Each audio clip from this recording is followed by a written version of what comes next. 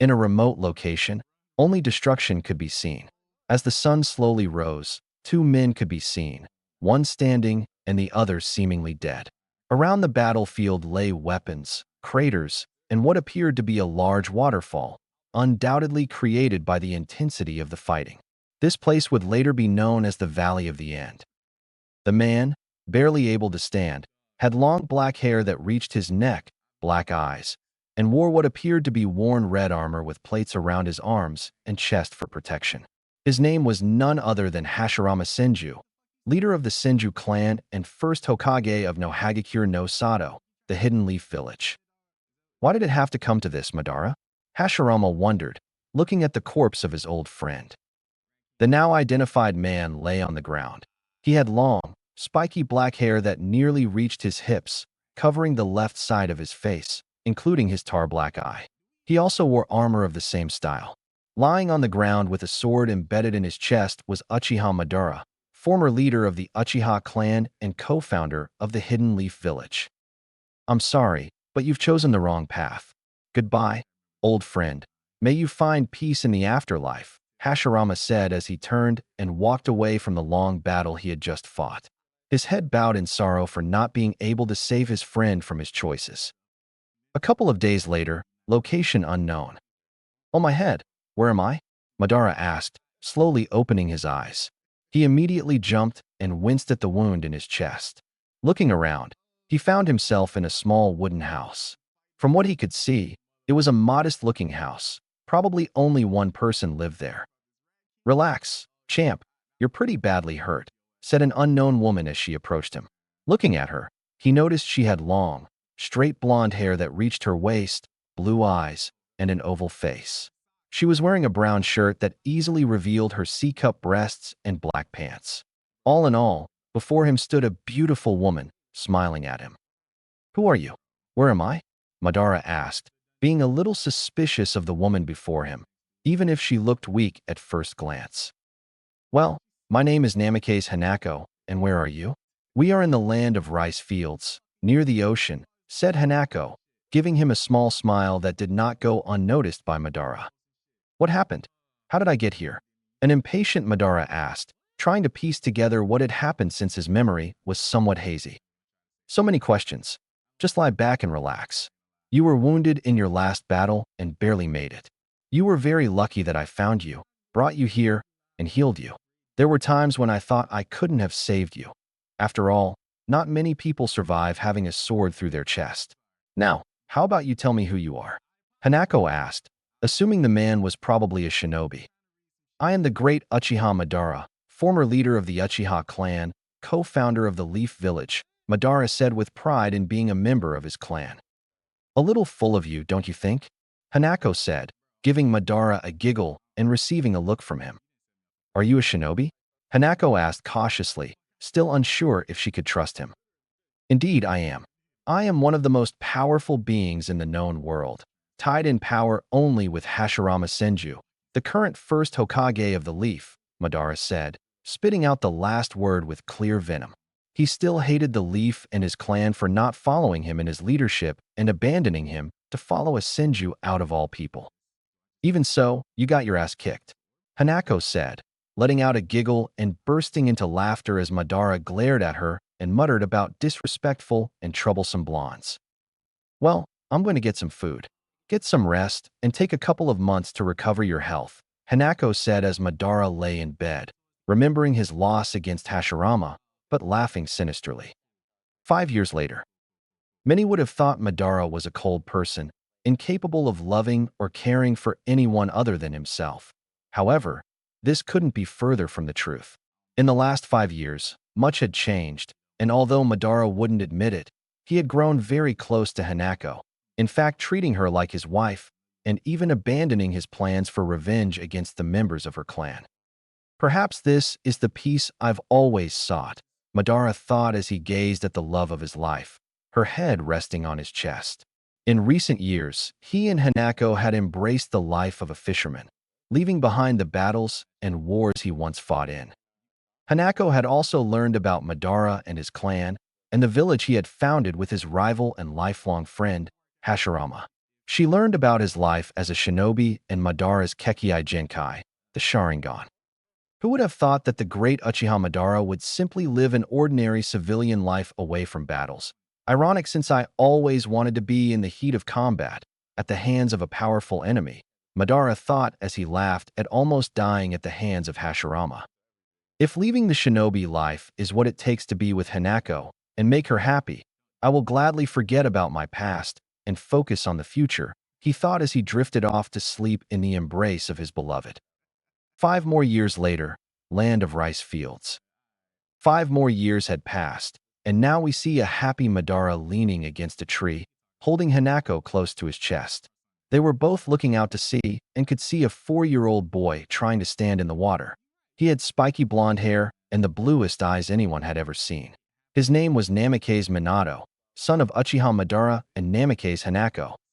Watching their son attempt, and fail, to stand on water, both parents sighed, happy to have such a wonderful son and such a great companion to love as much as the other did.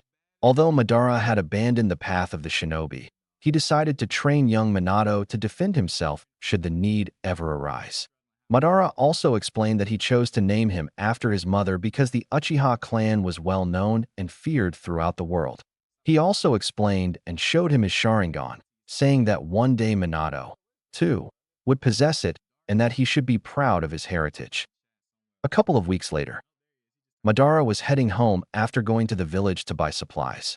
On his way back, he sensed a burst of chakra in the direction of his house. Even though Madara had abandoned being a shinobi, he still retained most of his abilities, never knowing when he might need them. Quickly darting through the trees, he spotted his house and saw Hanako, bleeding, and little Minato trying to fend off a couple of aimed shinobi. He vanished without a trace, stopping just in time to block a sword that would have killed his only son. Activating his Sharingan, he simply saw the 4 shinobi in front of them, and from what he could see, they were barely Chunin level.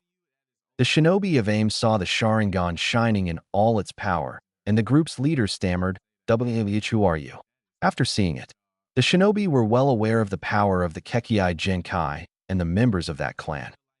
"I am Madara, Uchiha Madara," he said as the wind moved his hair, giving him an aura of power that intimidated even the most powerful of enemies.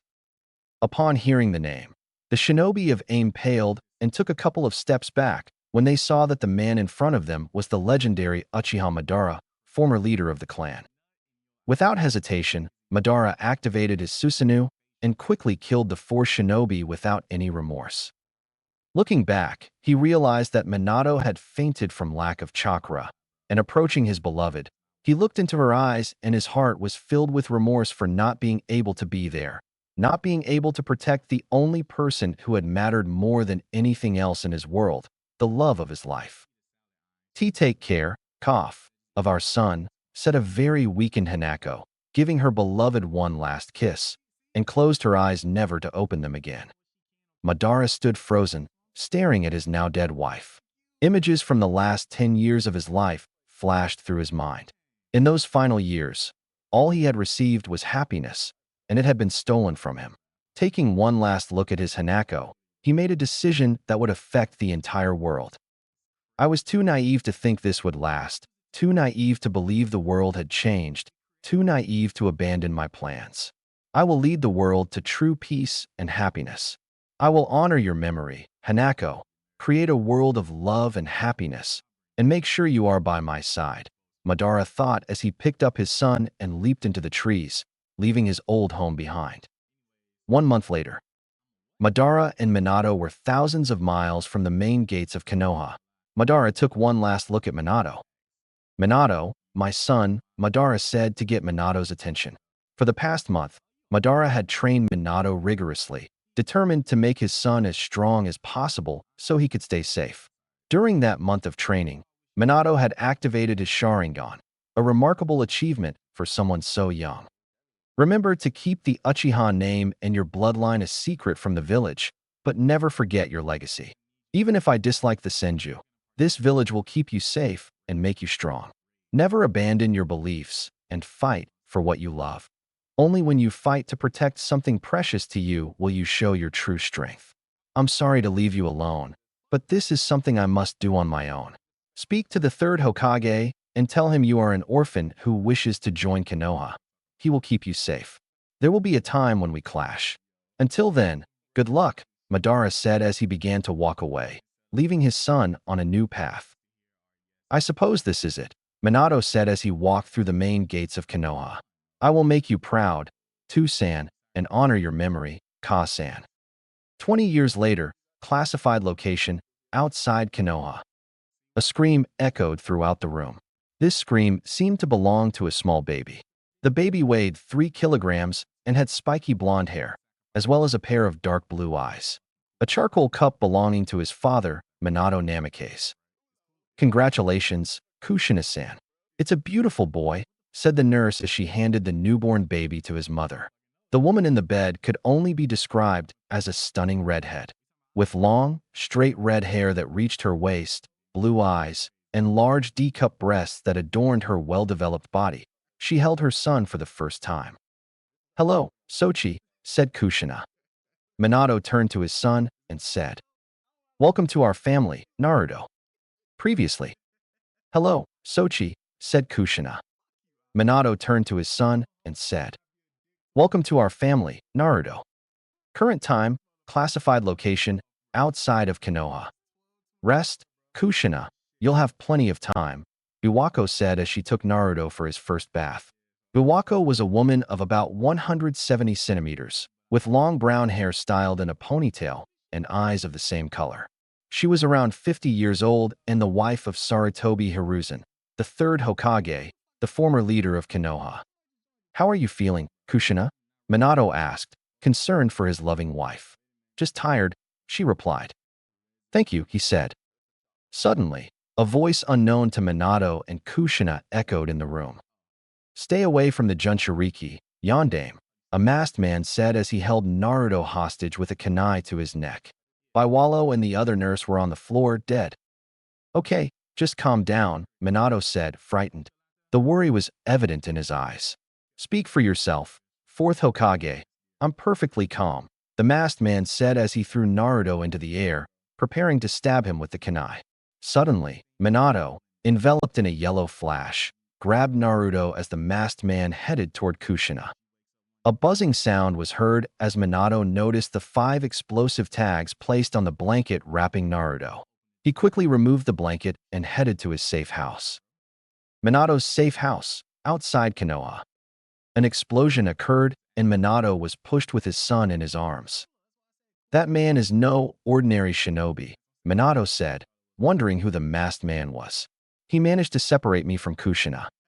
Teleporting to the Namikaze mansion, Minato laid his son on the bed and whispered, Rest now, Naruto. I'm going to save your mother. I'll be back. Classified location, outside of Konoha. The masked man approached Kushina and teleported out of the house. Placing his head on her stomach, he began extracting the Kyuubi.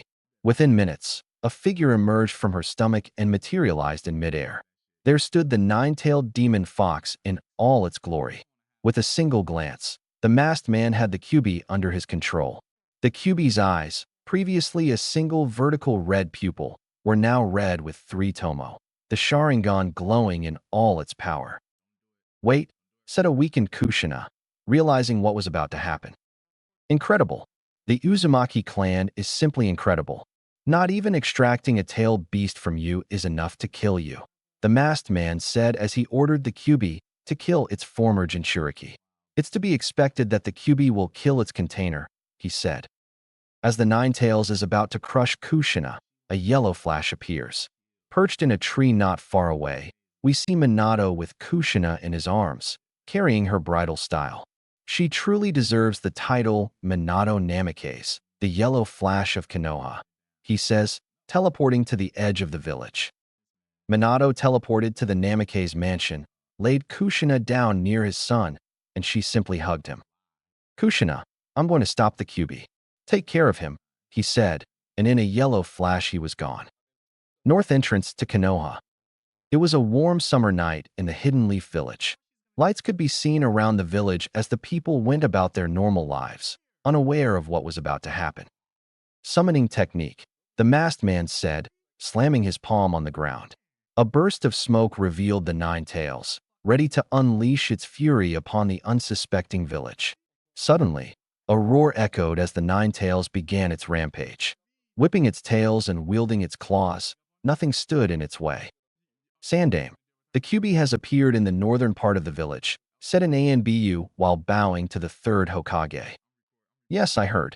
Summon the forces and evacuate the civilians. We must push the QB out of the village and wait for the fourth, said the third Hokage. Minato Namikaze is seen standing atop the Hokage monument, ready to face the Nine Tails, when he senses a presence behind him. Quickly ducking and turning, he strikes with a kunai, only for it to pass right through his enemy's head.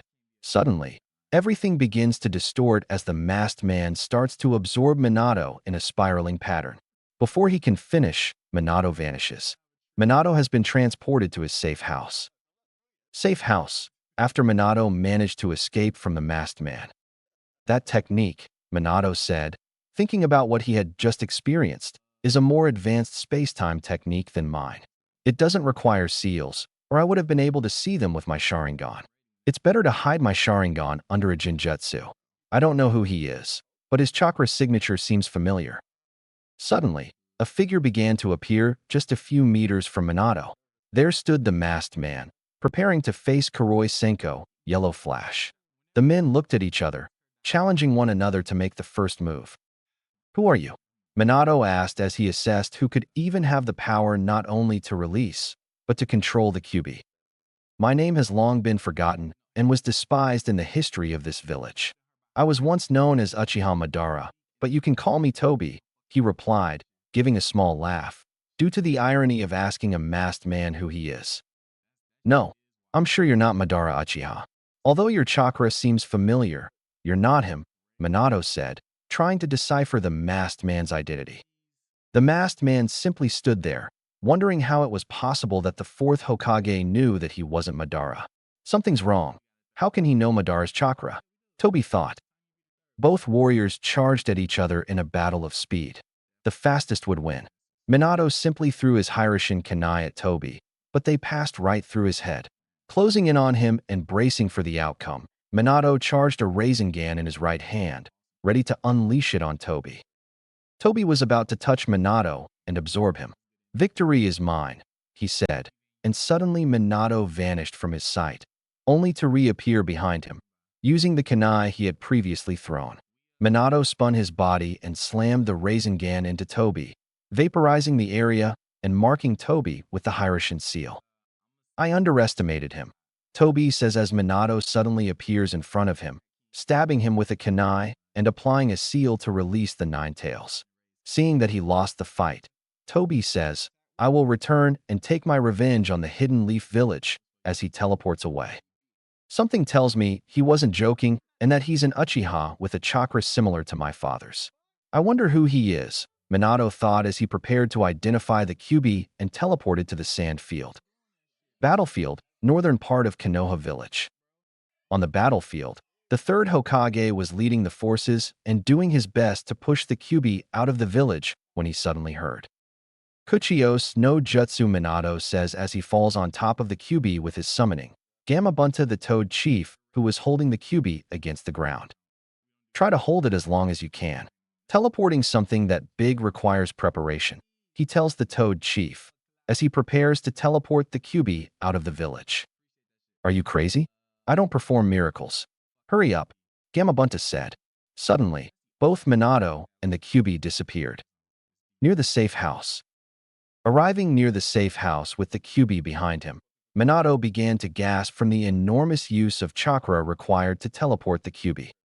Yondaime, hurry, you must seal me. I can still feel that damned Uchiha pushing me. I refuse to be controlled, said the QB, much to Minato's surprise. He wants me to seal him? Minato wondered as he teleported to the safe house, taking Kushina and Naruto for the ritual. Kushina, I need your help to restrain him. He's still being manipulated, he says as Kushina gathers what little chakra she has left to form chains that will bind the QB to the floor. Minato begins to perform a long chain of hand seals, and at the end he shouts, Shiki Fujin, seal of the consuming demon. Fourth year, get out of my way. The QB screams as it feels itself being manipulated into killing its next host. However, both Minato and Kushina jump in front of the claw, protecting their son. Kushina, cough. We don't have much time. Any last words? He asked his wife. Naruto begins. I want you to grow up to be a good young man and a strong shinobi. Remember to bathe daily and go to bed early. You need sleep. I also want you to make friends. You don't need many, just a few as long as they are true friends. Also, don't drink until you're 20 and stay away from Jiraiya. I'm sorry, Minato, for taking up your time. Don't worry, Minato said. Kyubi, can you take care of my son? I know he'll have a hard life. It would be an honor. I'll take care of your cub, the Kyubi replied, wondering how on earth he'd gotten out like this tonight. Damn it, Minato thought. I need to make sure he knows about my father's legacy. I can't let him go with the Uchiha clan, not with the 9 tails sealed inside him, but I never told anyone, and it's too late now. Minato began to think when suddenly an idea struck him. Maybe this will work. Suddenly, Minato gathered what remained of his chakra and sent it to his eyes, which began to spin. He said in a weak tone, Tsukuyami. Minato began to move his eyes and said, Naruto, listen to what your mother just said and grow up to be a strong and courageous shinobi. And with the last of his strength, he whispered, 8 trigrams seal. In every shinobi village, there is a memorial to its leaders and heroes to honor their memory and the sacrifices they made to protect and defend their homes. In Konoha, there is a certain mountain that exemplifies this. The mountain was indeed named Hokage Mountain, and the previous and current Hokage of the Leaf were engraved on it, and it is where the faces of legendary shinobi were found. Senju Hashirama, second Hokage, leader of the Senju clan, one of the founders of the Hidden Leaf Village, and the first user of Wood Release. He was a kind and considerate person, dedicated to serving his village, yet he died during the First Shinobi World War. His battle against Uchiha Madara had taken its toll, leaving him permanently weakened. At the time of his death, he was a mere shadow of his former self. But even now, 80 years after his passing, he is still remembered by everyone in the village. The second face belonged to Senju Tobirama, the second Hokage. He was Hashirama's younger brother and became Hokage after his brother's death. He was also an incredibly strong shinobi. In fact, each Hokage was revered as the strongest shinobi of their time. Tobirama was known for his extremely high affinity for water, which allowed him to perform high-level movements even in dry locations by condensing the air around him. He lost his life fighting in the Second Shinobi World War, but before his death, he chose Hiruzen Sarutobi, one of his students, as the third Hokage. The third face on the monument was Sarutobi Hiruzen, of the Sarutobi clan, known for their monkey summons and their extreme skill in taijutsu. Hiruzen is currently 55 years old and one of the most powerful shinobi in the village, but in his youth he was revered as the Shinobi no Kami, god of the shinobi, primarily due to his ninjutsu prowess, which allowed him to combine different elements in his attacks. Hiruzen is the current leader of the Hidden Leaf Village, following the death of his successor, the fourth Hokage. The final face of the monument depicts Namikaze Minato, the fourth Hokage, known as the most powerful of the Hokage. He was also the fastest shinobi to ever live in the elemental nations. Not even the Raikage wearing lightning armor could match his speed. He was renowned for his use of the Flying Thunder God technique, Hiroshin no Jutsu, an S-rank technique of his own creation, which allowed him to move at nearly the speed of light. This technique was the reason he was known as the Yellow Flash, because of his blonde hair. All people could see was a yellow flash due to his incredible speed. In the Hidden Leaf Village, he was the hero who sacrificed his life to kill the Nine Tails, Kyubi no Yoko, that attacked 5 years prior. And here, just 5 years after the Kyubi attack, is where our story truly begins, with a little boy who, despite being mistreated his entire life, will rise to become the legend he was born to be. Konoha, 5 years after the Kyubi attacked on October 10th. It was a warm night in the village hidden in the leaves. The sun had barely set, and dusk was beginning to fall. The village lights were being turned on, and many people could still be seen moving about, going about their daily activities. Unlike many other villages, and although Konoha was the most powerful among the elemental nations, it didn't seem particularly militaristic or cold. Many people, upon seeing Konoha, would say it wasn't a shinobi village. However, the mountain that surrounded the northern part of the village was a clear indication of what it was. Engraved on it were the faces of the most powerful shinobi who had ever lived. It was October 10th, and the village was covered in decorations, celebrating the defeat of the Kyuubi that had attacked 5 years prior. Everyone in the village was happy that it was a time of peace. The wars were long forgotten, but not the hatred and pain for the many who had been lost. Although everyone seemed happy, one child in particular was very sad and lonely. Uzumaki Naruto was an orphan of the Kyuubi's attack. He was about 120 centimeters tall, with spiky blonde hair and the bluest eyes anyone had ever seen.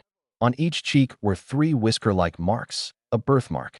He wore a white shirt with short sleeves and an orange spiral on the back, as well as black pants. Despite being what one would describe as a normal child, Naruto was hated and despised by most of the village. He was a painful reminder of the Kyuubi's attack. He was expelled from the orphanage at the age of 4 and lived on the streets for about a month until Anbu found him and brought him before the 3rd Hokage. The 3rd Hokage eventually became a father figure to Naruto, giving him a small apartment and a room to live in. But Naruto was constantly harassed by the villagers and repeatedly abused and beaten. Shops would kick him, sell him rotten goods, or charge him double the price. Even at the orphanage, he received the same treatment. Growing up in this kind of life forced Naruto to mature quickly if he wanted to survive. Because of this treatment, Naruto became a truly intelligent child, on par with Inara. He became cold and calculating toward everyone except those closest to him, who in this case were only the Hokage and the owners of a ramen stand. Only 3 people cared for Naruto and made sure he was well fed and slept. On his birthday, things were even worse because the villagers and even some shinobi would gather and hunt him down like an animal. This is the situation we find ourselves in now. A frightened child ran through the streets of Konoha, doing his best to evade the villagers and shinobi in pursuit. The villagers shouted, "Die, demon! Catch him! Finish what the 4th Hokage started." Naruto wondered what he had done to deserve such treatment and such a harsh life. "Stop, please. What did I do to any of you?" Naruto asked, running as fast as he could, but his legs were starting to give out. "Oh, please. You know very well what you did. You killed my brother and my father," shouted one of the villagers, who threw an empty bottle at him. "We will finish what the 4th Hokage started and kill the demon," said the villager, and the others agreed. Naruto kept running until he looked behind him, towards his pursuers, and noticed that a couple of them appeared to be Chunin. Even though Naruto was a monster who could withstand great physical exertion, a 5-year-old boy couldn't compete with the speed of a Chunin. The Chunin quickly closed the distance between himself and Naruto, drew a kunai, and slashed horizontally. Seeing the kunai that would most likely kill him, Naruto ducked. As he ducked, he noticed that time seemed to slow down. After dodging the slash, he involuntarily channeled chakra into his legs, trying to jump over a fence to escape.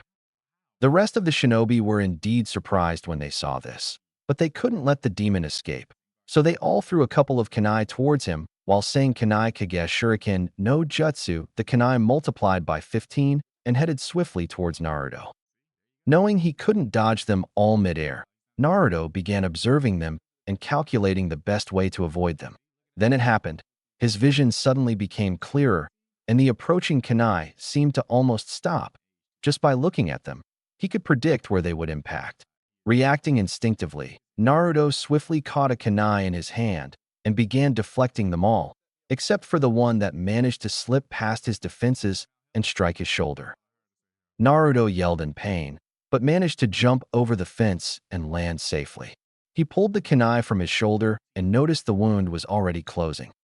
"I wonder why I'm the only one who heals this fast," he thought as he walked through the village, hidden in the shadows to avoid the villagers. But he quickly noticed that his vision was different. It was black and white, and he could see people with a blue flame inside them that surrounded their bodies. He tried to strain his eyes to see better and suddenly fainted in the alley, the stress and exhaustion of running and being hit by a kunai in the shoulder being too much for him. Naruto's mind. Naruto woke up in what appeared to be a sewer. There were pipes on every wall, and the floor was filled with water, reaching 20 centimeters in height. Naruto wandered through the endless corridors, wondering where he was, and heard a soft male voice calling him. "Follow my voice," she said. Naruto didn't know her, but he was drawn toward the voice. After walking for a couple of minutes, Naruto found himself looking at two large iron gates with vertical bars. In the middle of the gate was a small piece of paper with the kanji for seal. He looked inside the cage, which appeared to be empty. "Hello, Naruto," the voice said. Naruto jumped back and noticed a man leaning against the sewer wall, outside the cage. Naruto carefully observed the man. The man was about 190 centimeters tall, with spiky blonde hair and two sideburns framing his face and blue eyes. He wore a blue suit and the traditional jounin vest. He also wore a white cloak with red flames bearing the kanji for Yondaime Hokage, fourth Hokage. "Why Yondaime Hokage?" Naruto asked. He knew very well what had happened 5 years ago, and he knew that the Yondaime had died killing the Kyuubi. He was a hero. "My name is Minato Namikaze, and I am the fourth Hokage," he said, looking at the boy in front of him and wondering how it had all happened so quickly. Naruto looked about 5 years old at most. "What? You were supposed to be dead. Am I dead too?" Naruto asked. "No, you're not, but unfortunately I am," Minato replied. "But if you're dead, where am I? And how do you know my name?" Naruto wondered what the hell was going on. "Naruto, I'm going to explain everything to you, so listen carefully, okay?" he asked, to which Naruto nodded. "We're inside your mind. Basically, this is a physical representation of what it's like, understand?" Naruto nodded. "The truth is, I'm your father."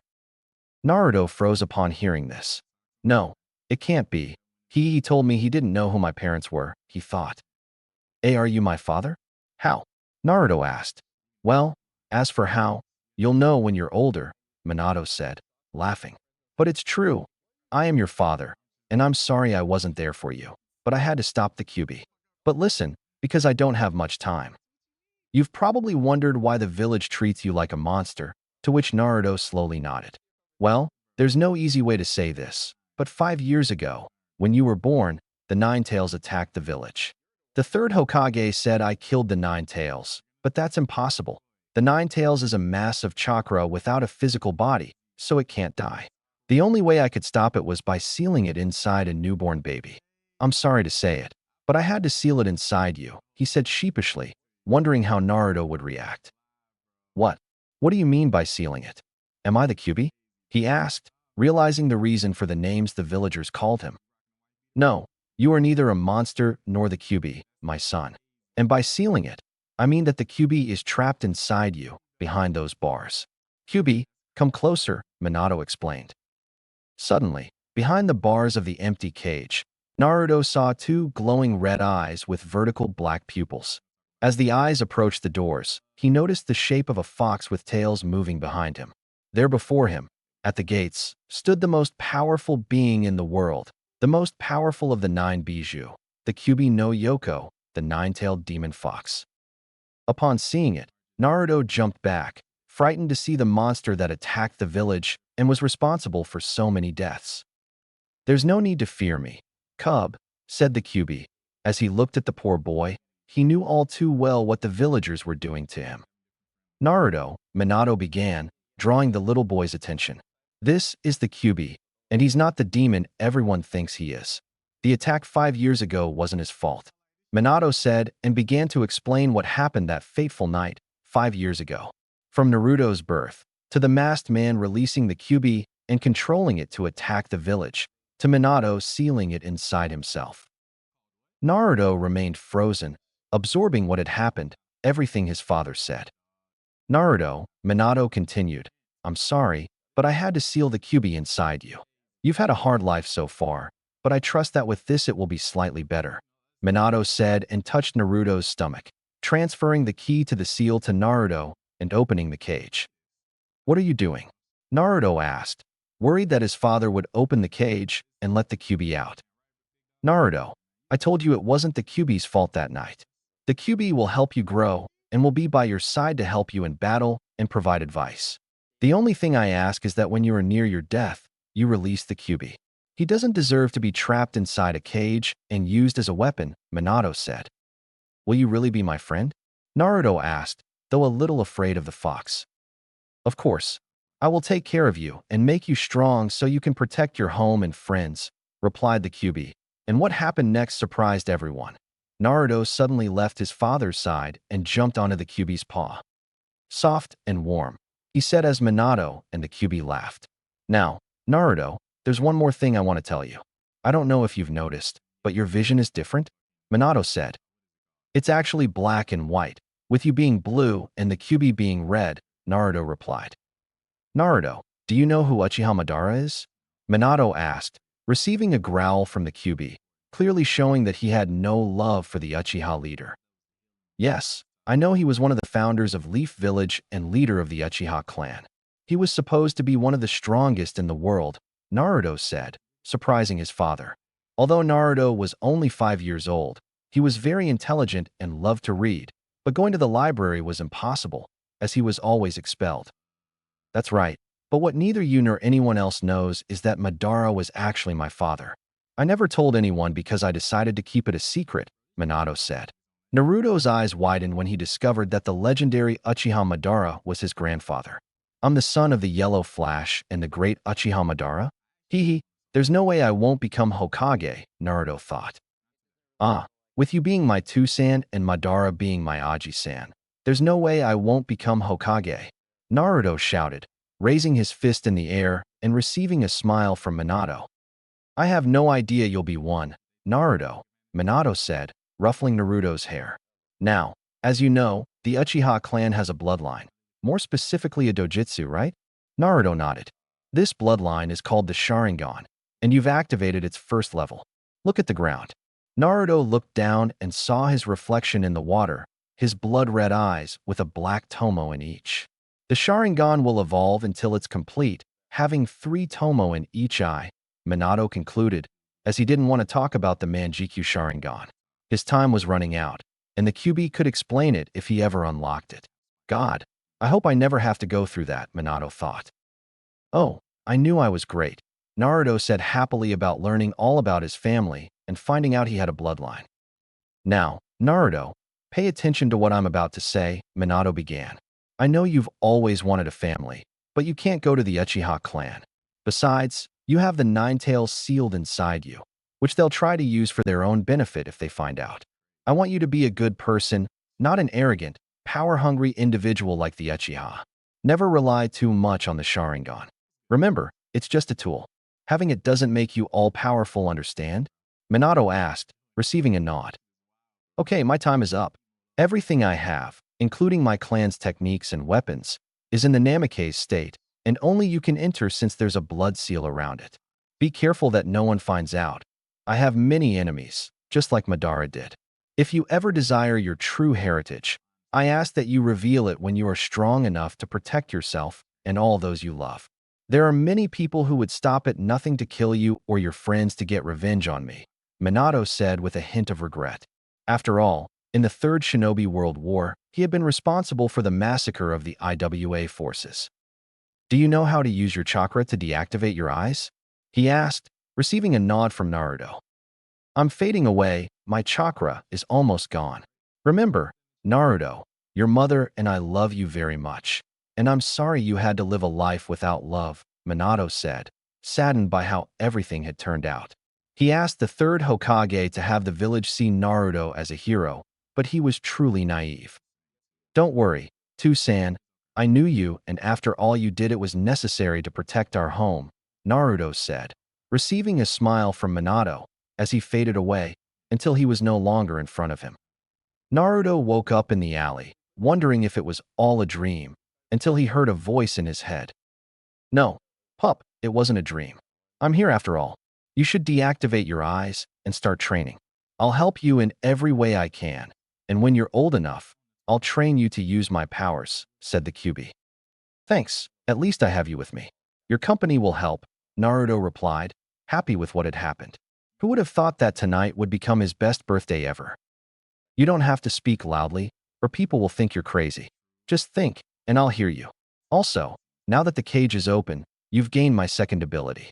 You're able to sense the people around you, and with time and training, you'll be able to sense their emotions. You should tell the Hokage what happened. He'll help you, but keep my help a secret from him for now, said the QB, receiving a nod from Naruto as he stood up, deactivated his Sharingan, and began walking toward the Hokage Tower. 15 minutes later, Hokage Tower. Naruto made his way to the Hokage's office after arguing with the secretary and threatening to tell the Hokage that she had called him a demon. The reason he never knew about the Nine Tails was that the Hokage had apparently enacted an S-rank law forbidding anyone from revealing that he had the Nine Tails sealed inside him, and anyone who broke it would be subject to immediate execution. Old man, Naruto said, earning a smile from the old Hokage, who was happy to see Naruto and getting a break from the Hokage's #1 enemy, paperwork. Naruto-kun, how are you?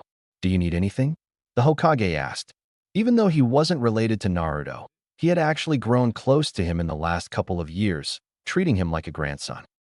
I wanted to ask if you could tell me who my parents are, Naruto asked, teasing the Hokage a little before telling him what happened. I wonder how he'll react, he thought. I already told you, Naruto. I'm sorry, but I don't know who your parents are. All I know is that they're heroes who died fighting the Nine Tails, the Hokage replied. He couldn't tell Naruto who his parents were. He was still too young. Hey, before I tell you why I came here, can you tell your ANBU to leave? I just want to tell you this, Naruto said, receiving a surprised look from the Hokage. How do you know there are ANBU in the room? He asked, to which Naruto replied, I can feel them on the ceiling. Very well, said the Hokage, and with a wave of his hand he signaled the 4 ANBU to leave the room. Now, Naruto, what did you want to tell me? He asked. Hey, are you sure about sending everyone out? I can still sense someone else here, Naruto said, pointing behind the bookcase. Once he said this, the 4 ANBU quickly returned and headed toward the intruder, whom they swiftly immobilized. The intruder wore standard ANBU gear, black pants and a steel breastplate for protection, but his mask was completely white with the kanji for root. Damn Danzu, sticking his nose where it doesn't belong, the Hokage thought. Naruto, you're truly a skilled sensor. You just caught an intruder who was here, said the Hokage. Oh, I knew I was great, replied Naruto, receiving a chuckle from the old man. After the room was empty, Naruto approached the photos of the previous Hokage and stopped in front of the 4th picture. Turning to the Hokage, he said, Is there anything you'd like to tell me? The Hokage paled when Naruto asked. How did you know? Intrigued by how Naruto had found out. Very few people knew that Minato was his father. Now that I think about it, I could almost be his twin. I wonder how no one ever knew. Naruto said and began to explain everything that happened, leaving out the part about the QB helping him being Madara's grandson, and having the Sharingan. Minato, you really are a genius. To think that even after death you still give me headaches, the Hokage thought. Now that you know, what are you going to do? You know you can't tell anyone. I'm going to train to become strong like my father was, and then I'm going to take that hat you have, Naruto replied, receiving a laugh from the old Hokage, to which he said, I have no doubt that you will. 1 year later. A year had passed since Naruto learned who his father was. His training couldn't have gone better with the help of the QB. Naruto was now 6 years old and was never caught by the villagers, except when there was a trained shinobi among them. Even then, he managed to trick him and escape. QB had Naruto primarily train in chakra control, since one of the benefits of having a tailed beast sealed inside a human is that it grants that person tremendous amounts of chakra and almost endless stamina.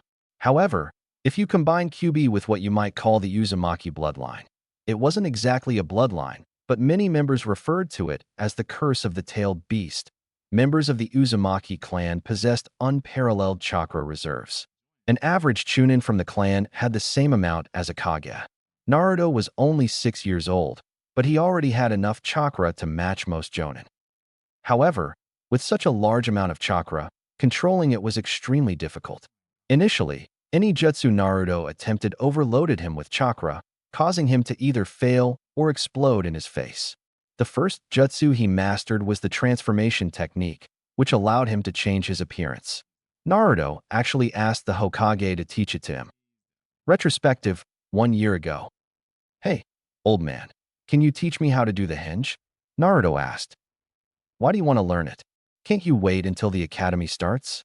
He asked the Hokage, To which Naruto replied, "Ever since I found out who my father is, I've wanted to train and become stronger, but I need to get into the library, and I can't because they think I'm the QB." The Hokage lowered his head, ashamed that he couldn't convince the villagers or protect Naruto. "I'm sorry, Naruto. I did my best to protect you," he said. "Don't worry, just show me. It'll help me get into the library and avoid getting kicked out of some shops," Naruto said. "Okay, it's very simple. The seals are Dogboram. Then you release chakra to cover your body and think of the image you want," the Hokage said, and Naruto tried to transform into the Hokage, but the result was, I don't even know what it was. "Go and train. I have work to do," said the Hokage. "Okay, thanks. See you later," he replied. End of the retrospective. With the transformation at his side, life had become significantly better. Although he hated pretending to be someone else, with the transformation he managed to enter the library, go to the shops, and buy food at normal prices. What surprised him was that the villagers were actually friendly and good people. Their hatred for the Ninetales simply clouded their judgment. Naruto vowed that one day he would receive their recognition, and if not, at least they would respect his power. He didn't want to make people fear him, but it was better than having them dismiss him like trash. Even though Naruto didn't have access to the library's shinobi section, since he was a civilian, he decided to try disguising himself as a shinobi. It worked like a charm, as the secretary lacked the necessary training and couldn't detect the transformation technique. Naruto searched the shinobi section and found what he was looking for: Introduction to Chakra Control, Chakra Basics, and he even read some scrolls on the Academy's basic taijutsu techniques. One of the best things he could have asked for was his Sharingan, even if, for now, he only had one tomo in each eye. Whenever he encountered a shinobi in the training fields, he would use his Sharingan to try and learn what he could. Even though his Sharingan was only at its first level, he could still glimpse some jutsu. After witnessing a fight between two Chunin, Naruto managed to copy the Kawarimi no Jutsu. One night, Naruto decided to sneak around the village to the Namikaze mansion. He bit his finger to draw some blood and pressed it against the front doors. There was a puff of smoke, and the door opened. The mansion itself was small, much smaller than those of the Hyuga or Uchiha clans.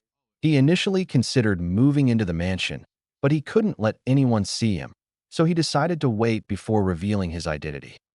Looking around the mansion, he realized it had 5 bedrooms, 3 bathrooms, 3 living rooms, and a couple of storage rooms. But the largest room was the library, filled with tons of scrolls on taijutsu, ninjutsu, and some jinjutsu, books on fuinjutsu written by his father and the Uzumaki clan, including Kenjutsu. There were also clan logs and journals.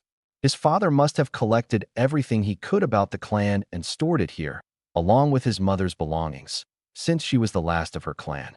After searching, Naruto decided to open some scrolls until he found his father's personal taijutsu style. The Namikaze were never a shinobi clan, simply civilians. Minato hoped to start his clan alongside the Uzumaki of Konoha. Minato never named his style, but it seemed to be a blend of the Hyuga style and the Uchiha Interceptor Fist, which relied on the Sharingan. The style was based on anticipating and avoiding enemy attacks with swift counterattacks to pressure points. A single strike was all it took to disable legs, arms, or even completely paralyze or kill the enemy. It was similar to the Hyuga style, but instead of attacking Tenketsu, their physical signatures, it focused on pressure points. Naruto's training regimen was grueling. Guided by the Nine Tails, he would begin each morning and work all day, then sleep and start all over again the next day. One fateful day, the Nine Tails forbade Naruto from eating ramen, forcing him to eat vegetables and a balanced diet. It was a dark day. Along with his training, Naruto also did weightlifting to increase his muscle mass and speed. Just a few pounds, so as not to stun his growth. He was 6 years old, after all, but he was already at the level of a genin, except he couldn't perform the Bushin no Jutsu. The minimum number of clones he could create was 100 at a time, which wasn't very helpful when Naruto only wanted to make one. At least it would confuse the enemy. The first weapon he decided to try was the bow. He read about it in a book, and since the Hokage was a master with this type of weapon, he decided to borrow some scrolls. Currently, Naruto always carries a wooden bow with him. To anyone else, it's just a piece of wood, Yet Naruto was a level 2 out of 5 master at the age of 6. His greatest development was his tactical mind. Perhaps having a fox sealed inside him was what made him extremely cunning and skilled at traps. Combining that with the mind of a prankster, the following years would be dark times for Konoha. One day, Naruto was walking through the village. Since Henge wasn't activated, he received the usual stares and the occasional empty bottle thrown in his direction, which he simply dodged. Naruto was on his way to get his weekly ramen meal. The QB allowed him to eat ramen twice a week, which was better than nothing. Stupid fox and his vegetables, he thought. You ungrateful brat. If you only eat ramen, you'll grow into a dwarf. You need a good diet to grow, said the QB. In the past year, Naruto and the QB had grown close. As close as a fox and a human can be. After ignoring the constant arguments and death threats, they both loved and respected each other. Okay, I understand. Furball, Naruto replied and continued walking toward the ramen stand. He was walking, but not paying attention to anything around him until he heard a couple of kids arguing about something. Curious, he looked closer. He found 3 boys around the age of 10, probably students from the academy, bullying a little girl. She looked about their age. She had dark blue hair down to her neck and white eyes, characteristic of the Hyuga clan. Deciding to help her, he ran over to them. Hey, leave her alone, Naruto said, trying to get the bullies away from the girl. Oh, a kid playing at being a hero. Get lost before we hurt you too, they told him, and Naruto jumped in front of them, shielding the girl. Deciding to test his mettle, he took the bow-style defensive stance. His left leg slightly in front of his right, knees bent, and both hands gripping the wooden bow staff in a downward position. He's trying to scare them. Let's teach him a lesson, they said and charged. One of the boys swung his left arm forward, trying to punch Naruto, who simply used his bow staff to strike the boys out of his way. Then he swung his bow staff, delivering a blow to the boy's jaw, like an uppercut. Another boy tried to hit Naruto, who ducked and used his bow staff to strike the boy's leg, causing him to stumble and fall forward. Naruto took advantage of this to knee the boy in the stomach, leaving him writhing on the ground. Naruto turned to the last boy, who stopped his attacks after seeing his friends effortlessly defeated. Gathering his friends, he decided to run before he too was hurt. Naruto turned back to the girl and asked, "Are you alright?" "I'm fine, thank you," the girl stammered. Naruto wasn't sure if she was scared of him, but he guessed she was just shy. "No problem, I'm Naruto Uzumaki. What's your name?" Hyuga Hinata, she replied, looking at her savior. Even though she was still young, she couldn't help but blush and look away. Naruto was 6 years old, but he was quite a handsome boy. "Come, let me help you," he said, taking her hand and gently lifting it. He noticed she didn't have a caged bird seal on her forehead. He remembered hearing that the Hyuga heiress was his age, which meant the girl before him was the heiress of the Hyuga clan. She was, so to speak, the little princess of Konoha. "Hey, I'm going to Ichiraku for breakfast. Want to come?" he asked, to which Hinata slowly nodded. They walked together, and Hinata, seeing how the villagers were staring at Naruto, wondered why. The walk was peaceful.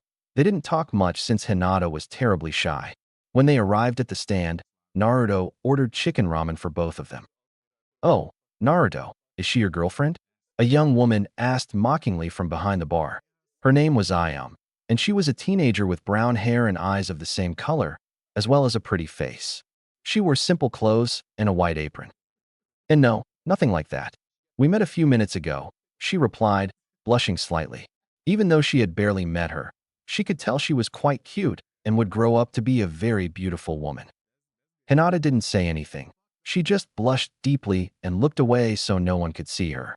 They talked for a bit during dinner. When they finished eating, a member of the Hyuga clan appeared and saw Hinata. His name was Ko, a member of the branch family and Hinata's bodyguard. "Hinata-sama, there he is.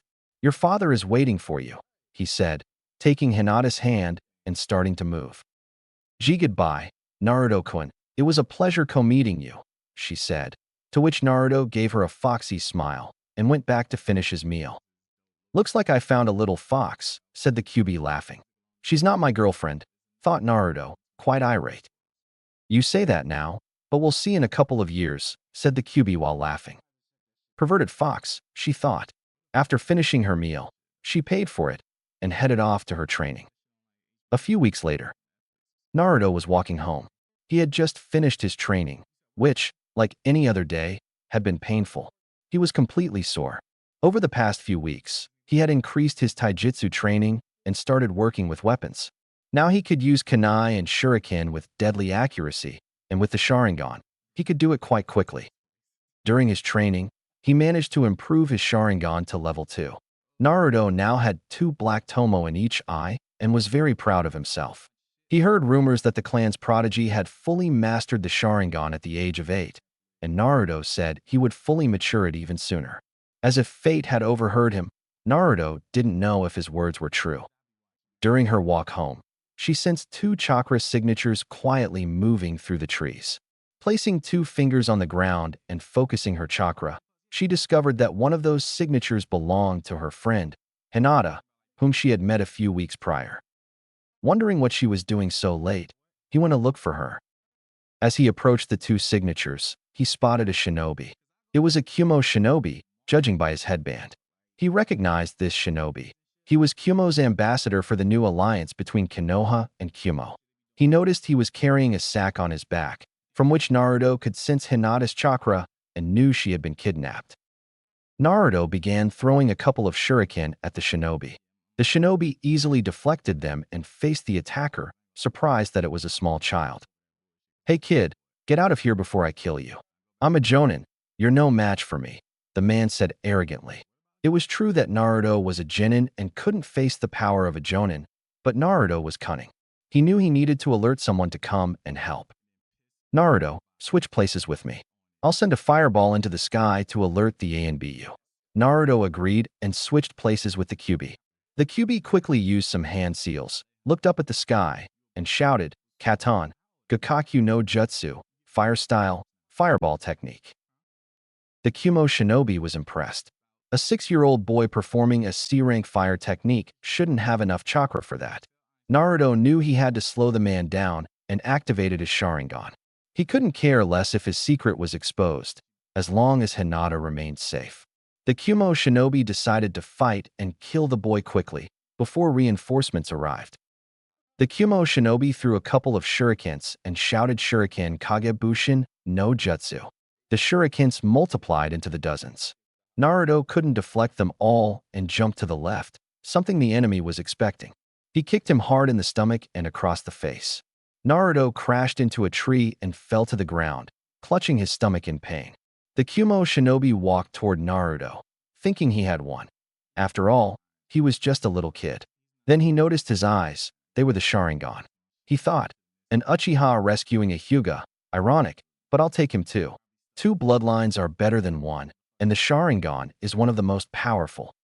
The shinobi grabbed Naruto by the neck, but stumbled when he realized it was a Bushin. Naruto seized this opportunity, shifting his weight and channeling some of the QB's chakra. His body couldn't take much now. Charging forward in a burst of speed, he charged at the shinobi, kunai in hand, and impaled him through the chest, killing him instantly. The Kumo shinobi wondered what had happened, how a child of this age could be so fast and defeat him, and then he noticed blood-red eyes with 3 black tomo in each, spinning. The shinobi fell to the ground, dead. Naruto knew he had killed an enemy, and it was his first kill. He was even ashamed of what he had done. He knew he had to do it. The man couldn't leave with Hinata, and he had to protect her. Growing up alone had made Naruto overprotective. He would simply jump in without hesitation and destroy any village to protect his friends. Since he had never had any, the few he did have were the ones for whom he would give his life. Slowly getting up, he leaned forward slightly. It looked as if the kick had broken some ribs. Walking toward Hinata, he opened the sack, and Hinata saw her savior for the second time. It was the blonde boy she had met a few weeks earlier. Then she leaped quickly toward him, hugged him tightly, and began to cry.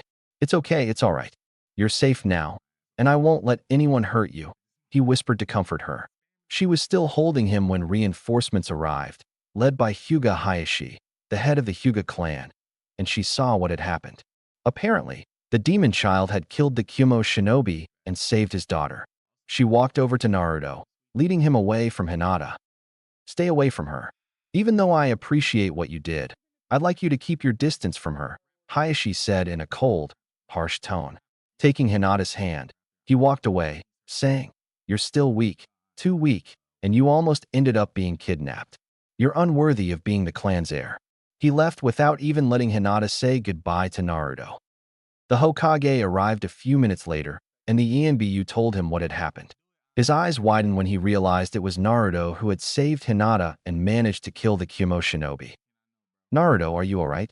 How are you feeling?" the Hokage asked, concerned. The first death was always the hardest, and sometimes it broke a shinobi and ended their career before it even began. "I'm fine, just a couple of broken ribs, but the fur ball is taking care of that. Even though I feel bad about killing him, I know it was the only option. I knew I needed to delay him as long as possible, and if the opportunity arose, kill him. So don't worry about me. It's the life of a shinobi, after all," Naruto said with a weak smile that the Hokage noticed. "I understand, Naruto. Don't worry. Come see me tomorrow, and I'll give you the payment for a B-rank mission for what you did," said the Hokage, ruffling his hair. Naruto nodded and started walking home. Even though he killed a man, he managed to save Hinata and actually broke the Uchiha Prodigy record. "Looks like I managed to mature my Sharingan at the age of 6, he said to himself, chuckling as he went home for a long night's sleep. 1 year later, Naruto's age, 7 years. In the last year, many things had happened around Konoha, and even more so with our noisy blonde boy. He was now 7 years old. Naruto changed his outfit. Now he wore dark blue pants, a blue t-shirt, and an orange sleeveless jacket and tee. Image on CR4ZPT's profile. A couple of weeks ago, an incident shook Konoha. The Uchiha clan prodigy, Itachi, massacred his own clan, leaving only his younger brother alive.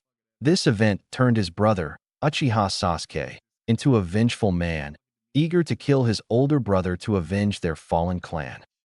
The Uchiha clan, even if they were arrogant jerks, were still a powerful and highly respected clan in Konoha.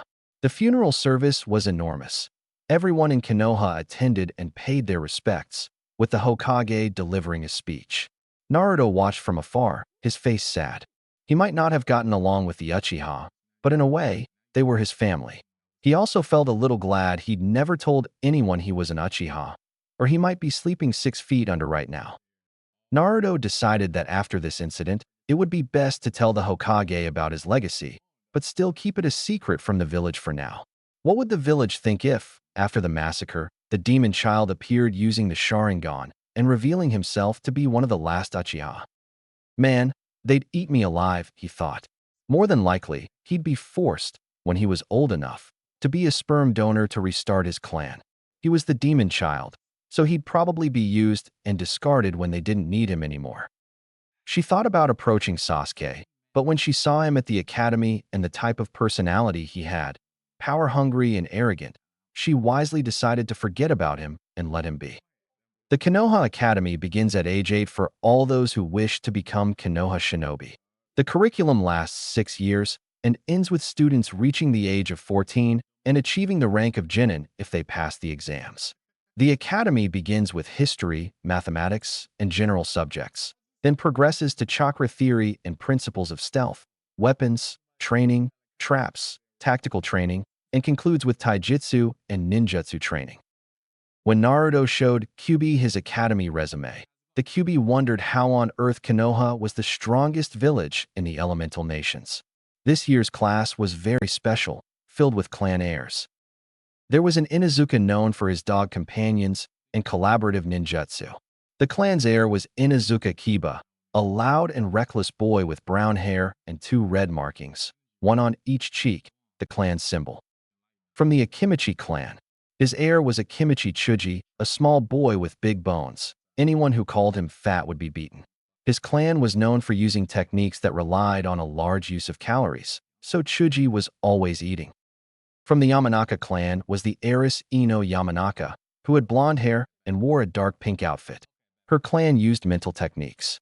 They could read thoughts. They could read thoughts with just a touch, confuse enemies and make them attack each other, and even take control of an enemy's body. The heir to the Nara clan was named Nara Shikamaru. He had a pineapple hairstyle and wore a mesh shirt with a black vest and matching pants. He was lazy and slept through all of his classes. The Nara clan was known for its members' high IQs and for being extremely skilled in strategy and planning. Shikamaru's father was, in fact, the head of the village's strategy division. From the Aburame clan was Aburame Shino, a boy with a calm personality, distant towards everyone. He wore black sunglasses and a gray cloak that covered everything except his glasses. His clan relied on the use of insects in combat. Their children were implanted at birth with insects that fed on their chakra and could be used in battle. From the Uchiha clan was the last member and heir, Uchiha Sasuke. He wore a blue shirt with the Uchiha symbol on the back and white shorts. The Uchiha clan was known for its great affinity for fire and its Kekkai Genkai, the Sharingan, which Naruto also possessed. Naruto was an Uchiha after all. There was also a girl named Haruno Sakura. She had pink hair and wore a dress of the same color. Even though she wasn't from any clan, she was in this class. She was the daughter of Haruno Akira, who was a member of the Civilian Council. Imagine, she thought. The last clan was none other than the Hyuga clan, and its heir was Hyuga Hinata. Like the Uchiha, the Hyuga clan was known for its dojutsu, the Byakugan. This Kekkai Genkai, when active, allowed them to see chakra in great detail, with near 360-degree vision that extended for kilometers with sufficient training. The clan also possessed the gentle fist taijutsu style, considered the most powerful of all styles. Hinata and Naruto met a couple of years ago, after Naruto saved her twice, and she's been in love with him ever since. They ran into each other a few times over the years and became close friends, even though neither of them admitted to liking the other as anything more than friends. The current year was passing without much trouble. Naruto decided to accept the Kyuubi's suggestions regarding the academy and wear a mask. The Kyuubi suggested that Naruto hide his true strength. Deception is a ninja's greatest weapon. And so, Naruto chose to reveal his true self, becoming a loud, idiotic, and hyperactive kid. He chose to become the last in his class, and it was a wise decision, as every teacher did their best to make him look bad. I bet the Civilian Council would want to keep me weak forever if they could, Naruto thought as he tried to sleep in the classroom. 1 year later. In the last year, Naruto became stronger than he could have ever expected. Thanks to his mature Sharingan, he managed to copy an extremely useful technique while watching two Jonin fight. Retrospective. Naruto approached the training field, hoping it was empty, when he sensed two powerful chakra signatures. By suppressing his chakra, something the Nine Tails had taught him, he could sneak near people with extreme ease. Being a sensor allowed him to know whether he was suppressing his chakra properly or not. As he got closer, he began to see them. "So Kakashi, are you ready for our next challenge?" said a Jounin wearing a completely green spandex suit and the standard Jounin vest. He had the bushiest eyebrows Naruto had ever seen. Ignoring the silver-haired ninja identified as Kakashi, he said, "Did you say something, guy?" "Damn it, Kakashi, you and your attitude. Our score is 50-50, shall we begin?" Guy asked, to which Kakashi nodded. Kakashi had silver hair that seemed to defy gravity. He wore standard Jounin attire, black pants, a mesh shirt with the standard Jounin vest, and covering his left eye was the High-Tide of Konoha. Naruto watched with fascination the speed of the fight. His fully matured Sharingan allowed him to follow every movement. The battle continued for a couple of minutes until Kakashi raised his High-Tide, revealing a Sharingan. What? How can he have a Sharingan? I thought all the Uchiha were killed except for Sasuke. Naruto wondered how Kakashi could have the Sharingan. Kakashi was very popular in Konoha, being the son of Hatake Tsukumo, the White Fang of Konoha, known for being as powerful as a Sannin. He couldn't possibly be an Uchiha. "Look carefully, pup. He's hiding it under the High-Tide. So it's probably an implant," said the Kyuubi. The battle continued and Naruto copied a few jutsus, including the one that would help him immensely and later become his personal signature. Kagebushin no Jutsu, Shadow Clone Technique. End of retrospective. Armed with the Shadow Clone Technique, Naruto realized it transferred his memories to the original clone and began using it in training. For now, Naruto's limit was 1,000 clones. If anyone saw him creating that many, they would call him a monster. After all, the technique was an A-rank kenjutsu due to its enormous chakra consumption and the potential to kill most shinobi. Since Naruto already possessed Kage-level energy reserves, using this technique barely affected them. Something Naruto wondered about was whether using the Sharingan granted him a photographic memory, because he remembered everything he saw. Naruto was walking to the Hokage Tower and decided that after what happened to the clan, it would be the best choice to tell the Hokage about the Sharingan. Tower. Hey, hee, said Naruto with a foxy grin. The Hokage smiled at Naruto. He'd barely seen him these past few days and wondered if he was always training. Oh, Naruto-kun, I haven't seen you in a while. How's your training going? The Hokage asked. It's going very well. In fact, I have a couple of cool techniques, Naruto said, smiling. I can beat you, old man, he said, laughing. I'm not that old, Naruto-kun. What brings you here? Asked the Hokage. Well, I have some things I've decided to tell you if you promise not to reveal them until I'm ready, Naruto said with a serious expression. The Hokage wondered what it could be and gestured for the ANBU to leave the room. Naruto made a few hand seals and said Fuinjutsu, cone of silence. The Hokage gasped for air as he watched Naruto perform a rank C Fuinjutsu, but since he knew who his father was, it wouldn't be much of a surprise if he followed in his footsteps. Impressive, Naruto-kun, 8 years old and studying Fuinjutsu, the Hokage said, impressed. Actually, Gigi, I never told you everything that happened when I was 6, Naruto said with an embarrassed laugh. Now, Gigi, pay attention, he said. Naruto closed his eyes and began channeling chakra into them. Slowly opening them, he showed the Hokage blood-red eyes with 3 black tomo in each, the Sharingan. The Hokage's heart leapt, his eyes nearly popped out of their sockets, and he simply asked, how? Well, I'm an Uchiha on my father's side, he replied. How is that possible? Minato never had the Sharingan, the Hokage asked. I'll explain everything, he said, disabling his eyes. To begin with, I'll tell you that my grandfather is none other than Uchiha Madara. That was the final straw. The poor Hokage's heart gave out, and he fainted. Seeing this, Naruto began to sweat. And he says he's not old, he said, and picked up the Hokage, placing him on the couch. A couple of minutes later, the Hokage began to wake up and saw Naruto waiting. Are you awake yet? Jeez. Here, said Naruto as he offered her a cup of tea. I'm sorry, Naruto. I still can't believe it. How is this possible?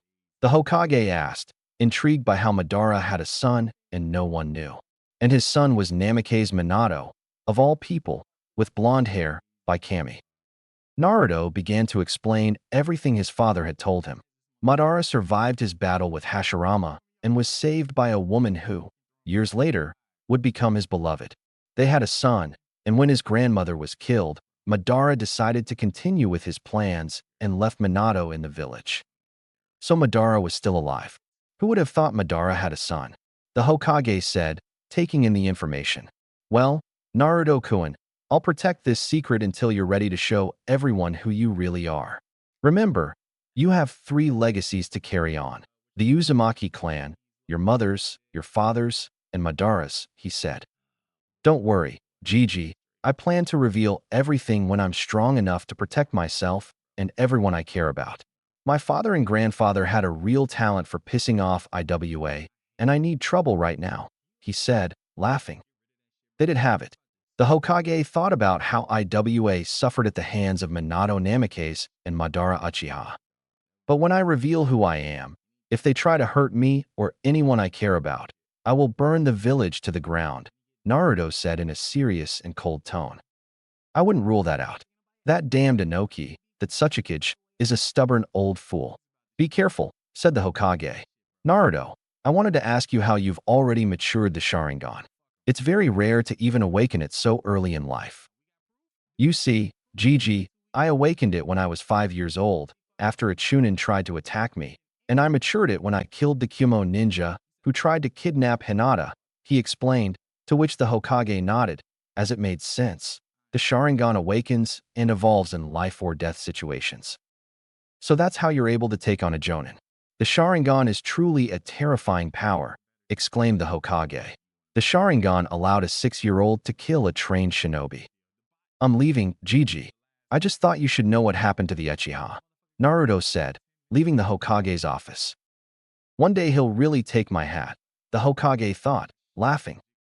Streets of Konoha. Naruto walked through the streets of Konoha, heading to a training ground to begin honing his elemental affinities.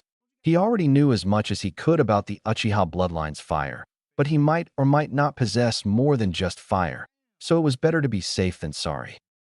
Naruto walked peacefully, staying in the shadows to avoid trouble, until he heard someone crying. When he saw who it was, he realized it was Hinata. She was on her knees, weeping. Naruto quickly went to her side. Hinata-chan, is something wrong? Why are you crying? He asked worriedly. When Hinata saw Naruto, she quickly hugged him and cried even harder.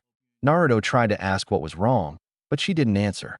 Naruto began whispering comforting words, saying she would be all right, until she fell asleep on his chest, exhausted from crying.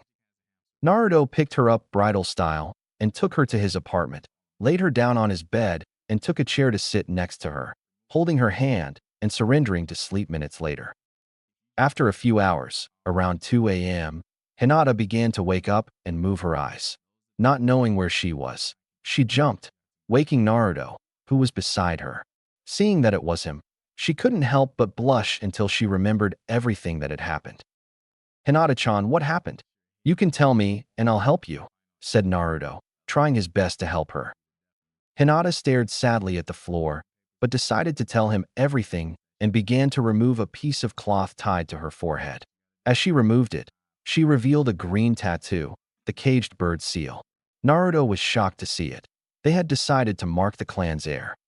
My father said I was too weak to be the heir of the clan, so he branded me and expelled me from the Hyuga clan, she said, looking at the floor.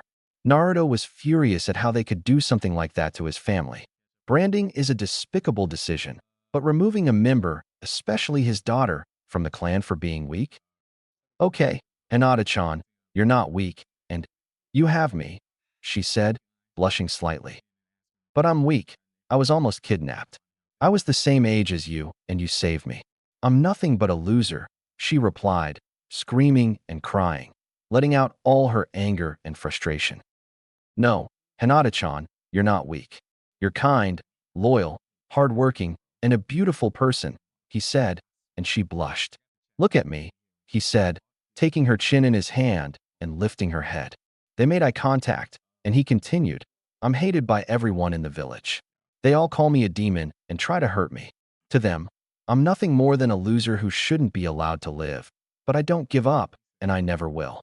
That's my Nindo, and one day I'll prove to them that I'm strong, he exclaimed, receiving a smile from her. Is it because of the Kyubi? She said. She knew about that subject. How do you know? Naruto asked, stuttering and shuddering that she knew. Well, when I use the Byakugan, I can see the red chakra in your stomach, and father told me to stay away from you, and the villagers call you a demon, so I did some research, she said. Do you hate me? Naruto asked, afraid of losing his only friend. No, of course not. I know you're not the Kyubi. You're kind, cheerful, and brave, she said, hugging him. Naruto felt a tremendous weight lift from his shoulders. Hinata, let's work hard and prove that letting you go was the worst decision they could have made, he said. Really? She asked, hopeful. Of course, I take care of the people I care about and love, Naruto said, blushing, as he bent down slightly and gently kissed her on the lips. Hinata hadn't expected that, but she loved him too, so she returned the kiss, gently moving her lips. She couldn't be happier. Her best friend, her crush, her love, was kissing her and telling her he loved her. Naruto couldn't have been happier when Hinata returned the kiss. He'd thought she'd never love him as anything more than a friend. Slowly pulling away and ending the kiss, they were both blushing. Hinata quickly hugged him and said between sobs, Naruto-kun, thank you. I love you too. I promise, Hinaheim. She blushed at the affectionate name. One day I'll remove that seal. I promise I'll protect you, and together we'll show the village what a pair of losers can do. Naruto exclaimed, giving her his foxy grin and kissing her cheek. She fainted. Well, that lasted longer than I thought, he said, laughing. A couple of days after Naruto found Hinata, he asked her if she would like to live with him, to which she agreed, and they began doing everything together, living, eating, and training. They slept cuddled up together. Naruto taught Hinata the shadow clone technique, and even if she could only do one, that was enough. They both started going to the academy, except on taijutsu training days. Naruto also took Hinata before the Hokage and explained what had happened. To say the Hokage was angry would be an understatement, but since she was considered an orphan, Sarutobi agreed to give her a monthly allowance until they both became genin. Naruto suggested to Hinata that they should keep their connection a secret until they were older. He didn't want the villagers to treat her the same way she did. At the academy, they each sat in different seats to avoid raising suspicion, and so they began sending shadow clones to the academy and training together. Over the last few days, Hinata had gotten to know the Nine Tails, and when she found the gates open, she fainted. We now find the pair at a training ground. Naruto took a chakra paper and gave it to Hinata. Okay, Hinaheim, this is chakra paper. It's used to test elemental affinities. Just push chakra towards it and we'll see, Naruto explained. Pushing chakra towards the paper, it crumbled, indicating a high affinity for the lightning element. Then the paper split in two and burst into flames. Look, I have 3 affinities. My primary one seems to be lightning, and my secondary ones are fire and wind, he said, already suspecting that fire and lightning came from his father. After all, he was an Uchiha, and his flying thunder god technique was a lightning technique, so wind must be from his mother. It was a shame he didn't have any defensive elements, but he could always create his own techniques. Hinata channeled chakra into her paper, splitting it in two, both halves becoming damp. It seems you have the same vision as me, and water too. Now let's begin training. I'll start with fire, since our village is known for it. You should start with water, because wind is extremely rare in Konoha, she explained, and they both began as usual. Naruto created 100 shadow clones and tried to set a leaf ablaze, while Hinata tried to make it wet. Naruto and Hinata went to the library, disguised using a transformation technique, since they didn't want any trouble, and they acquired some techniques for their respective natures. Naruto decided to go to the Uchiha mansion since they were known for their techniques, and with the Sharingan, they could access a vast number of them, covering all elements. While this meant they were essentially breaking into a clan's library and stealing techniques, Naruto was an Uchiha and therefore should have access. Outside the Uchiha mansion, late at night, both Naruto and Hinata stood in front of the Uchiha mansion, dressed entirely in black. Naruto's Sharingan was active, as was Hinata's Byakugan, keeping watch for any other shinobi. Passing through the gates and heading towards the library in the main house, they spotted their classmate, Sasuke, awake. They quickly positioned themselves behind him, knocked him out with a blow to the neck, and made their way to the library. It was enormous, to say the least, as one would expect from a clan hungry for power and possessing eyes that could copy everything. The library was divided into sections: ninja arts, clan history, records, and journals. They both went to the shinobi section, which contained sections on ninjutsu, taijutsu, and jinjutsu. The ninjutsu section was divided into elements: fire, water, earth, wind, lightning, and non-elemental. Each element was further subdivided and contained scrolls explaining how to learn each of these manipulations, as well as techniques of varying ranks. They began reading some scrolls, and Hinata said, "They're all blank," receiving a confused look from Naruto. He could easily read and see the instructions on the jutsu until he realized, "I see. Only someone with the Sharingan can read the contents of the scrolls. Everyone else sees them as empty." "A clever trick," he said, receiving a sneer from Hinata. "Don't worry, I'll read them all and teach you the water jutsus I find," he said, making 20 Kage Bunshin and beginning to read the techniques. Fire element. Katon. Gokaku no Jutsu, Great Fireball Technique. Rank C, sends a huge fireball at the enemy. Katon. Hausenka no Jutsu, Phoenix Fire Technique. Rank C, sends small fireballs at the enemy that burn on contact. Katon. Ryuka no Jutsu, Dragon Fire Technique. Rank C, sends a torrent of fire in the shape of a dragon towards the enemy. Katan, Guryoka no Jutsu, Giant Dragon Fire Technique. Rank B, sends a torrent of fire in the shape of a dragon towards the enemy. Improved version of Ryuka no Jutsu. Katan, Karyuden no Jutsu, Dragon Fire Bullet. Rank B, created by the third Hokage, sends out a multitude of small fireballs that melt everything or explode on contact. Katan, Zukaka no Jutsu. Rank B, sends a fireball to the floor which explodes, creating a huge heat wave. Fire Release, Burning Ash Pile Technique. Rank B, sends a stream of gunpowder imbued with chakra and surrounds the enemy. The user can ignite the cloud by grinding their teeth and creating a large explosion. Water Element. Mizu Bunshin no Jutsu, Water Clone. Rank B, creates a water clone with 10% of the strength of the original. Mizu Shuriken Bunshin no Jutsu, Water Shuriken. Rank D, creates and sends water shurikens that are directed at the enemy. The number varies with the amount of chakra. Mizu no Muchi, Water Whip. Rank C, the user creates a water whip that can restrain or damage the enemy. Suetun, Swishuha, Explosive Water Wave. Rank A, the user expels large amounts of water from their mouth that crash against the enemy. Suetun Baku Swishuha, Great Explosive Water Wave. Rank S, improved version of Suetun Swishuha. Suetun Daiba Kafu no Jutsu, Waterfall Vortex. Rank A, creates a waterfall that crashes into the enemy. Suetun Seiyuden no Jutsu, Water Dragon. Rank B, creates a water dragon that captures and collides with the enemy. Suetun Suijin Hiki, Water Wall. Rank C, creates a defensive water wall. Suetun Suru no Jutsu, Water Prison. Rank C, creates a sphere of water that traps the enemy inside, preventing their escape. Suetun Teppadama, Water Bullet. Rank C, the user launches multiple water bullets at the enemy. Earth Element. Tsuchi Bunshin no Jutsu, Clon de Tierra. Rango C, Cray Unclon de Tierra. Earth Release, Double Decapitation Technique. Rank D, the user takes the enemy from underground and emerges, burying him. Doton, Doryuden, Earth Dragon Bullet. Rank B, the user sends many earth bullets at the target. Earth Release, Mud River, River of Mud. Rank B, the user creates a river of mud that crashes into the enemy. Earth Release, Underworld Swamp.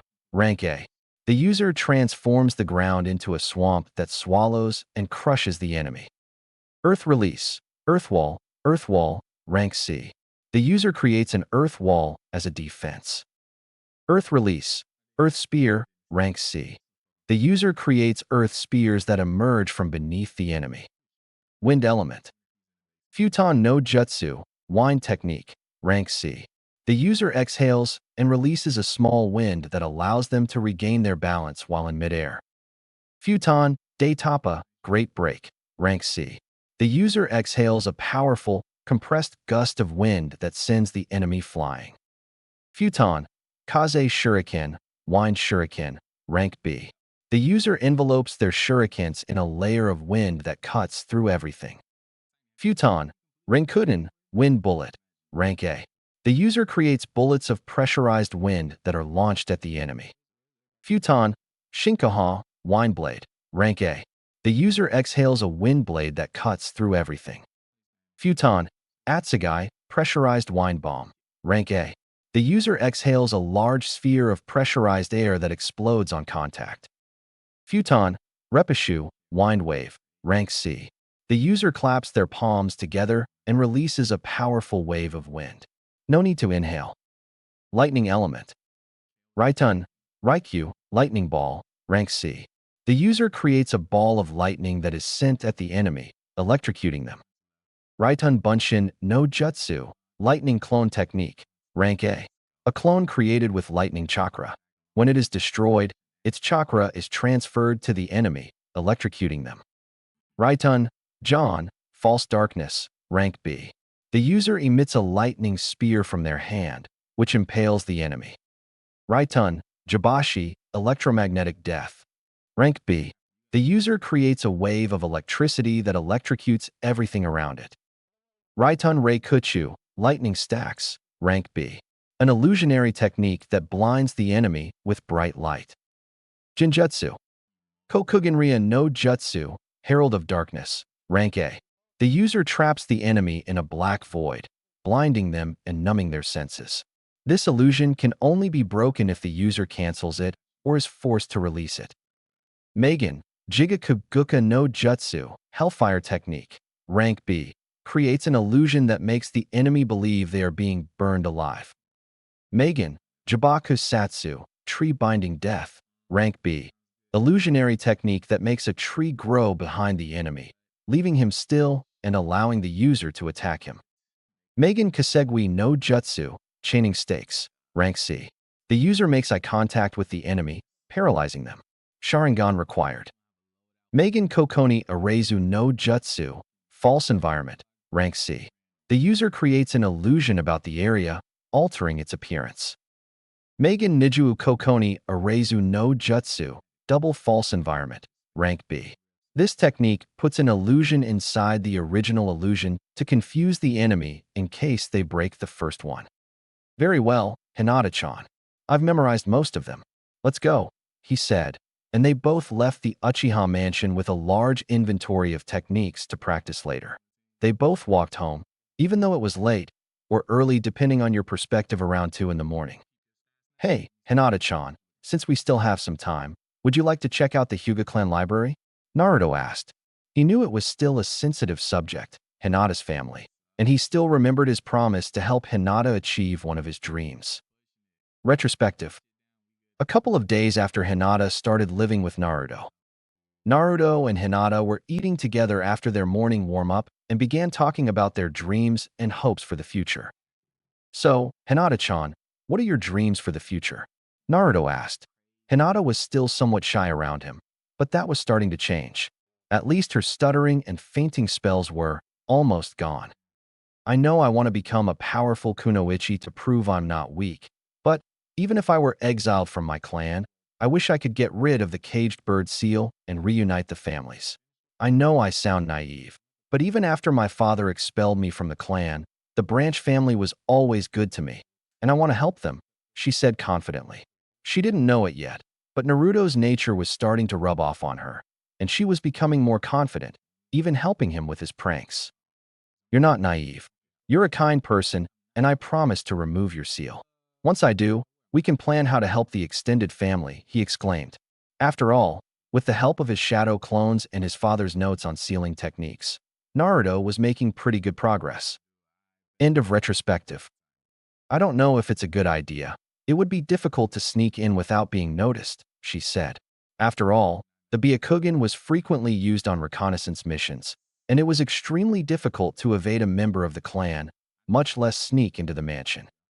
Oh, please, everyone says they have all-seeing eyes, but that didn't stop me from going into the mansion and putting itching powder in their underwear, Naruto said, recalling the teasing the Hyuga received when they were constantly scratching themselves. Was it you? Hinata asked, surprised. Sure, they were always stuck-up idiots, but I didn't do it to you, he said, assuring her. Okay, if you're sure we can sneak out, then I'm in, she said. They both headed towards the mansion and observed it from afar. Naruto extended his sensory abilities, and they spotted 4 guards protecting the entrances. Luckily, they didn't have their Byakugan activated. They moved towards the walls and waited for the guard to finish his patrol. They channeled chakra into their feet and climbed the wall. Once inside, Hinata led Naruto to the library, as he wasn't familiar with the mansion. Inside the library, the same thing happened as with the Uchiha. Only the Byakugan could read the scrolls. Apparently, ninjutsu and jinjutsu were practically non-existent. They must have considered it inferior to rely on anything other than their bloodline. Hinata quickly opened the scrolls and began copying them and returning them to Naruto, who stored them in a storage seal he had brought with him. Naruto's sealing techniques were quite good for his age. He knew how to make a simple storage scroll and was beginning to learn mid-level sealing techniques. They both left the mansion with specifications for the gentle fist style, of which Hinata already knew the basics and the techniques used. Hack Kushu. 8 trigrams palm. The user concentrates chakra in their palm and strikes it, sending a wave of chakra at the enemy. Hack Rokujinshu. 8 trigrams, 64 palms. The user closes the enemy's 64 main tenketsu at great speed. Hack Hyakunajahachi. 8 trigrams, 128 palms. Similar to the previous technique, however it closes 128 points, knocking out the enemy almost instantly. Hack Shukaten. 8 trigrams, heavenly spin. The user begins to spin and releases chakra from all their tenketsu, forming a protective dome around themselves that deflects all attacks. Considered the ultimate defense of a Hyuga. Armed with new techniques, they began to train harder, especially Hinata. She wanted to master the gentle fist so she could later prove to them that with hard work, one could surpass a genius. A couple of years had passed, and Naruto and Hinata had grown quite a bit.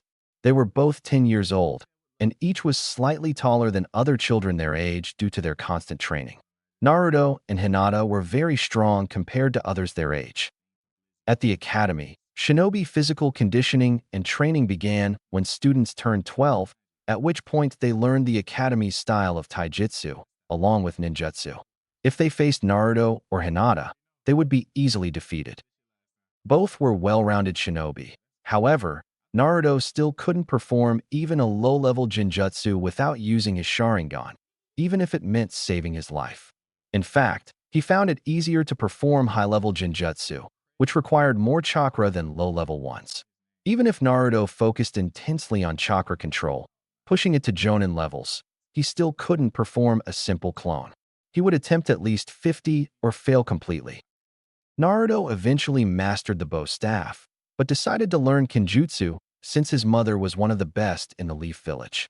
Since he couldn't enter most shops, he bought a couple of books on forging. Because he had a fire nature, he decided to forge his own weapons from scrap metal and other weapons he found in the training grounds. Eventually, he would buy chakra-conducting metal to make a proper sword. In fact, they both learned Kenjutsu, even the same style, but Naruto favored speed and strength, while Hinata favored being more flexible to dodge blows. This type of Kenjutsu, as well as his style of taijutsu, was based on blocking and dodging attacks with quick strikes aimed at ending the battle in one blow. This was the Kenjutsu style of the Uzumaki clan. Before her death, Kushina was on par with the 7 ninja swordsmen of the Mist, a group comprised of the Mist's finest swordsmen who should not be underestimated. In fact, each sword possessed special abilities that were advantageous to their respective styles. Kushina was known as the Red Death of Konoha due to the crimson color of her hair. Naruto also learned the gentle fist style from Hinata, and they both practiced until they perfected it. Even though Naruto's Sharingan couldn't see chakra points, he adapted the style to pressure points. One of their problems was Hinata's low chakra reserves, so they focused on that for almost the last year and managed to increase her levels somewhat. She now had chakra levels of a low Jounin and control levels of a Kage. Naruto had chakra levels of a high Kage and control levels of a Jounin.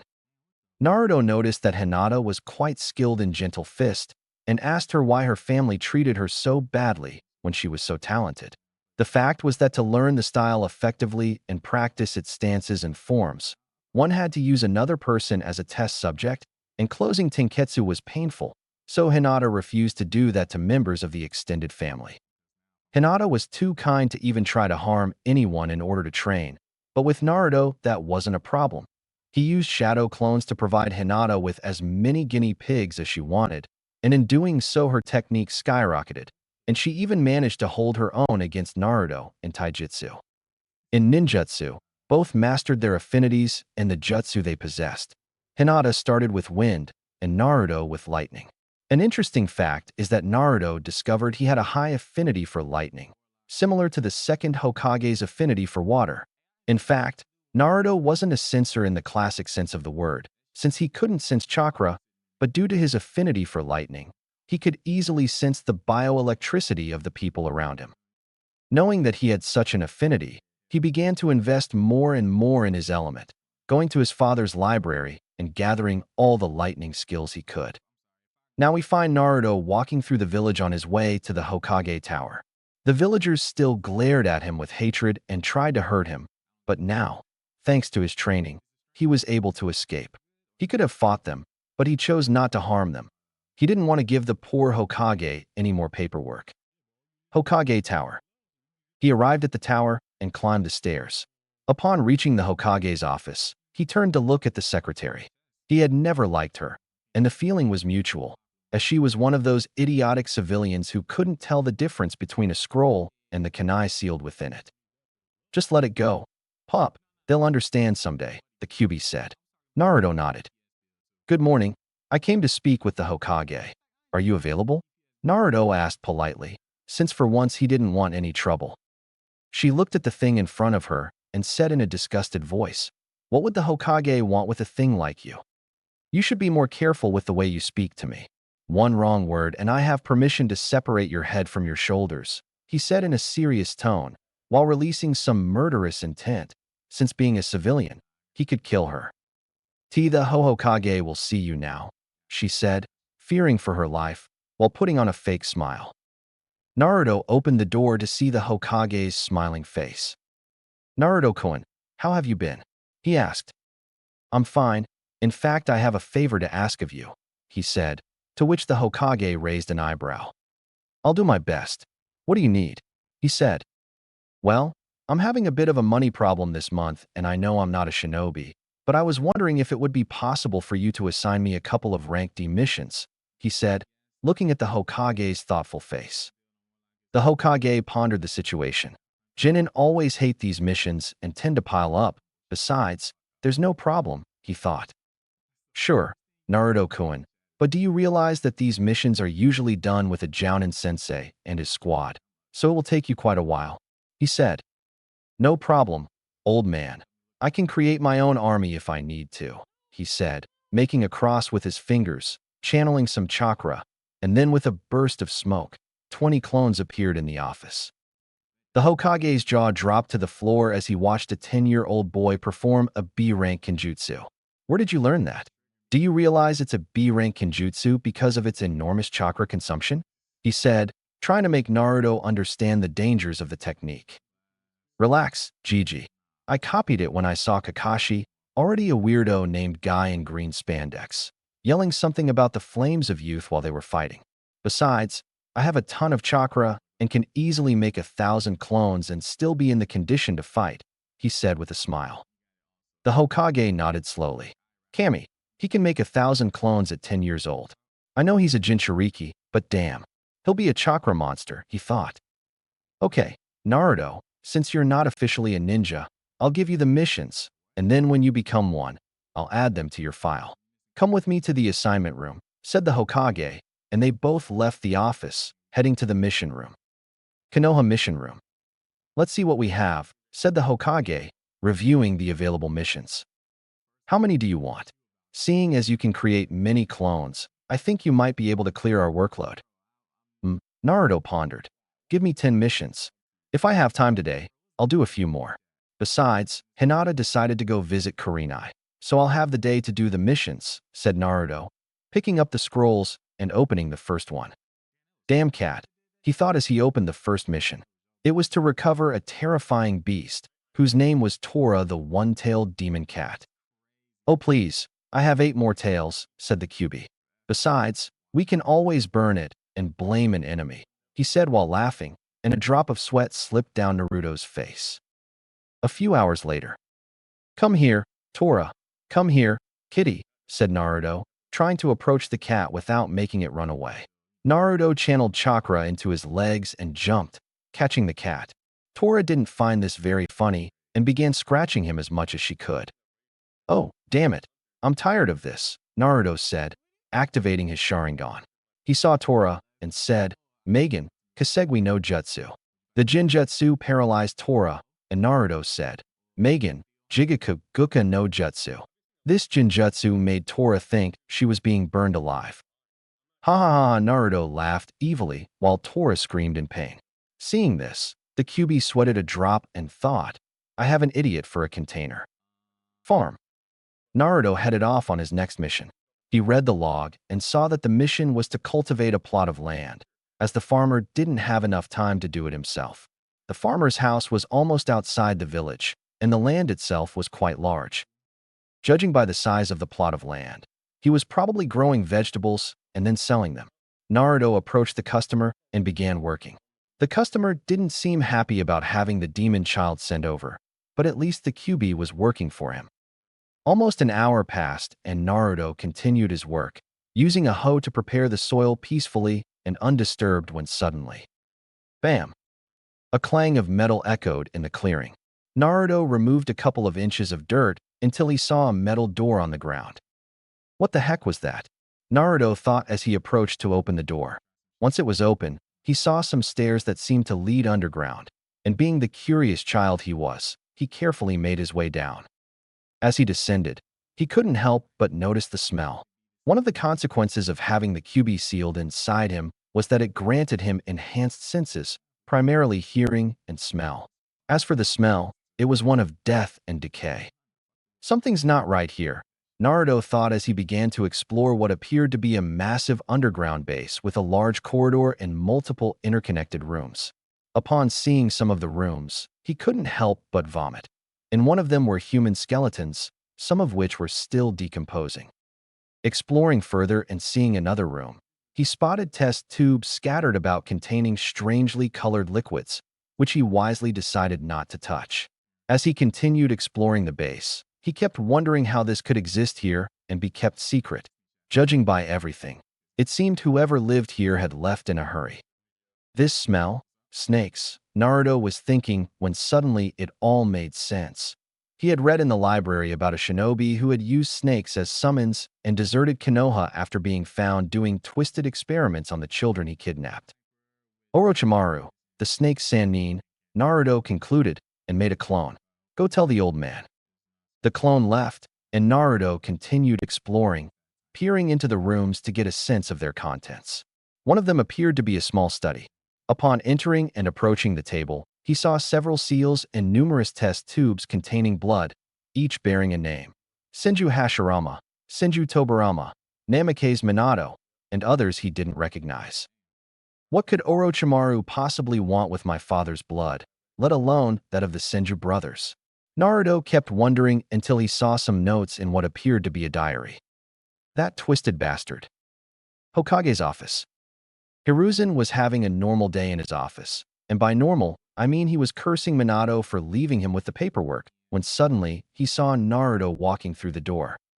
Old man, he began, I think I found one of Orochimaru's old bases, to which the Hokage shouted, what? I was doing one of my missions, cultivating a field, until I hit a metal door. After opening it and looking inside, it stank of snakes, and there were corpses all over the place, said Naruto. Yanbiyu, the Hokage said, and an Anbu wearing a weasel mask appeared in front of him, kneeling before the Hokage and waiting for orders. Bring me Anko and Ibiki. Yes, Hokage-sama, the Yanbiyu said and disappeared. The Hokage turned to Naruto. Naruto, are you the original? He asked, to which Naruto shook his head. The boss is checking the rest of the base and making sure no one enters, the clone replied. Good then, tell him to keep an eye on the entrance until Anko and Ibiki arrive, and tell him to come immediately, said the Hokage, receiving a nod from the clone. Orochimaru base. Naruto continued exploring the base until the clone's memories caught up with him, causing him to stop and return to the entrance. Naruto waited a couple of minutes until a man and a woman appeared in front of him. The man was 193 centimeters tall and wore black ANBU pants, a long-sleeved black jacket, and a scarf covering the top of his head. The man had a few scars on his face. Naruto recognized him from a couple of jokes he had made. It was Marino Ibiki, a special jounin and commander of Konoha's interrogation and torture force. Beside Ibiki stood a woman about 167 centimeters tall, wearing full-body net armor with a short brown skirt and a long trench coat that covered her D-cup breasts. She had purple hair styled like a pineapple and brown eyes. Naruto assumed the woman was Anko. Upon seeing them both, Naruto turned to the woman and said, I suppose you're Anko. I'm the sexy, single Anko Mitarashi, she exclaimed, raising her fist, which made Naruto sweat a little. I was on a rank D mission and came across this base. After exploring it, I concluded it belonged to Orochimaru, so I informed the Hokage. My work is done. Help yourselves, Naruto said and headed towards the Hokage's office. Hokage's office. Naruto arrived at the Hokage's office and saw him with a sad and thoughtful expression. Naruto assumed it had something to do with Orochimaru, since after all, he was one of Hiruzen's most beloved students, a once-in-a-lifetime genius who had become trapped by his own ambitions. This here, old man, Naruto said to get the Hokage's attention. I don't even know if I should call this luck or not, the Hokage said with a sigh. Was Naruto's clever reply. You said you were short on cash and wanted a few D-rank missions, and you ended up finding one of my students' old labs.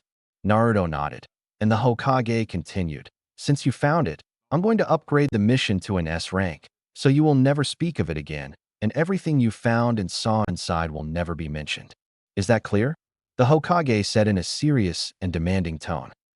Hi, Hokage-sama, Naruto replied as if he were any shinobi, and this brought a slight smile to the old man's face. I'd wish him luck, Naruto said, smiling. Well, I'm off then. See you later, Gigi, he said, and the Hokage nodded. Once Naruto left the room, the Hokage leaned back in his chair, lost in thought, the wonders of D-rank missions, chuckling to himself. He snapped out of his reverie and returned to his work. The Hokage saw the mountain of paperwork and exclaimed, Damn you, Minato. For years later, the sun was beginning to rise and shine over Konoha. People were starting to open their shops for another day. However, for some people, this was no ordinary day. For long years had passed, and both Naruto and Hinata were now 14 years old. It was graduation day.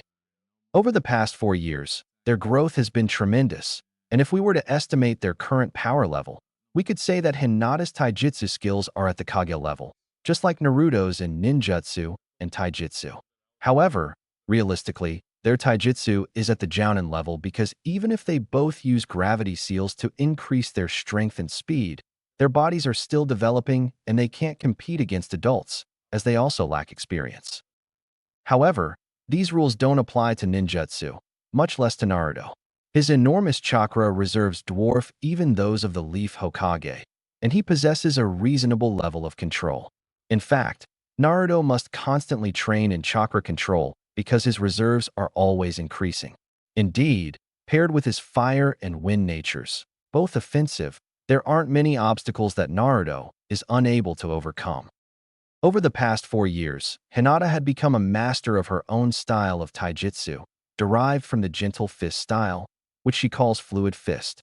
This style, as the name suggests, flows through the enemy due to Hinata's great flexibility, allowing her to dodge attacks and seal off the enemy's chakra points.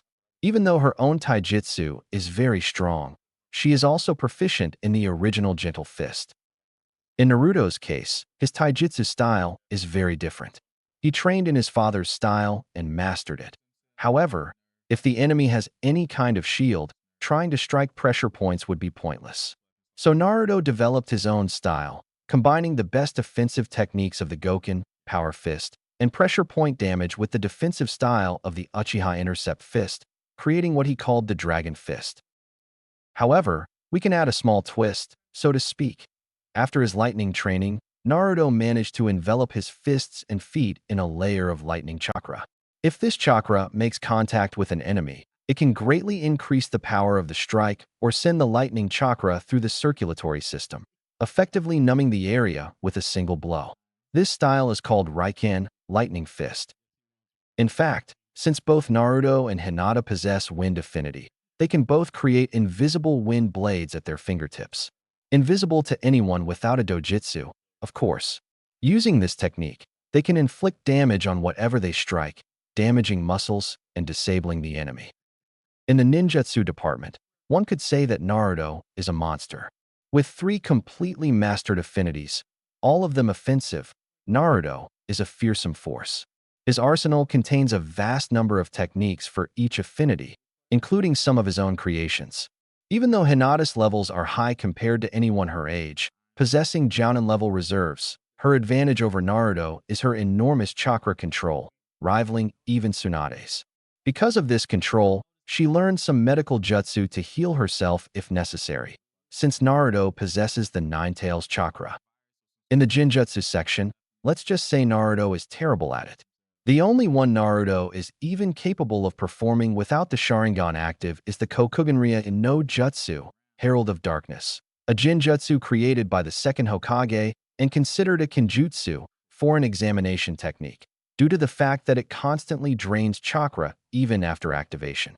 If we look at Hinata, because of her control, she can use almost any Jinjutsu she knows, but she refrains from using the Kokugenrya no Jutsu since she can't afford to expend a large amount of chakra.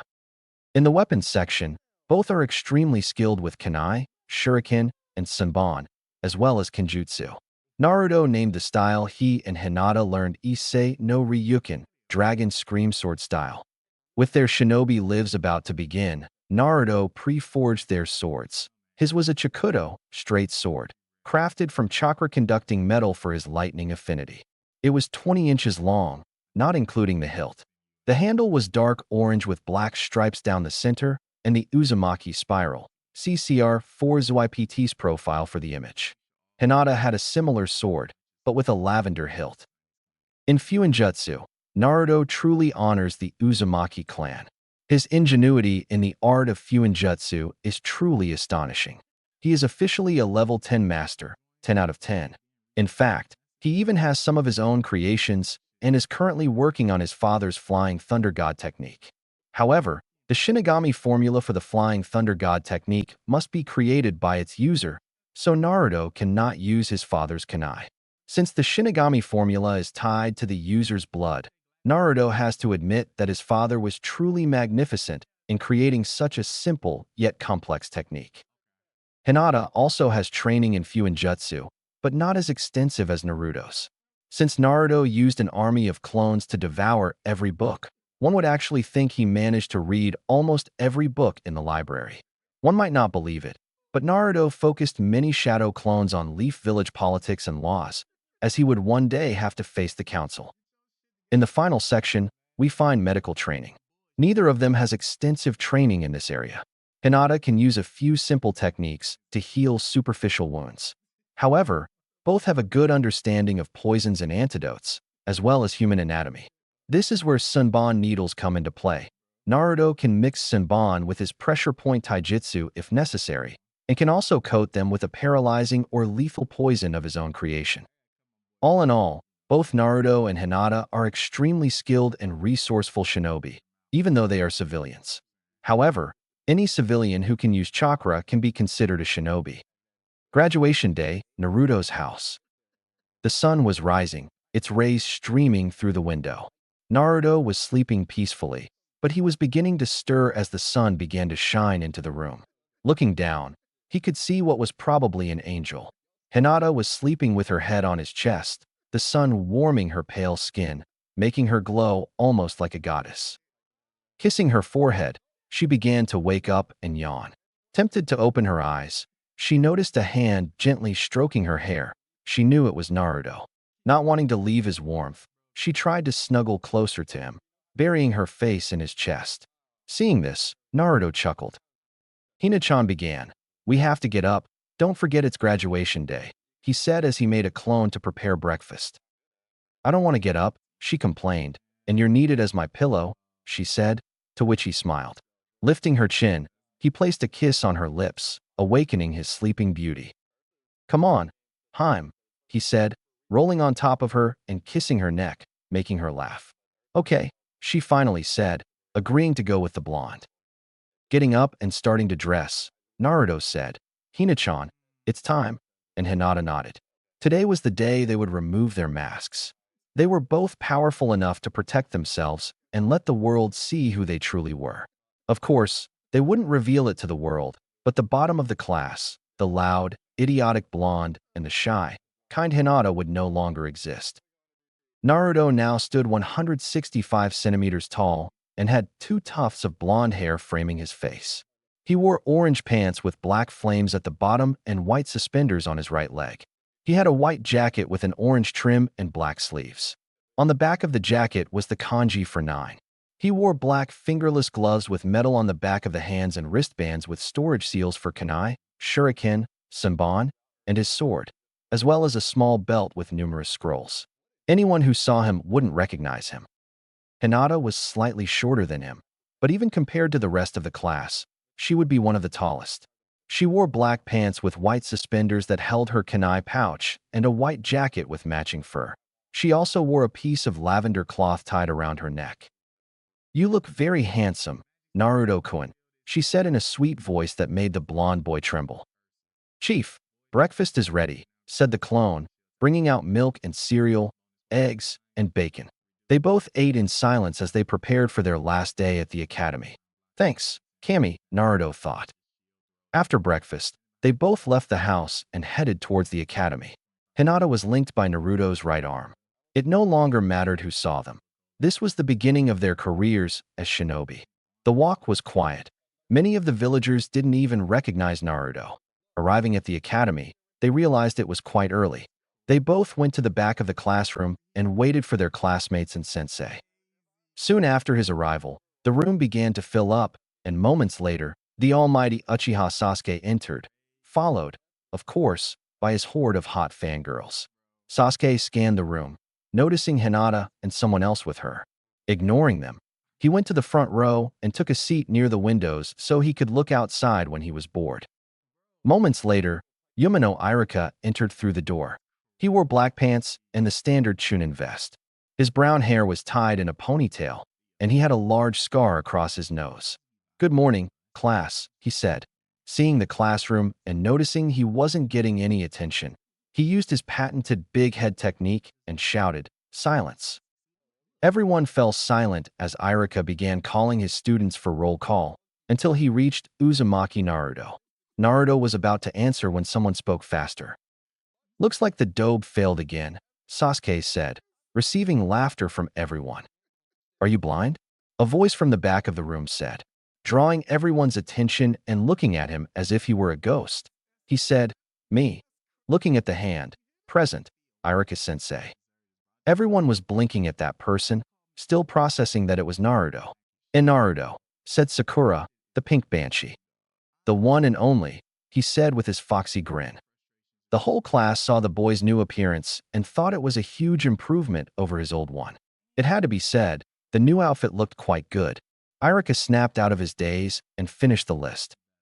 "As you know," Irika began, "today is your graduation day. At the end of the day, those who pass will become Leaf Shinobi.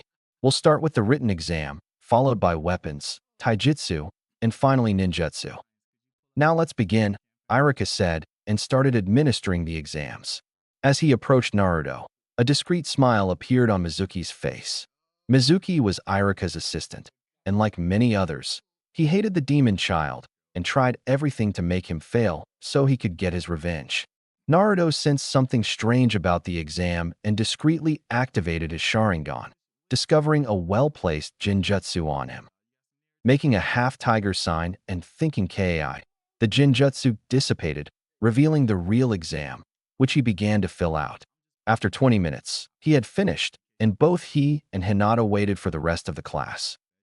"Okay, class, time's up," Irika said, and Mizuki stood up to start collecting the exams. After that, the class moved to the weapons training field. "All right, class, you have 10 kunai and 10 shurikens that you must throw to hit the marks," Irika explained, and began calling out names as each student came forward to be evaluated. "Uchiha Sasuke," Irika called, and suddenly every fangirl started screaming, "Sasuke is the best. Go Sasuke, show them." Seeing this, Hinata rolled her eyes. "And they're called shinobi. Sasuke doesn't even care about them." Sasuke took the weapons and threw them with the skill of the elite fighter he was. Every kunai hit the center of the dummies, as did most of the shuriken, except for one that missed the highest scoring area. "Well done, Sasuke, you got 19 out of 20, said Irika, and the group of fangirls erupted in cheers. Sasuke headed back to his seat and, bumping into Naruto, said, "Beat that, dope." "Uzumaki Naruto," Irika called. The blonde simply picked up the weapons and noticed they weren't sharp. He shrugged and discreetly channeled lightning chakra into them, so they stuck to the dummy. He threw them all at once, hitting each target in the center. Irika's eyes widened. Good teamwork. Naruto, you got a perfect score, 20 out of 20, Irika said, congratulating him. The fangirls, of course, started screaming that Naruto had cheated, and Sasuke simply frowned at the blonde boy. Hyuga Hinata, Irika called. Hinata, just like Naruto, walked over, picked up the weapons, and without hesitation threw them, hitting every target just like Naruto. Irika's jaw dropped. What's going on today? Hinata was never this good with weapons. Congratulating Hinata, Irika finished the class exam and moved to the taijutsu section. Okay, class. For the next exam, you'll have to face Mizuki for 2 minutes. Mizuki won't be very aggressive, but be prepared, Irika explained. Uzumaki Naruto, he called. Finally, I can get my hands on the demon, Mizuki thought. Seeing the twisted smile on Mizuki's face, Naruto decided to make him suffer a little. He assumed his stance, knees bent with his right leg slightly forward. His right arm was extended with his palm facing the enemy, while his left arm was tucked in at his waist. Irika's eyes widened as he recognized this position. But that's the soft fist, he said. Poor Dobe, he doesn't even know what he's doing, said Sasuke, receiving laughter from the rest of the class. Looks like Naruto-kun is going to play around a bit, thought Hinata with a giggle. Hajime, Irika said, and Mizuki immediately lunged forward with a closed fist, attempting to strike Naruto, who lightly caught his fist and spun slightly to dodge. Seeing Mizuki lose his balance, Naruto lightly touched his shoulder, closing a tenketsu and disabling his left arm. What did you do to me? Mizuki asked angrily, unable to feel his arm. I closed the main chakra point in your left arm, disabling it. It's over, you can't win, Naruto replied. But how? You don't have the Byakugan, Irika said. How is it possible that Naruto was able to close Tenketsu? True. However, the chakra points are fixed in the enemy's network, so I can remember where they are and estimate their locations by observing my enemy. After that, I send a small burst of chakra toward the area since I can't pinpoint the exact location of the point. Either way, it works, Naruto explained. He received surprised looks from everyone except Hinata. To think it's possible to use the gentle fist without the dojutsu, Irika thought. You damn brat. You'll pay, Mizuki said, throwing a blind punch. As it approached Naruto, he just smiled and said, You're in my range. 2 palms. 4 palms. 8 palms. 16 palms. 32 palms. Hack Rokujinshu, Naruto said as he finished his attack, sending Mizuki crashing into the wall and knocking him unconscious. Naruto left the ring with everyone watching. He had just used a secret from the Hyuga clan's main branch. Cheat. The fangirl shouted. How can a dobe like him beat a Chunin? That power should belong to me, an elite, Sasuke thought. Irika gave everyone a 30-minute break while he picked up Mizuki and took him to the infirmary. All right, since Naruto knocked Mizuki out, let's have the students fight each other while I watch, Irika explained. Hyuga Hinata versus Yamanaka Ino, Irika called out. Poor girl, try not to get hurt, Hinata, Ino mocked, to which Hinata rolled her eyes. It was time to show them who they were. Hajime. Ino charged swiftly. Hinata simply raised her hand and channeled chakra into her palm, saying hack kushu, air palm. A gust of wind was sent towards Ino and hit her directly in the chest, throwing her out of the ring and onto the floor, leaving her unconscious. Cheater, only taijutsu was allowed. Sakura shouted, making everyone put their hands to their ears. That attack is considered taijutsu. Sorry, Hinata explained. What's going on here? Hinata was never that good at taijutsu, and Naruto always seemed like a street fighter, Irika thought. Irika picked up Ino, and after a quick checkup, he left her leaning against a wall, waiting for her to wake up so he could pit her against someone else, since he hadn't seen her do much. After the taijutsu exam was over, everyone went inside the classroom while Irika called students individually for the ninjutsu portion. Uzumaki Naruto, Irika called, and Naruto stood up and went downstairs to stand in front of Irika. Good luck, Dobe, you're going to need it, Sasuke said, smiling. Fool, Naruto thought. Okay, Naruto, please use the transformation technique, Irika said, and then, with a burst of smoke, a man appeared before him. Even though he knew it was a transformation technique, Iruka still trembled when he looked into its eyes. His eyes glowed. It was the Sharingan. The man before Iruka was Uchiha Madara. Of all people, why did you choose him? Said the Kyuubi. The Kyuubi despised Madara after all. You may not like him, and he may have done more bad things than good, but he was still a powerful shinobi, and I have a legacy to honor, Naruto thought, and received a growl from the Kyuubi. Interesting choice, said Iruka, dismissing the tremors and continuing with the exam. Now prepare for the Kawarimi, said Iruka as he took a blunt kunai and threw it at Naruto, who switched places with a nearby chair. Good job, Naruto. Finally make 2 clones, said Iruka. Naruto always hated at clones and knew he couldn't create just one even if his life depended on it. Bomb shadow technique, he said, trying to release as little chakra as possible. There was a burst of smoke, and a dead clone appeared on the floor. The entire class was laughing. I still can't make a damn clone, Iruka-sensei. Is it okay if I use another type of clone? Naruto asked. Sure, no problem, Iruka replied, wondering what kind of clone Naruto was going to use. Shadow clone jutsu, Naruto said, and after the usual puff of smoke, 10 perfect clones of Naruto appeared in front of Iruka. The blonde boy simply smiled at his teacher's reaction. Iruka's jaw dropped when he saw Naruto use a rank B Kenjutsu. Wow, Naruto, Kage Bunshin is a Jounin-level technique. Congratulations, you passed, Iruka said. Naruto smiled, picked up his black high-tie and tied it around his forehead. Hinata followed shortly after and passed the exam with ease. However, she could create perfect Bunshins, unlike poor Naruto. All right, class. The exam is over, and everyone passed.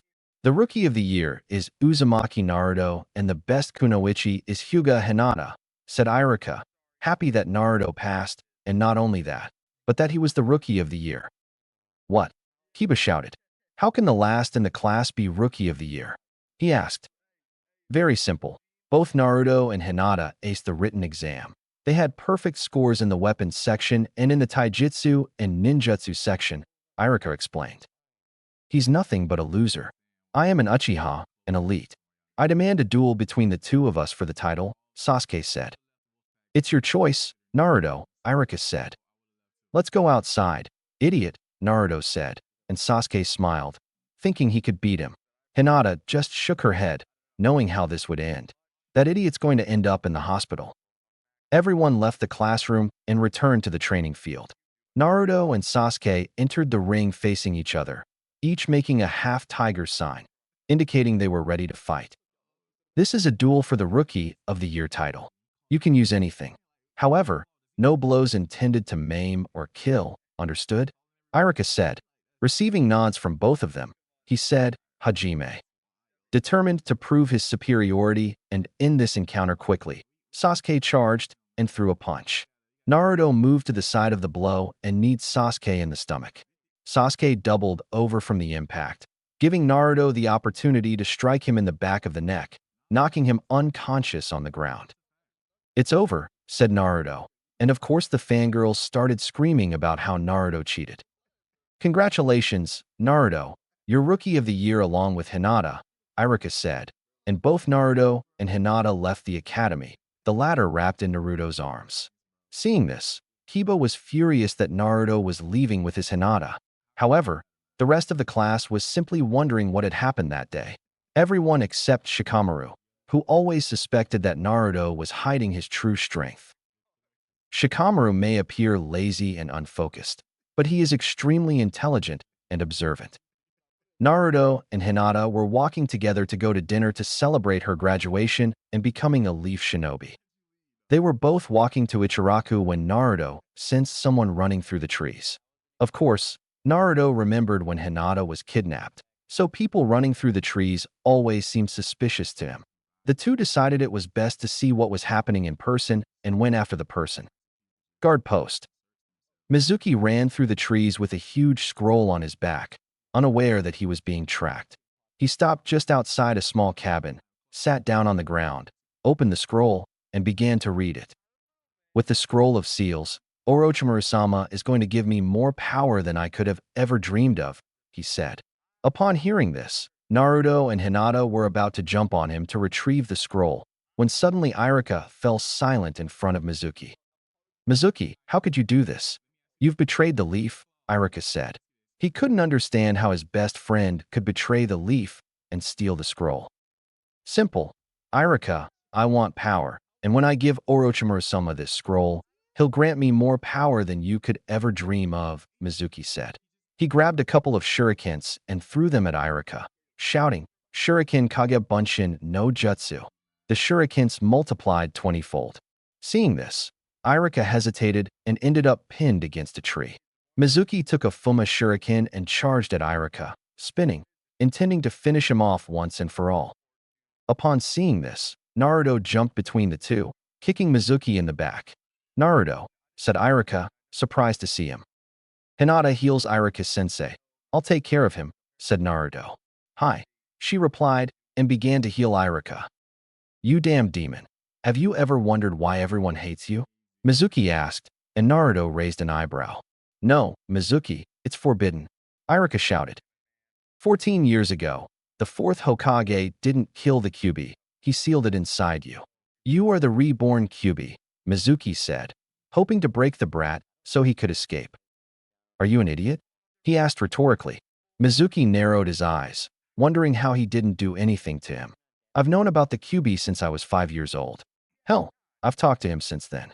You were wondering why I have the kanji for 9 on my vest? It's because I'm proud to be a Jinchuriki. My life may not have been easy, but I'm happy that the Yondaime chose me," Naruto said, receiving shocked looks from Mizuki and Iruka. "Enough talk, and since you've broken the third Hokage's law, I have permission to kill you," Naruto explained. "Try it, Demon Fox," Mizuki said, taking the last of the Fuma shuriken and throwing it. Naruto dodged it. Then, after a couple of hand seals, said, "Fire release. Great fireball technique." Mizuki's eyes widened as he saw the fireball coming. He jumped to the left where Naruto was waiting and delivered a powerful kick to his ribs, sending Mizuki crashing into the trees.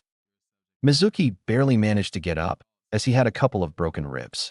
He was doing his best to find the demon child when suddenly something grabbed his ankle. Looking down, he noticed a hand emerging from the floor and gripping it tightly. Earth release technique," Naruto said, pulling Mizuki in and burying him, leaving only his head above water. Mizuki tried to escape, but couldn't. Naruto picked up the scroll and saw a glimpse of a technique. Opening it, he saw B-rank clone explosion. Closing the scroll, he placed it on his back and headed towards Iruka while Hinata finished healing him. "How are you feeling, Iruka-sensei?" Naruto asked. Iruka was one of the few people Naruto had ever cared about. "I'm fine, thanks to you," he replied. Moments later, Yinbiyu arrived on the scene and took Iruka, Naruto, and Hinata before the Hokage and Mizuki, along with Ibiki. Hokage's office. The Yinbiyu arrived with the three at the Hokage's office, and Naruto handed the scroll of the seals to the Hokage. "Well done, Naruto.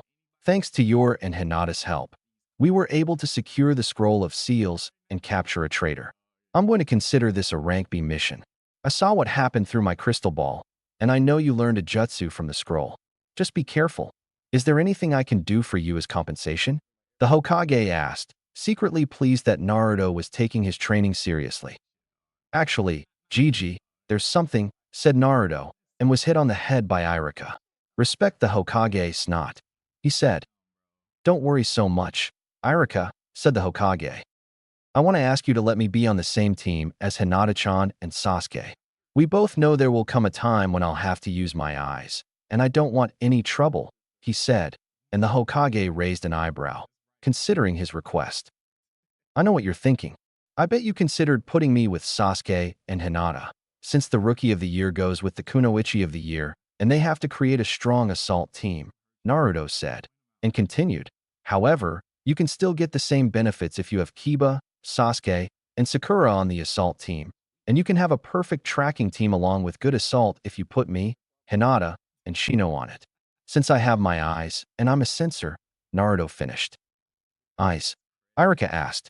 The Hokage, seeing what Naruto was asking, silently told him, "It's your decision, Naruto." "Iruka-sensei, if you promise not to tell anyone until I reveal it, I'll tell you, said Naruto. And Iruka replied, you can trust me, Naruto. You know that. Look into my eyes, Naruto said, closing them. When he slowly opened them, for dramatic effect, they were blood red with 3 tomo in each. Naruto's eyes were a fully mature Sharingan. Damn it, Iruka yelled, and Naruto just scratched the back of his head. That's why you transformed into Madara during the exam, Iruka said, and the Hokage raised an eyebrow. Of course, sensei, I have a legacy to uphold. After all, Madara was my grandfather, Naruto said. Upon hearing this, Iruka's jaw dropped. Naruto was the son of one of the most powerful shinobi to have ever lived. Naruto, you really are the #1 unpredictable ninja in Konoha, he said, and Naruto and the Hokage laughed. Naruto, if you have a fully mature Sharingan, how did you end up last in the class until now? Iruka asked. Deception is a ninja's greatest tool. I've listened to some of your lessons before, he said, smiling, and Iruka just nodded like an idiot. Everything that starts well ends well. Naruto, I agree with your request. Report to the academy next week for team assignments. See you tomorrow, said the Hokage. Naruto, Hinata, how about I take you for ramen as a thank you? Iruka asked, and of course Naruto agreed. The Hokage simply shook his head as the 3 left his office. He sighed and picked up his pencil. The Hokage yelled when paperwork appeared out of nowhere. Upon hearing this, Naruto laughed. Maybe I should tell him one of these days. Iruka, Naruto, and Hinata walked peacefully to Ichiraku Ramen as a thank you from Iruka to Naruto and Hinata for saving his life. Iruka was injured by the barrage of shurikens, but Hinata did a wonderful job healing him. They all sat down at the ramen stand. Hey, old man, let's go. I'm hungry, Naruto shouted. Oh, Naruto, it's nice to see you and Hinata, Tsuchi said, and they both nodded. Okay, since Iruka-sensei is the one paying, you can start with 10 bowls of pork ramen for me, said Naruto, and Iruka's eyes widened, wondering if it was a good idea to offer to pay for dinner. I'll have 2 bowls of vegetable ramen, Hinata said. I'll have 1 shrimp one. Tell me, Hinata, Iruka began, catching her attention. Were you faking it with Naruto from the beginning? She asked. Of course, you don't actually know, but we're boyfriend and girlfriend, she said, giving Naruto a kiss on the cheek, making the blonde blush. Who would have thought? Damn, they're really good actors, Iruka said, receiving laughter from both of them. Why did they hide their true strengths, and even their relationship? Iruka asked. You know I'm the Kyuubi's Jinchuriki, right? Naruto asked, and Iruka nodded. And practically every villager and almost every shinobi hates me for carrying it. To them, I'm a painful reminder of that night. You know they've tried to hurt or kill me many times. If the civilian council knew how strong I am, they'd do everything they could to stop the demon from getting stronger, he said. The reason I decided to hide our relationship was quite similar. They would try to hurt her too. I've already called some people a demon whore and said I'd go to hell if I let anyone hurt her. I'd rather burn the village to the ground than allow anyone to lay a hand on her. So we decided to stay in the shadows until we were strong enough to protect ourselves, he concluded.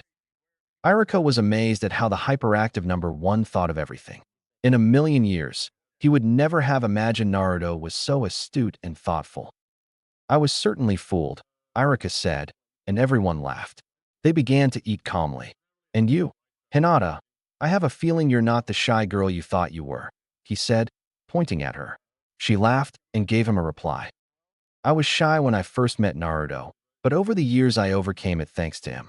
Also, who do you think helped him with his pranks? She said, laughing, and Iruka's jaw dropped. Actually, I like being shy and letting everyone else brag about how great they were. How strong are they really? Iruka asked in a serious tone. We've never competed against anyone except ourselves, but the furball says we're around Jounin level in terms of taijutsu and ninjutsu. I suck at jinjutsu, so I'm below Chunin in that aspect. On the other hand, I'm a level 10 seal master, Naruto explained, and of course Iruka didn't know what to say, the poor guy. Wait, if they're Jounin level, how come you can't even make a single clone? Iruka asked, and Naruto laughed. Well, one side effect of having a bijou sealed inside you when you're young is that you tend to develop enormous chakra reserves. I estimate I have about 4 times more chakra than Gigi. So even if I have Jounin-level chakra control, I still have too much chakra to make a single clone, Naruto explained. Irika didn't know what to think or say. The worst student in the academy was a Jounin level, had chakra reserves 4 times those of the Hokage, was a sealing master, and also possessed a mature Sharingan. Irika did what he could and fainted. Hey, hey, wake up, sensei, you still have to pay? Naruto shouted, trying to rouse the unconscious Irika. Council room. The Hokage approached the room. Near the double doors stood an ANBU guarding them. The ANBU bowed to the Hokage and opened them.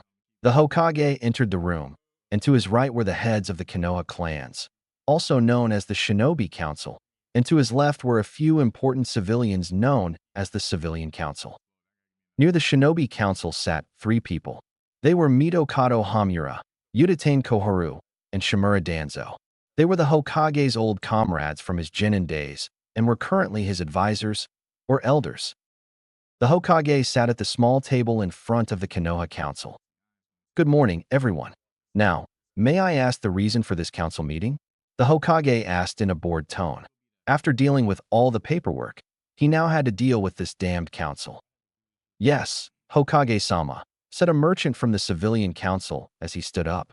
We heard that Mr. Uzumaki Naruto graduated from the academy. You can't allow him to become a shinobi. He's too dangerous, he said. The Hokage sighed, knowing this day would come. Naruto isn't dangerous. He's already proven himself a loyal shinobi, and he graduated as Rookie of the Year alongside Hinata. At this comment, Hayashi raised an eyebrow, surprised to hear that Hinata was Kunoichi of the Year. This year's group must be weak, considering she's the best, he thought. He's clearly a demon. He stole the Rookie of the Year title from Uchiha-sama. A banshee screamed, making everyone tremble with her high-pitched voice. You should choose your words carefully, civil, the Hokage said, his killer instinct rising and making her sweat. My law remains in effect.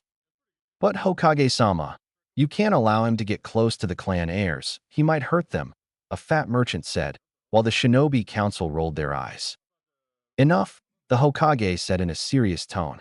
Many of you civilians may not know how Naruto saved the village today, he said, receiving confused looks from everyone.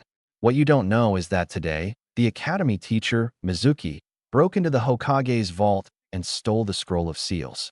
He was intercepted by Yumino Irika, and the two clashed in combat. If Naruto and Hinata hadn't intervened, Irika would have been dead, and the village would have lost the scroll. Hinata managed to heal Irika, and Naruto defeated a Chunin. The Hokage concluded, and everyone gasped at the news. A rookie fresh out of the academy defeating a Chunin was something that almost never happened. You see, Hokage-sama, he's becoming too powerful. We must kill him now and finish what the 4th Hokage started, the fat merchant said, trying to reason with the Hokage to put an end to the demon. You keep forgetting that this is a shinobi village, and I, the Hokage, am the one who commands my forces. My word is law. Remember that well. This meeting is now adjourned, said the Hokage, rubbing his temples. I'm too old for this crap, he thought as he watched everyone leave the room. Later that night. Everyone in the village was asleep, including our favorite pair, Naruto and Hinata. They were both sleeping as they usually did, snuggled up together. Ruto had his chest pressed against her back, pulling her closer to him. 2 figures could be seen running across the rooftops. Both wore the standard Konoha Jounin attire, the high tie on their foreheads, the Jounin vest, and black ANBU pants. Do you remember the plan? One Jounin asked, receiving a nod from the other. Let's finish this so we can collect our pay, the other said, quickening his pace toward their destination. They both reached the red light district of the village and quickly headed toward a particular house. The house itself looked old, with patched-up holes on the outside. They approached the window and saw the pair asleep, the demon and his whore. They both decided to enter through the roof when they saw that the bed was too close to the window. They quickly and stealthily entered the house and went to the bedroom. They approached the bed, and one of them said, "This is the end for you, demon," and swiftly threw 2 kunai through her chest. The Jounin smiled victoriously until a puff of smoke revealed 2 pieces of firewood, kunai stuck in them. They turned and were not pleased by the sight. They saw an activated Sharingan and Byakugan. Oh, so the demon has the Sharingan. He probably stole it when he slaughtered the Uchiha clan. Let's finish them off, said one of the Jounin and rushed toward the pair. Okay, Hinata, take one and I'll take care of the other. Be careful, they're Jounin, and even though we're skilled, they're stronger than us, Naruto said. Hi, she replied and charged to intercept one of the enemies. With Naruto, why are you attacking us? It's a crime to attack a Leaf comrade, Naruto asked, already knowing the answer. You're not our comrade, die, demon, the Jounin retorted, drawing a kunai and slashing horizontally. Naruto ducked and kicked the Jounin's foot, causing him to lose his balance and lean forward. Using this as leverage, Naruto raised his knee and struck the Jounin in the abdomen. The Jounin quickly recovered and leaped back. Not bad, demon. Let's level it up, said the Jounin, quickly forming some hand seals, then shouting Earth Release. Earth Shield, and encasing his body in a hard shell of earth. He's using an Earth Shield. Good thing my primary affinity is lightning, thought Naruto. They charged at each other and exchanged blows. Thanks to his Sharingan, Naruto managed to block or dodge each one, but due to the enemy's armor, his attacks were ineffective and he couldn't strike any pressure points. Naruto switched to his own nintaijutsu style, the Lightning Fist. Naruto charged his hands and feet with a layer of lightning chakra. He charged and delivered a low kick. The Jounin jumped to evade it. Naruto quickly recovered and delivered a massive blow to the Jounin's chest, destroying his armor and sending him flying into the wall. That hurt, you damn kid, shouted the Jounin. They both started fighting again, but this time Naruto had the advantage. Deciding to end it and go help Hinata, Naruto dodged a blow and imbued his fingers with lightning chakra and pressed hard against the Jounin's head, near the ear, discharging the chakra into the vagus nerves and causing the Jounin to have a heart attack. Naruto left the Jounin trembling on the floor and went to help Hinata. Seeing Hinata, he realized he had the upper hand until he made a mistake, which the Jounin capitalized on with a horizontal slash. Hinata, Naruto shouted, deactivating his gravity seal and charging at full speed to help her, knowing that he wouldn't be able to arrive in time, so he had to take her place. Naruto was now in Hinata's place, watching as the blade approached, drawing ever closer. His Sharingan could be considered a curse, as it showed him his death in slow motion. He tried to raise his kunai to block the sword, but it was too late. Just as the blade was about to make contact, Naruto unconsciously channeled a massive amount of chakra into his eyes, until they began to spin and reverse their colors. Suddenly, everything became even clearer, and time seemed to slow down even further. Naruto watched the blade approaching closer and closer, and just as it was about to make contact with his skin, the strangest thing happened. The blade seemed to keep pace with him, slicing cleanly through, but Naruto felt no pain. The enemy Jounin didn't know what was happening. His blade seemed to pass right through the demon as if it weren't there. The sword left its body as if nothing had happened, and that's when he saw its eyes. Instead of blood-red eyes with black tomo, Naruto's eyes had changed to a pure black with an incomplete, glowing red circle in the center, containing 3 red orbs. The Jounin didn't know what it was, but it was too late. NT, CCR4 ZYPT's profile for the image. Naruto caught the Jounin's hand as he passed by and broke his wrist, causing him to drop his sword. Naruto looked him in the eyes with his Sharingan spinning and said, Jinjutsu. Induced sleep. The Jounin fell to the ground, unconscious. Naruto turned around to see Hinata, who was so shocked by what had happened that she didn't even notice him approaching. Hinata, are you okay? Are you hurt? Naruto asked, worried about her. I'm not hurt, thanks to you, she said, hugging him while crying. I can't believe they stooped so low as to attack us in the night. I guess I was too optimistic, Naruto thought. They separated until Hinata saw him and gasped. Naruto-kun, your eyes, she said.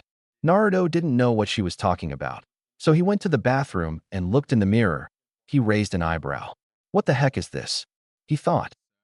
That, pup, is the next form of the Sharingan, known as the Eternal Manjikyu Sharingan. You're very lucky to have awakened it. Those particular eyes only awaken when you're in a life or death situation or through intense training, the QB explained. So that's why the blade went right through me? It must be one of his powers, he thought. I suppose so, but I've never seen that particular one. I've seen Madara's techniques using those eyes, but I don't know how to use them, so you'll have to figure it out on your own.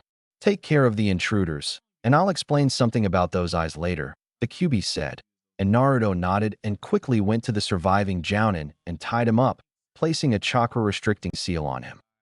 A couple of minutes later, the body of the dead Jounin was sealed in a scroll that Naruto would later take to the Hokage.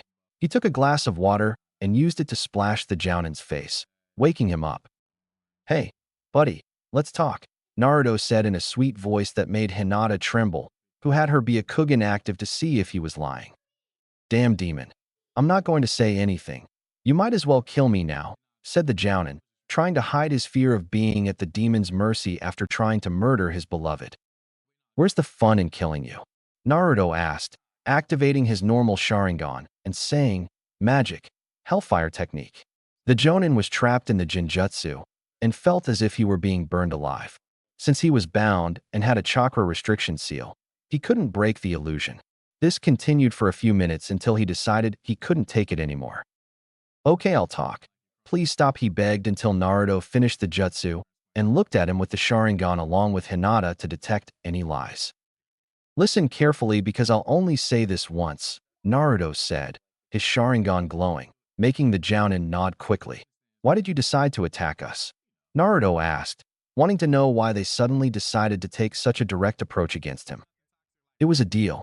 A friend and I would kill them for payment," he explained to the Jounin, looking at his friend's corpse and thinking that it was a mistake to accept, but it was too late now. "I see. And who requested this mission?" The Jounin hesitated to tell him who had hired him. Naruto deactivated his Sharingan and looked the Jounin in the eyes. His cold blue eyes seemed to pierce his soul, making him tremble. "It was Tuno Kanta, a merchant from the village and a member of the civilian rabbit," the Jounin replied, and Naruto already suspected that it had been one of the civilians with enough wealth to hire two Jounin. "Is Hinata telling the truth?" Naruto asked, and Hinata nodded. Naruto turned to the bound Jounin and smiled. "What are you going to do to me?" she asked, fear in her voice. She didn't want any more pain. She preferred a quick death. "As much as I'd like to kill you now, I won't. I'm going to hand you over to the Hokage tomorrow morning with your friend, and after that, I'm going to request the execution of the aforementioned civilian," Naruto said, and standing behind him, he knocked him out with a swift blow to the neck. "What do we do now?" Hinata asked. They were both too wide awake to go back to sleep. "It's 4 a.m. The Hokage's office opens at 7, so in the meantime, I'm going to put some security seals around the house to make sure this doesn't happen again," Naruto said. He approached Hinata and kissed her, hugged her, and whispered, "I'm sorry, it's my fault. You both came after me." Naruto was sad and furious that the villagers had tried to kill her. "It's not your fault. Besides, don't think that's enough to make me walk away from you," she replied and gave him a passionate kiss. "Thank you," said Naruto, happy to have found the woman with whom he would spend the rest of his life. Naruto approached the walls and placed security and privacy seals, as well as a chakra-detecting seal on the door. With the shadow clone technique, it only took him about an hour to completely seal his apartment, ensuring that anyone who tried to break in would be in for a nasty surprise. They both laid down on the bed, with Hinata resting on top of him until she finally fell asleep in the safety of his arms. This wasn't how he'd planned to start his day. Naruto slowly drifted off to sleep and turned his attention to talking to the QB. "So QB, what did you want to tell me about my new eyes?" he asked, excited to have unlocked the eyes that made Madara so powerful. "Okay, Pup, this is going to be a long story, so shut up and listen carefully," said the QB, and Naruto nodded. It all began a few thousand years ago. The human race lived in peace until a terrifying beast appeared. No one knows where it came from, but it was too powerful for humans to defeat. Many believed it was a punishment from the gods. The beast had 10 tails and was known as the Jubi.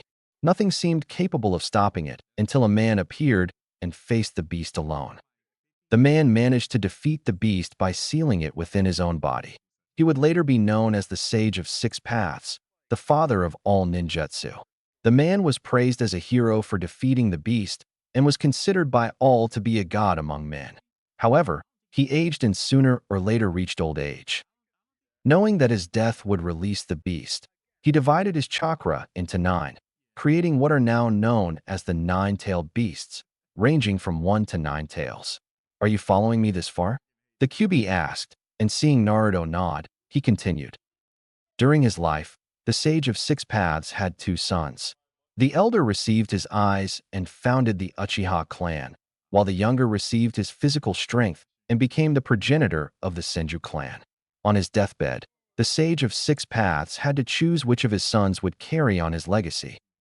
Because of his ideals, the young man chose him, but the older brother disagreed.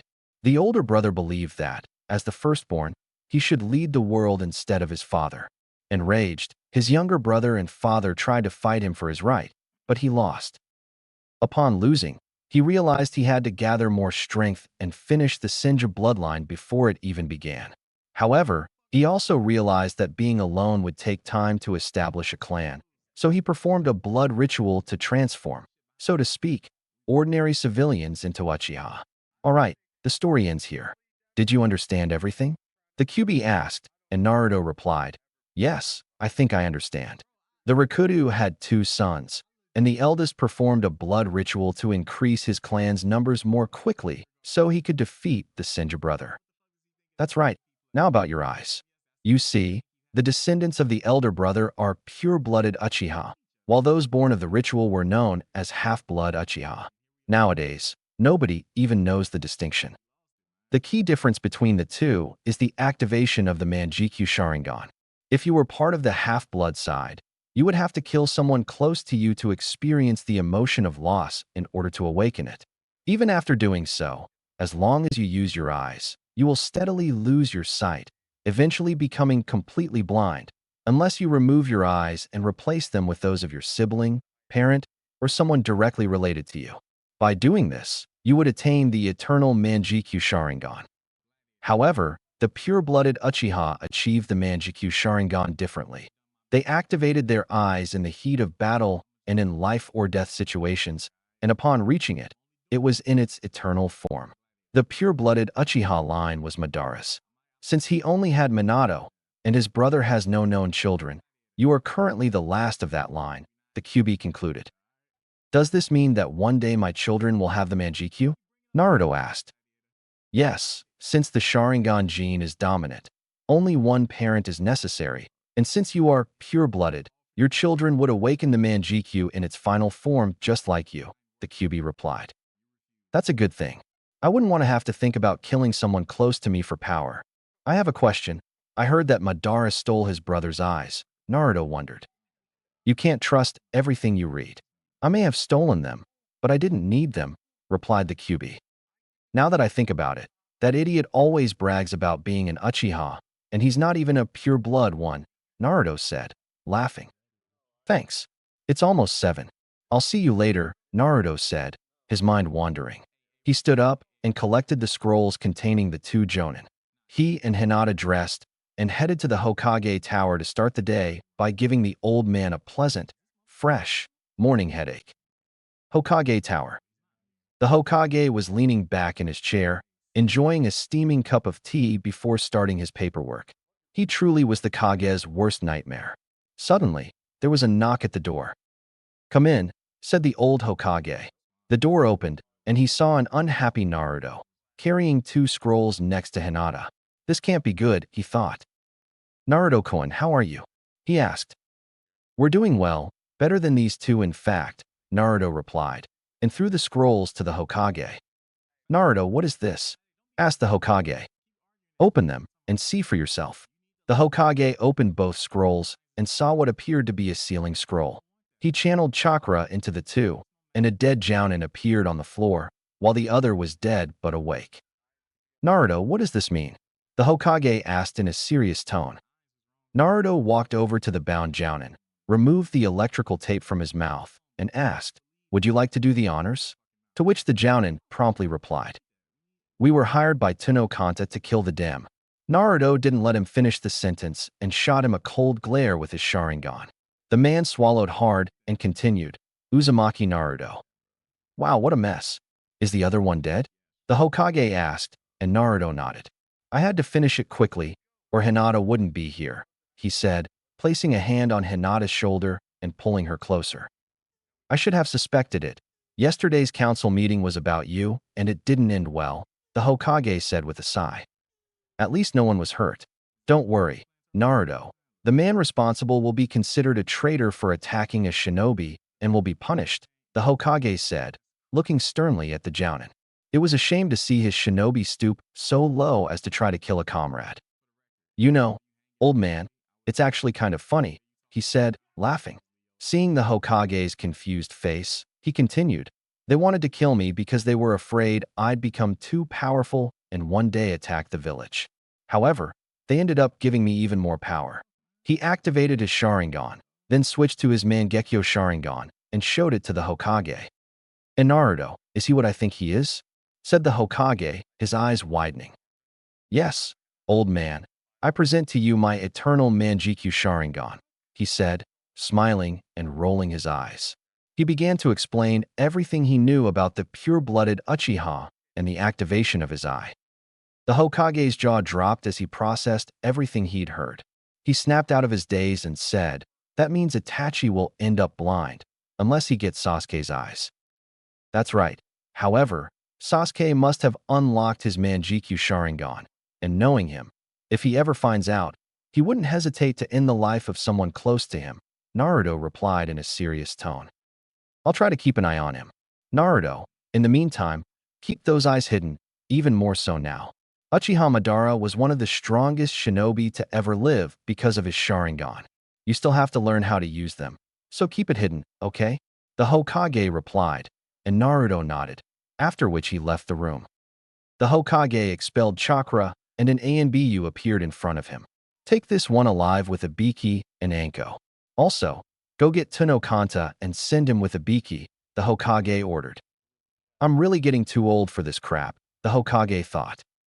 The rest of the week passed without any problems whatsoever. However, Naruto and Hinata were being extremely wary whenever they walked outside their house. Naruto had put several layers of defensive seals on his house, so it was now very secure. Anyone who tried to force their way in would receive 100,000 pleasant volts through their skull. During the past week, Naruto and Hinata did some research on potential Jonin who could be their sensei. Naruto also managed to complete his hand seals for the Flying Thunder God technique. He pushed himself hard to be able to use them and always be there if Hinata needed him. However, he hadn't yet mastered the technique, so it wasn't ready to be used in combat. Retrospective. Both Naruto and Hinata were at home, Hinata preparing dinner, while Naruto was in the living room working on his seals.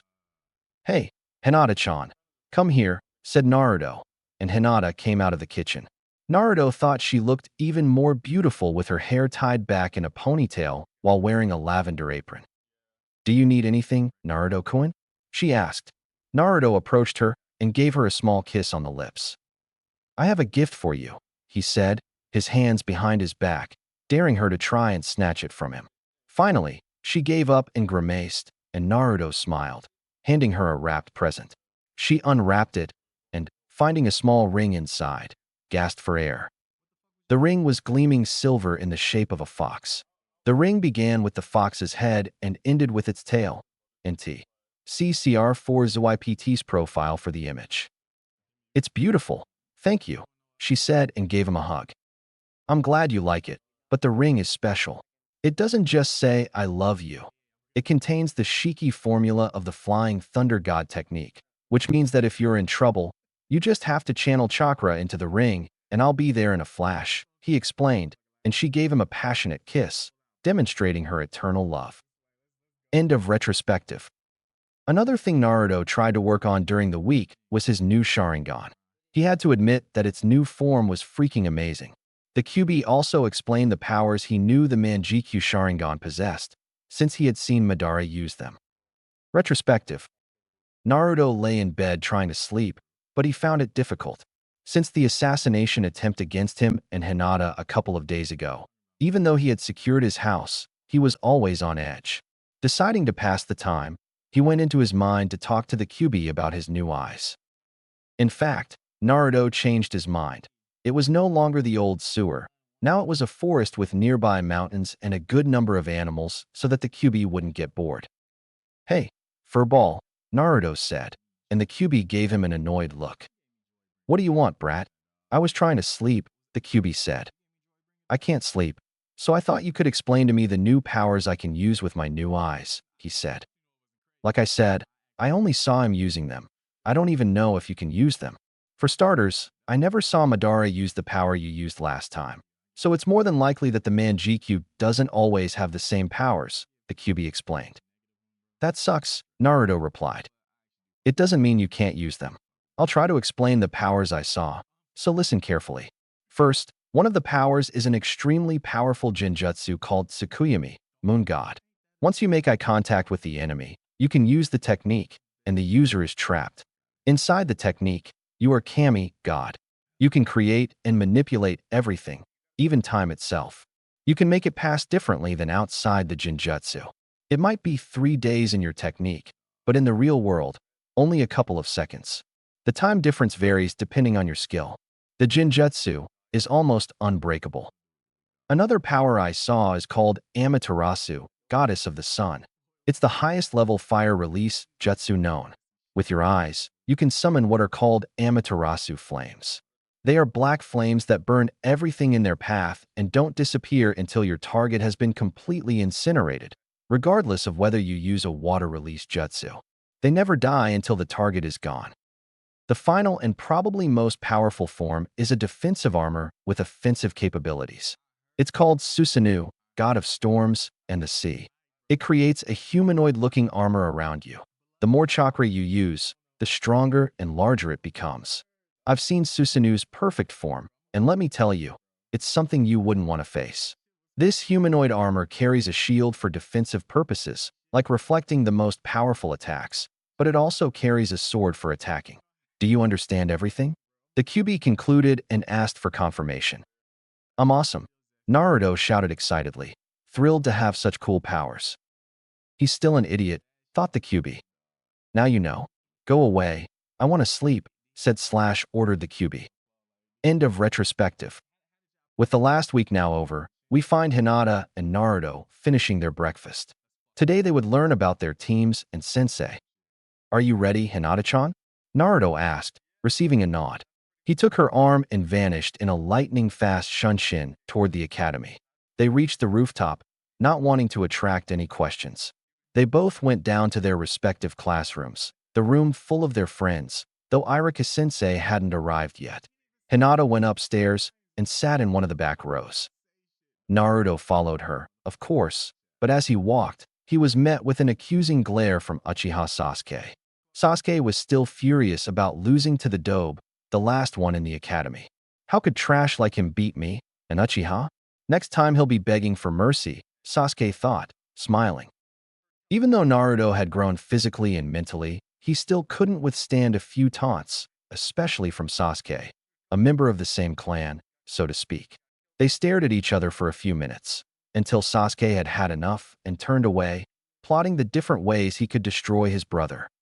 Naruto went upstairs to join Hinata when another problem appeared in the form of Inuzuka Kiba.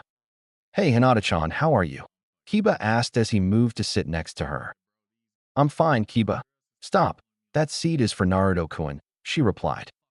"Come on, Hinata-chan. I'm better than him. I'm an alpha," Kiba said, rotating his fingers on the bridge of his nose. Of course, Kiba, being from the Inuzuka clan, had a strong sense of pride and masculinity due to the fact that he was a man and the clan's heir.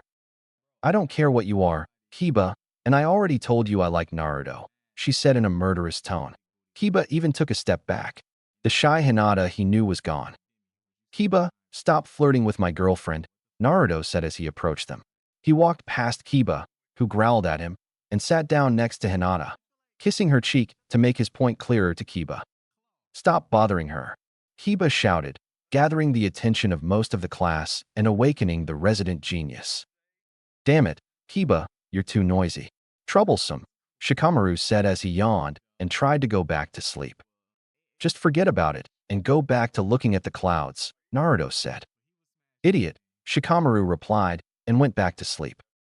Kiba, Hinata's with me, and I'd appreciate it if you stopped bothering us, Naruto said, his killer instinct rising, making Kiba sweat. Perched above Kiba's head was a small white dog named Akamaru. He was Kiba's partner, assisting him in their collaborative ninjutsu.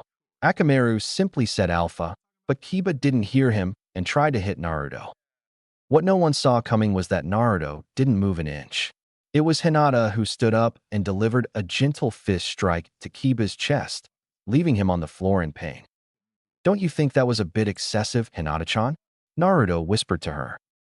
I'm tired of him always trying to get me to go out with him, Hinata replied, receiving a headbutt from Naruto. Kiba slowly stood up and went to a different seat, glaring at Naruto. A few minutes passed, and a commotion erupted in the room. Suddenly, the door opened, and Sakura and Ino walked in. First place, Sakura shouted as she tried to catch her breath.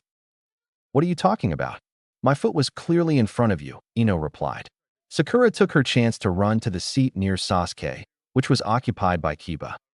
Kiba, get out of the way so I can sit with Sasuke-kun, the pink banshee said. Kiba just frowned, wondering what Sasuke had that he didn't. Deciding to prove he was the alpha male of the class, he jumped onto the table while glancing at Sasuke. Their eyes were only inches apart. Suddenly, one of the students in the row below stood up and shoved Kiba forward, straight toward Sasuke. For Kiba, everything happened in slow motion. He was getting closer to Sasuke, too close. Bam! Bam! Their faces met, but the connection was rather unfortunate, as it was made through their lips. The entire class froze, watching the most desired boy kiss the alpha male. Shikamaru woke up and saw the event. Chuji stopped eating, and even Shino's glasses slipped a little. Looks like Kiba finally found a girl, Naruto said loudly enough for everyone to hear. All the boys in the class laughed, except for the fangirls, who were plotting Kiba's death. Kiba and Sasuke immediately separated, and Kiba quickly got what he deserved at the hands of the fangirls, who left him lying on the floor covered in blood. Everyone fell silent after the event, and suddenly the door to the hall opened and Irika entered with a stack of papers under his arms. Good morning, class, Irika said, surprised that he didn't need his patented big head jutsu to silence his students. From today onward, you are all Leaf Ninja, but you are merely Jinin, Irika began. The hard part has just begun. You will now be divided into teams of 3 and taught by a Jounin sensei. We tried to balance the teams. Team 1. Naruto fell asleep. Team 7. Haruno Sakura, Uchiha Sasuke, Inuzuka Kiba. The sensei will be Hatake Kakashi, Irika said. Naruto was happy that the third Hokage had taken his suggestion and not put him with the Uchiha. Kiba wasn't happy about being with him. He'd have to show him who was the alpha. Team 8. Uzumaki Naruto, Hyuga Hinata, Aburame Shino. Your sensei will be Yuhi Kurenai, Irika announced. And of course, Naruto and Hinata were extremely happy to be on the team together. Shino was a quiet person, always keeping to himself. He was logical, a good strategist, and a long-range fighter, so it would be a well-balanced team. Hinata was more skilled in taijutsu, Naruto in ninjutsu, and they had Shino for range support. Team 9 is still in circulation. Team 10. Yamanaka Ino, Nara Shikamaru, Akimichi Chuji. Their sensei will be Sarutobi Asuma. I'll be going now. Your senseis will be here shortly, Irika concluded. Hinata-chan, can I trust Kurenai-sensei? You know her, right? Naruto asked. You can trust her. She's a good and kind person, as well as a strong Jounin. She's like an older sister to me. Are you going to tell her about the Sharingan? Hinata replied. I think I should because we're going to be a team, right? He said, and Hinata nodded. The door to the hall opened, and 2 Jounin entered. The first wore traditional Jounin attire, black AMBU pants, and the standard vest. He was a man with spiky hair, brown eyes, and a beard. He wore the headband of the 12 Guardian Ninja with the kanji for fire. This person was Sarutobi Asuma, the son of the 3rd Hokage, Sarutobi Hiruzen. The other Jounin was a very beautiful woman. She had shoulder-length black hair and red eyes. Her attire consisted of a red mesh blouse with only the right sleeve visible over a bandage-like material with a rose thorn pattern. Her hands and upper thighs were also wrapped in bandages. She was Yuhi Kurenai, the Jinjutsu mistress of Konoha. Team 10. See you at training ground 12 in 30 minutes, Asuma said and left. Team 8. See you at training ground 8 in 30 minutes, Kurenai said and left as well. Naruto stood up along with Hinata and Shino, and they all left. Once outside the classroom, Naruto grabbed Shino and used a lightning shunshin to head toward the training ground.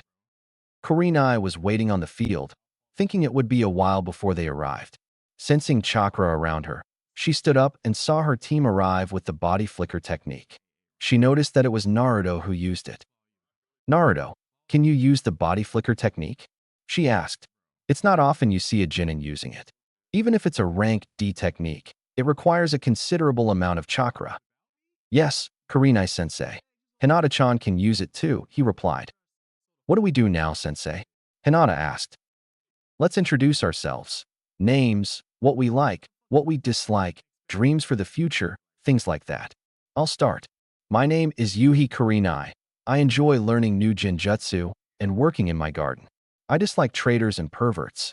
My dream is to be the best Jinjutsu user and a powerful kunoichi.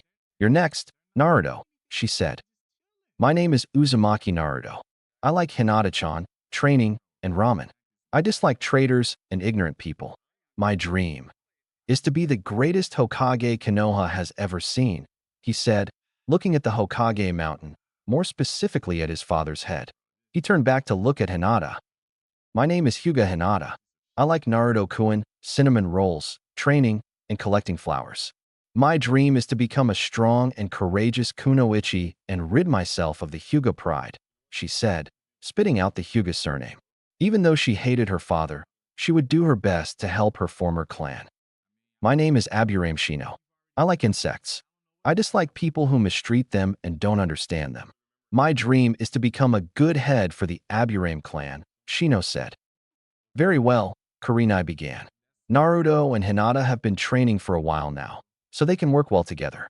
I expect the same from you, Shino, she said, receiving a nod from him. I don't expect any problems from you, so we're officially a team. Now I'm going to test your skills. It's 9 o'clock. The objective is to capture me. You have until noon, understood? She asked. Seeing everyone nod, she disappeared into the woods. The group approached and began discussing a plan. Kurenai was hiding in the forest, near a tree and using a low-level Jinjutsu when she saw Naruto approaching at full speed. Of course, the report said that in addition to being the worst student, he is noisy and reckless, she thought. Naruto threw a blind punch, which Kurenai dodged and returned. However, to her surprise, the punch passed right through her, and she realized she was actually an insect clone. She scanned her surroundings, her eyes widening as she saw a fireball hurtling toward her. She leaped to the left, where Hinata was standing, and was struck several times before being replaced by a nearby tree trunk. Her team regrouped to plan another strategy, since the first one had almost worked. Kurenai was more cautious, having been caught off guard by an insect clone under the effect of a hinge. She had a few closed tenketsu, but nothing more. Kurenai was leaping from tree to tree when a barrage of shurikens flew toward her. She moved to the left to dodge and engaged Hinata in taijutsu combat. Realizing she was about to be overwhelmed, Kurenai jumped back, and something caught her ankle. Looking down, she saw Naruto pulling her in, trapping her. Naruto leaped away, and Kurenai was replaced by a tree trunk. Damn, he always escapes, said Naruto. If he used real attacks, he could win easily, he thought, disappointed. Kurenai decided to hide in a high-level Jinjutsu while she rested. Her equipment wasn't weak. She felt as if she had almost run out of chakra. Shino's insects had been draining her chakra when she was distracted. She was pulled from her thoughts when she heard. Suetun, Swishuha Daijo Hinata. Raitun, Jabashi Lavos de Naruto. The combination of these elements created a wave of electrified water that forced Kurenai to jump. Naruto had anticipated this and delivered a vertical kick that sent her crashing to the ground. Kurenai got up, but suddenly she was unable to move, and looking around, she heard. Fuinjutsu, Four Corners Seal, Naruto said. They had finally trapped Kurenai, trapped in a seal designed for that purpose. This technique works by placing a seal at 4 points, forming a square, and when the target is inside, the user can activate it and instantly freeze the enemy in place. Congratulations, you're all very good. Hinata, your taijutsu along with Naruto's is impeccable, as is his ninjutsu. Shino, you provided long-range support and drained a good amount of my chakra. Your clan abilities seem good, but you'll need elemental ninjutsu as well. Naruto, I didn't know you could use fuinjutsu, Kurenai said. Since we're going to be a team, there are a few things I need to tell you. I think I can trust you, Kurenai-sensei and Shino, Naruto replied, receiving affirmations from both of them. First, Kurenai-sensei already knows this, but not Shino. They say the fourth Hokage killed the Nine Tails, but that's a lie. The Nine Tails cannot be killed. It's true that its physical body can be destroyed, but it would eventually reform. Since it cannot be killed, the fourth Hokage only had the choice to seal it inside a newborn child me. The Nine Tails is trapped inside me, Naruto said, a little doubtful about Shino's reaction. I understand if you want to change teams, Naruto said, looking at Shino. It doesn't matter, Naruto. For starters, I already knew about the QB since my insects can detect its chakra. Besides, I can understand you. If only a little, my clan uses insects that are inside us, so the village is always somewhat uneasy when dealing with us, Shino said stoically. Thanks, Shino. Just one thing. The QB is a he, not a thing. He's a good guy once you get to know him, Naruto said, and Shino raised an eyebrow. Naruto, how can you say he's a good person? He almost destroyed the entire village, Kurenai asked angrily. Sensei, I can't tell you everything, but what I can say is that the QB was being controlled by the Sharingan and was forced to attack the village, said Naruto, and although Kurenai wanted to argue, Naruto did not give in. Speaking of the Sharingan, Naruto said, activating his own. I'm a Sharingan user. Since we're a team, I'm entrusting you with this information. I'd like to keep this a secret until I decide to reveal it, Naruto said, and Shino maintained his stoic expression. However, Kurenai was doing a very good impression of being a fish out of water. And Naruto, are you an Uchiha? Kurenai asked. I am on my father's side. I won't say anything more until I reveal my lineage, Naruto concluded. And now it's completely ripe, Kurenai said. I woke him up when he was 5, and when Hinata was kidnapped, I killed the kidnapper and obtained the 3 Tomo, Naruto said, and Kurenai's jaw hit the floor. Are you saying you killed a Jounin when you were 6 years old? She asked. All I can say is that it was pure luck.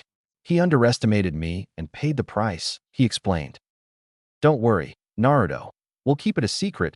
You can trust us, Shino said. Naruto, I have a question. You're obviously very skilled, so why were you last in the class? Kurenai asked. What do you mean? It's true that I was last in the class to hide my true strength, but in the last exam I graduated as Rookie of the Year, Naruto said. But I read your report, and it said you were last in everything, Kurenai replied, confused. I understand. The person who filled out the reports must have been ignorant, and since I was the QB, they put me last, probably putting Sasuke as Rookie of the Year. It doesn't matter, it actually makes things better. Now the enemy will underestimate me, Naruto said, and Kurenai left it at that. All right, team, see you tomorrow at 8 a.m. We'll train in the morning and do missions in the afternoon, Kurenai said. The day ended with Naruto and Hinata going home, happy that they were on the same team. The last few days had flown by for Kurenai's team.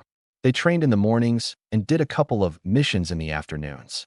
Naruto was always complaining, of course, since he wanted to test his skills in the real world, but Hinata was always there to give him a whack on the head. Who would have thought that about small, shy Hinata?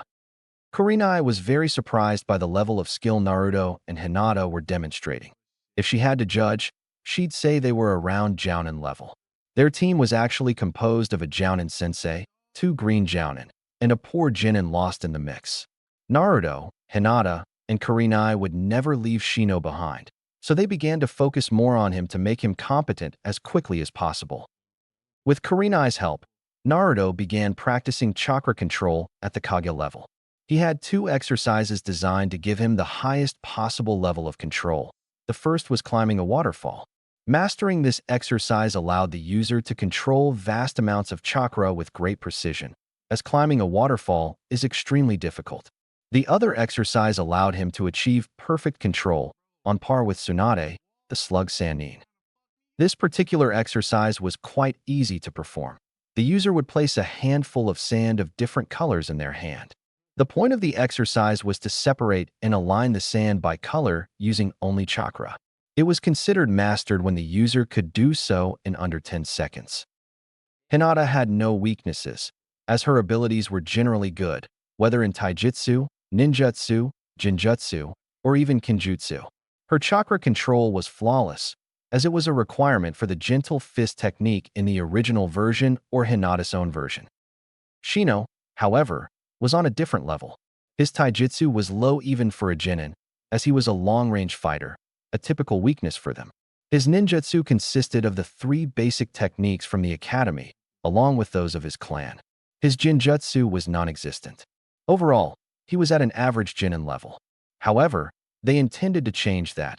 Naruto placed a couple of restraint seals on him, as it would be too abrupt for him to start using gravity seals. They decided to begin their elemental training since everyone on the team had already mastered theirs. Surprisingly, he possessed earth and water elements, both defensive. His team was the perfect combination of offense and defense.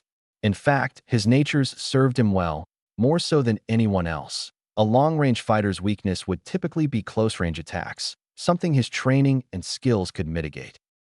Along with their training, they also did teamwork exercises.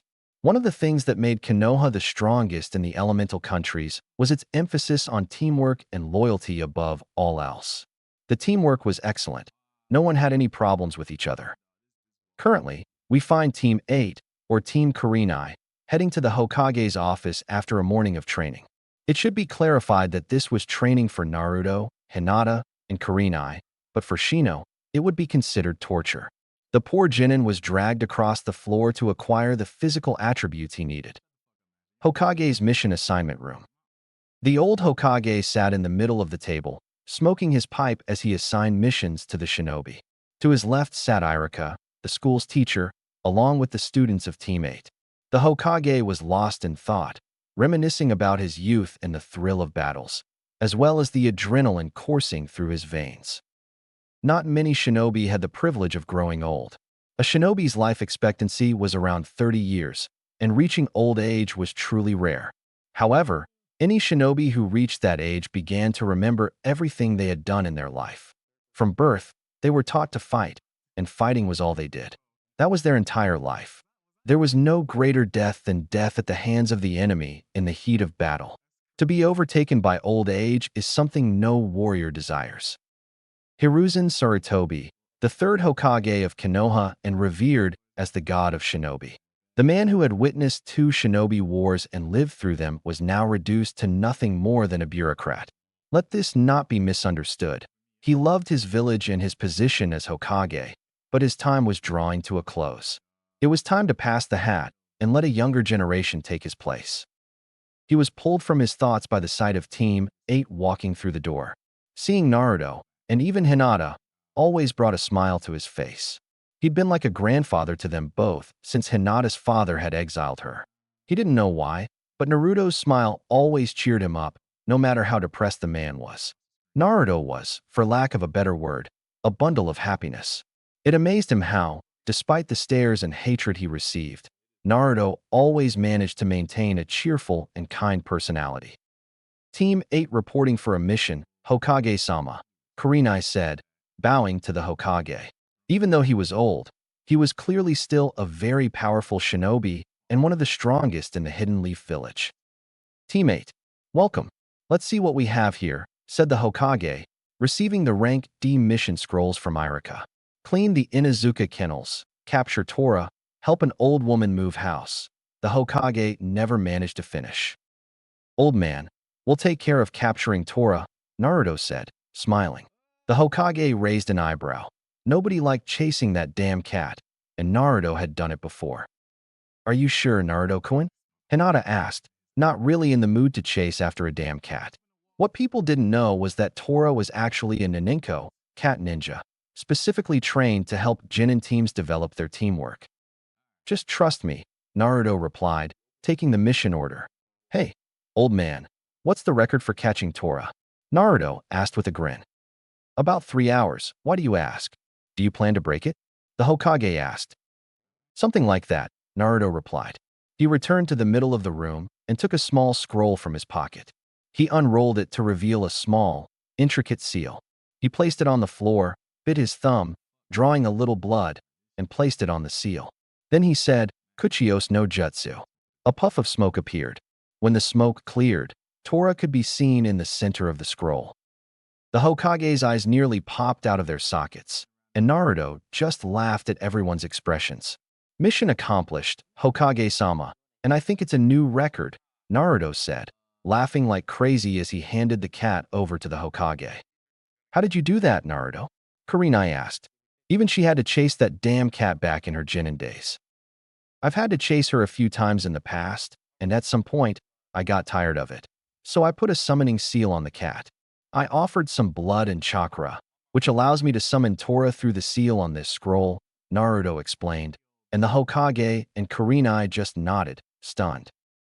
Kurenai-sensei, since I've already caught Tora and the record is about 15 seconds, do you want to do another mission? Naruto asked. Kurenai didn't have time to reply when smoke appeared on the Hokage's desk, revealing a small dog. It had brown fur and wore the Konoha high-tied around its head. A dog? Asked Naruto, intrigued as to who the dog could be. It's Pakin, a messenger and tracking hound of Kakashi, the Hokage explained. Hokage-sama, I have a message from Kakashi, Pakin said, handing the scroll to the Hokage, who opened it. Hokage-sama. Our client, Tazuna, lied about the mission parameters. It seems the wave is under Gato's control and wants Tazuna dead. We were attacked by the demon brothers, Gozu and Meizu from Kirigakure, and defeated them. We decided to continue. However, I'm requesting reinforcements as it's very likely we'll be attacked again, this time probably by a Jounin-level nuke Nin. Hataki Kakashi, Sensei Jounin Del, Equipo 7. Team 8, the Hokage began, drawing their attention. It seems the C-rank mission I sent Team 7 on has been downgraded to a lower A rank. Kakashi requested reinforcements, so I'm sending you. He'll explain everything when you catch up. You may go. Ichii said Team 8. Okay, team, go home and gather supplies. Meet me at the North Gate in 1 hour, Kurenai said, and everyone left the office to go and prepare for their first A-rank mission. North Gate, 1 hour later. An hour later, Team 8 gathered at the North Gate, ready to leave. Kurenai inspected everyone's supplies, which was the duty of a Jounin sensei. Okay, team, before we go, does everyone have their supplies? Kunais, shurikens, food, first aid kit, soldier's pills. Kurenai called roll, and everyone nodded. Since we'll be traveling at high speed, we'll catch up with Team 7 in a couple of hours. However, we don't know which route Kakashi took, so we'll take the main one, Kurenai said. There's no need, sensei.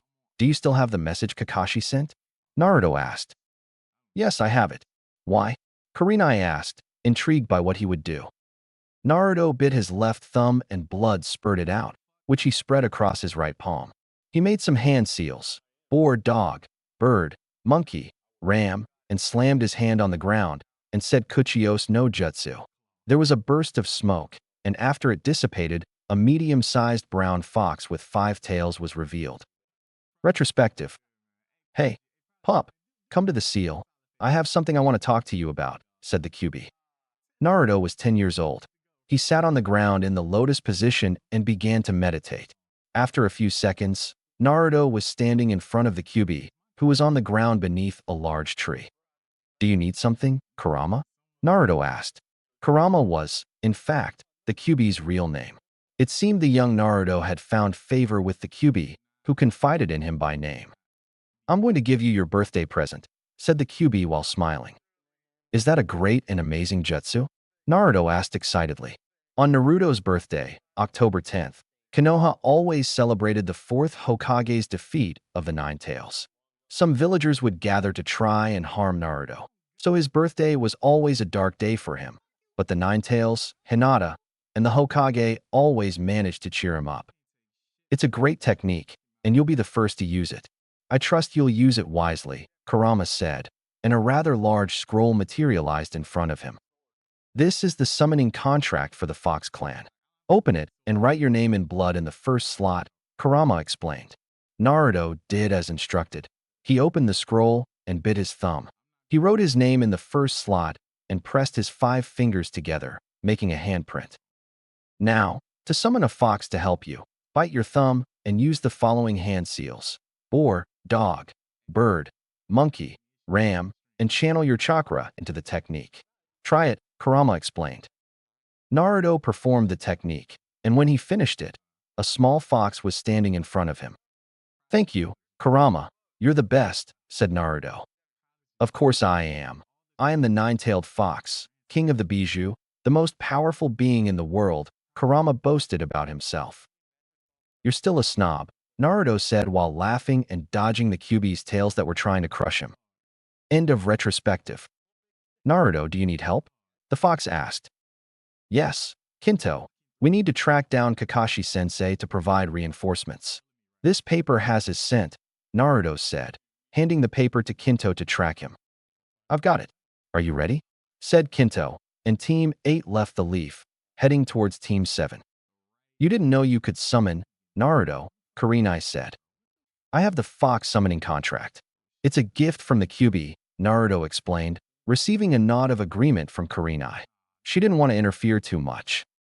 A few hours later with Team 7. Team 7 had left the boat they used to cross over to the land of waves. They were all walking at a civilian pace since they had Tazuna with them.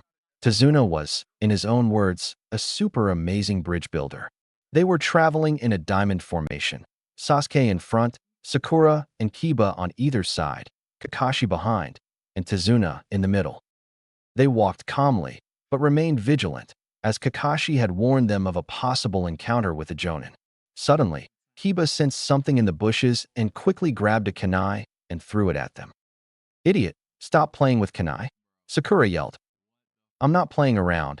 I thought something was there, Kiba replied, and went to check the bush, finding only a small white rabbit. Kiba, you're an idiot. You almost killed the poor rabbit, Sakura said, and that made Kakashi think, white hair in spring is a strange thing, unless it was used as a kawarimi. Down, Kakashi shouted, and everyone threw themselves to the ground, while Kakashi pulled Tazuna down. Just then, a huge metal sword flew over their heads and embedded itself in a tree. Moments later, a person appeared on top of the sword. He was tall and noticeably muscular with pale skin, short, spiky black hair, brown eyes, and thin eyebrows. He wore bandages that served as a mask on the lower part of his face. Beneath the mask, he had a relatively small jaw and sharp teeth. What is this? A bunch of kids playing ninja, he said. Momochi Zabuza, an A-rank ninja from Kirigakure, known as the Demon of Kirigakure, Kakashi said, preparing to face him in battle. Oh, look, if it's not Sharingan no Kakashi, the shinobi now identified as Zabuza said, just give me the old man, and you can leave.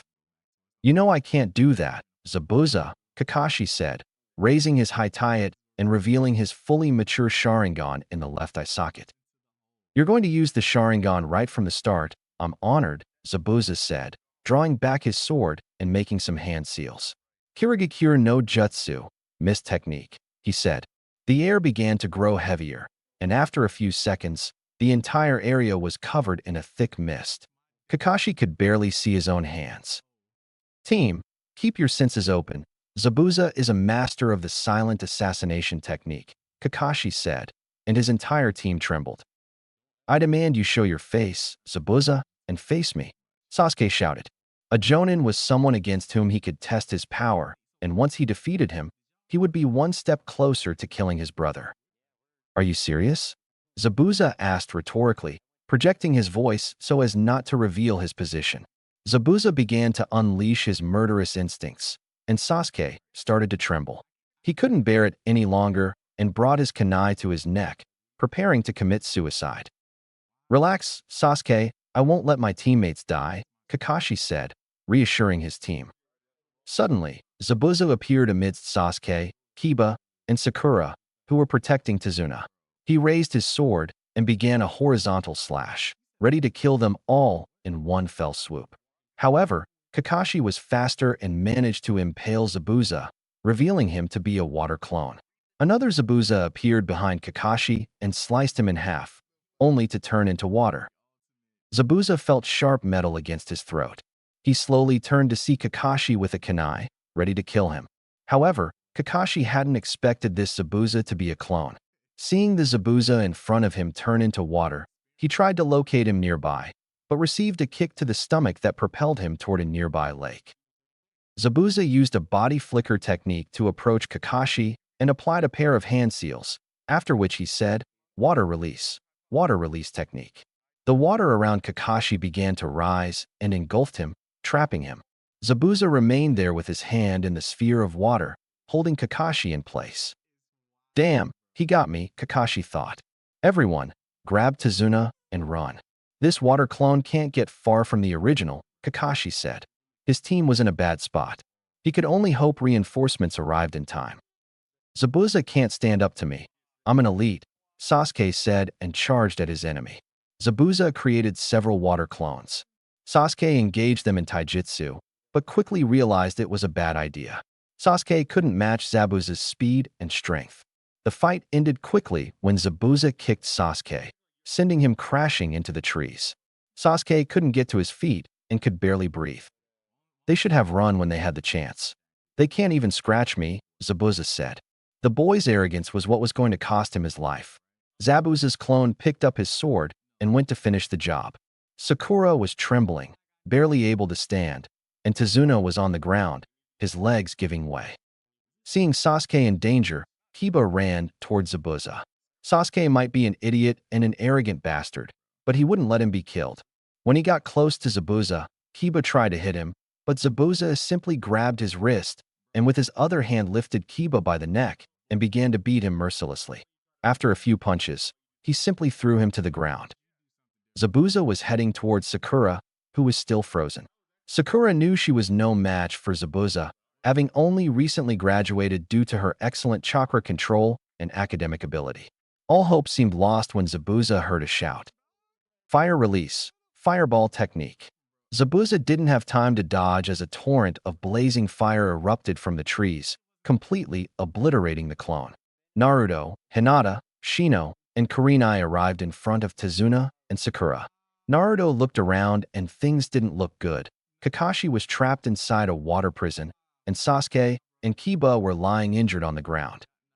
Quickly, gather Sasuke and Kiba around Tazuna and Sakura, said Naruto, and Kurenai and Hinata gathered Sasuke and Kiba and regrouped with Tazuna. Kuchios no jutsu, said Naruto, slamming his hand on the floor, and after the smoke dissipated, a small, light red-furred fox with four tails appeared. You must be our summoner, Naruto-sama. My name is Kagura, a medical fox, said the fox. Nice to meet you. I need your help. Sasuke and Kiba seem to be injured, and I need you to help them as much as you can. I'll cover for you. Summoning foxes? Where did he get the contract? I need to talk to him if we're going to get out of this, Kakashi thought. Kakashi actually knew about Naruto, since he had been watching him from afar, trying to make sure he was safe. After all, Kakashi was one of the fourth Hokage's beloved students. Shadow Clone Jutsu, Naruto said, and four clones appeared. They separated, forming a square around Tazuna, Sakura, Sasuke, Kiba, and Kagura. Ninpu, Shishinjin, Ninja Art, Four Flame Formation, the clones said simultaneously. Suddenly, a purple barrier appeared around them, ensuring that Zabuza could not enter. Do not touch the walls, or you will be burned. The barrier will remain like this for your protection, Naruto explained. Oh, a genin who knows Fuinjutsu. Perhaps you're better than the rest, Zabuza said, creating more water clones. Inside the barrier, Sakura and Tazuna sighed with relief that reinforcements had arrived. Kagura was healing them. Sasuke had broken ribs and a punctured lung, while Kiba only had a few bruises and a dislocated shoulder. Outside the barrier. First we have to free Kakashi from prison, Kurenai said, and the team nodded. The water clones headed towards Kurenai's team, and one of them said, Kirigakure no Jutsu. A thick mist appeared, blocking everyone's view. Hinata activated her Byakugan, but she couldn't see much because the mist was infused with chakra. Naruto activated his Sharingan and extended his senses, trying to locate Zabuza. However, he sensed someone observing the fight. This person possessed the abilities of a Chunin based on chakra levels. Someone is watching. Since he's not helping Tazuna, I can only assume he's with Zabuza, Naruto thought. And using sign language, he discreetly warned his team about another shinobi watching. Wind release. Great wind release, Naruto and Hinata said simultaneously. They inhaled deeply and unleashed a powerful gust of wind that completely dispelled the mist, causing Zabuza to frown. Each member of Team 8 separated from the rest and faced the clones. Naruto destroyed Zabuza's clone with a fireball, and seizing the opportunity, grabbed a kunai, charged it with lightning chakra, and hurled it at the trees with incredible speed. The shinobi watching didn't expect it and had no time to react. The kunai lodged deep in his shoulder. Upon seeing that he was trapped, the shinobi entered the fight and took his place next to Zabuza. How did you know about Haku? Zabuza asked, surprised that they had found Haku. She was quite stealthy. We're a team of trackers. I'm a sensor, so when you used your Kirigakure no Jutsu, I extended my senses and found her, Naruto explained. Never mind, let's finish this now, Zabuza said, and Haku performed some hand seals. Tapping his feet in the water, he said, Sensatsu Suisho, 1,000 needles of death, and sent needles of water hurtling toward Team 8. Hinata, Naruto said, little more than a whisper. Hi, she replied and jumped in front of the team, spinning around. She began releasing chakra from all her tenketsu. Hakushu Kaiten, she said, and a blue chakra dome appeared around her, reflecting all the needles. Looks like I'll have to start training my team seriously, Kakashi thought. He was infusing his lungs with chakra, trying to buy as much time as he could. Team 8 quickly dispatched the water clones. Naruto and Hinata performed some hand seals and said in unison, Katon, Ryuka no Jutsu Daijo Naruto. Futon, Daitapa Daijo Hinata. Naruto's fire attack combined with Hinata's wind attack resulted in a massive torrent of fire that hurtled towards Zabuza. Haku didn't have time to use a water jutsu because of his injured shoulder, so they both jumped, causing Zabuza to release his grip on the water prison and free Kakashi. Kakashi tried to catch his breath and jumped towards Team 8. Thank you, said Kakashi and squatted down. Haku, we're leaving, Zabuza said, and he and Haku used a body flicker technique. He knew he didn't stand a chance. He was facing Yuhi Kurenai, plus the blonde boy and the Hyuga girl seemed good, and Kakashi was now free. Naruto dropped the barrier and went to check on his teammates. How is everyone? Naruto asked Kagura, who was finishing healing Kiba. Sakura was surprised at how strong Hinata and Naruto were and how well they worked together. I've already treated them. Their injuries weren't life-threatening. This one, Kagura said, pointing at Sasuke, needs to rest for a few days. He had a punctured lung. Tazuna, take us to your house. Zabuza will be back and we need to prepare, Kakashi said, and they all left, with Kurenai carrying Sasuke since he couldn't make any effort and was still unconscious. Tazuna's house. After traveling a few more kilometers, the team arrived at Tazuna's house. The house itself was near the ocean and looked like a simple wooden house. Tazuna led the shinobi inside. Tsunami, I'm home, he said, happy to have finally arrived. Father, Tsunami said, hugging him. I'm glad you're all right. Tsunami was a beautiful woman. She had dark blue hair that reached halfway down her back and black eyes. She wore a pink shirt with red sleeves and a dark blue skirt. Thanks to these shinobi, they saved me, Tazuna said. Tsunami approached them and bowed, saying, Thank you for protecting my father, Shinobi-san. You are welcome in our home. We appreciate it. Is there somewhere we can lay down 2 of my students who were injured in the fight? Kakashi asked. Tsunami nodded and led the Jounin leader to the rooms on the 2nd floor. Sakura, Kakashi said, drawing her attention, tomorrow we'll begin training more seriously. We need to prepare for when Zabuza returns. Since Naruto injured his teammate, it will be a few days until he's ready. How is a little training going to help us against the Jounin? Sakura asked, wondering if her sensei wanted to kill them. Sakura, who saved us? Kakashi asked rhetorically. If I remember correctly, the genin of Team 8 stood up to Zabuza, while Kiba and Sasuke were crushed, Kakashi explained, making Kurenai smile inwardly. Okay, but I still don't understand how a few days will help us, Sakura continued to press. Any training is good for you. If you have to face Zabuza, let's raise the odds, even if just a little, Kakashi said, to which Sakura finally nodded. Kakashi stood up and approached Naruto, who was talking with his team. Naruto, Kakashi said, attracting Naruto's attention. How do you know my name? He asked.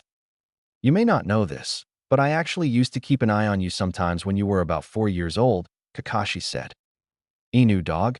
Naruto asked, remembering an ANBU with a dog mask who sometimes helped him with mobs before he met his father and began his training.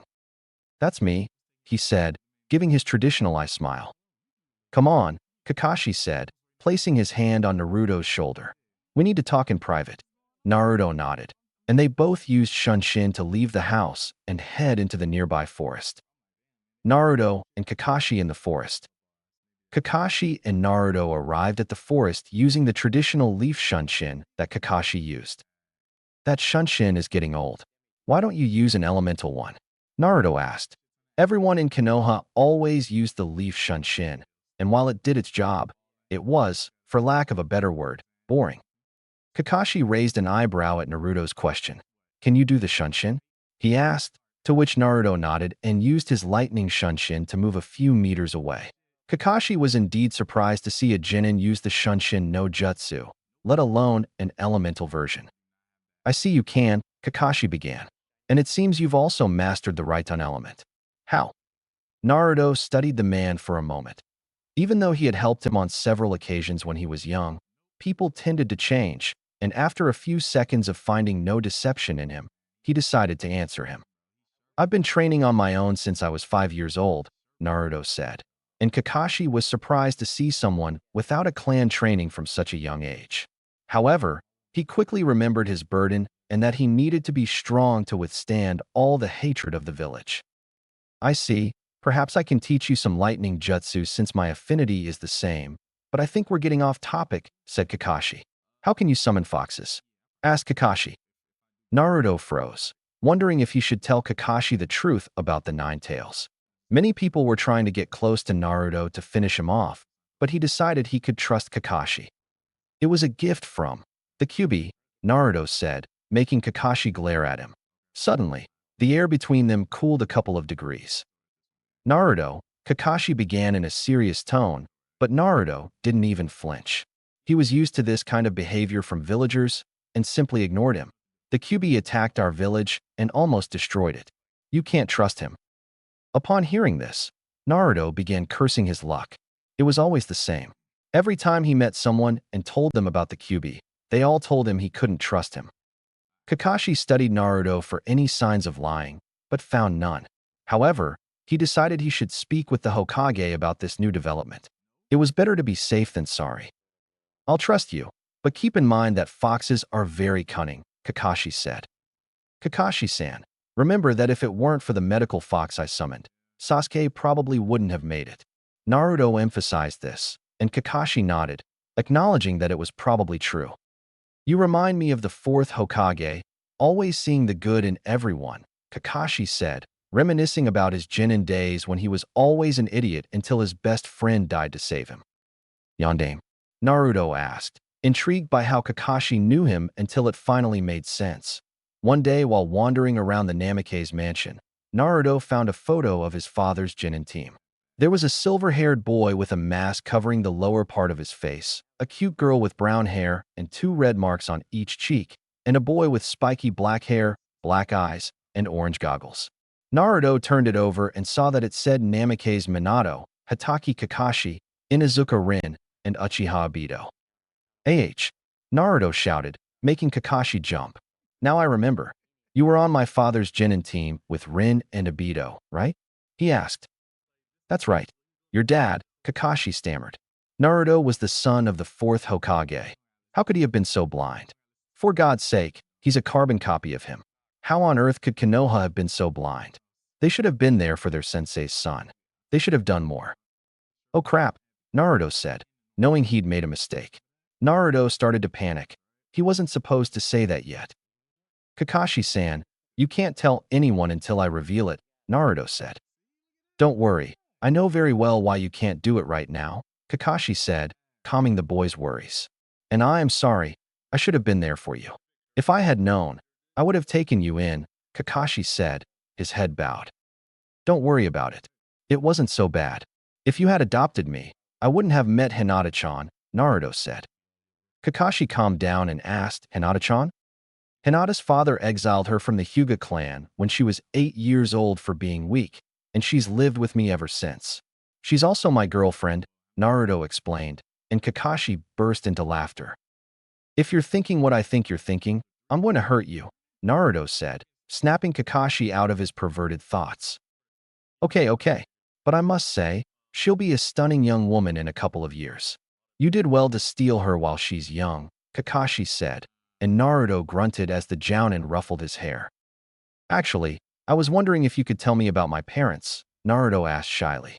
I asked Hokage Gigi, but he never had any prolonged contact with them. Of course, I knew them very well. To begin with, I can say that you got your obsession with ramen from your mother, Kakashi said, laughing and receiving a smile from Naruto. And so they talked for a few hours, Kakashi telling him everything he knew, mainly about his father, since he knew him better than his mother. They talked, and the hours passed without either of them noticing until the sky was already dark. Well, Naruto, I think it's time to head back. It's getting dark, Kakashi said. Thank you for telling me, Nisan, Naruto said, feeling a bond form with Kakashi. After all, after Kakashi's father died, he grew closer to his sensei. The fourth Hokage was the closest thing he had to a father. Nisan, you say? Okay, let's go, Otudo, said Kakashi, ruffling his hair and leaving the forest beside him. The next day, the day the teams arrived, everyone was quietly enjoying the breakfast Tsunami had prepared. They decided to eat until Kakashi broke the ice and explained things. Everyone, Kakashi began, drawing the attention of those present. We're going to train as I explained to Sakura yesterday. Zabuza will be back and will probably bring some help, so we'll be ready. We'll alternate between protecting Tazuna on the bridge, protecting his family, and training, Kakashi explained, and everyone nodded. They continued eating for a few more minutes until everyone had finished. Sasuke was recovering from his injuries and could now walk. However, he couldn't do anything physically strenuous.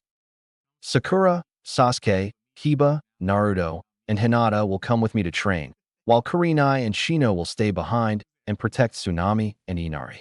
After training, I'll take some of you to the bridge to protect Tazuna. Is everyone clear? Kakashi asked, and everyone nodded.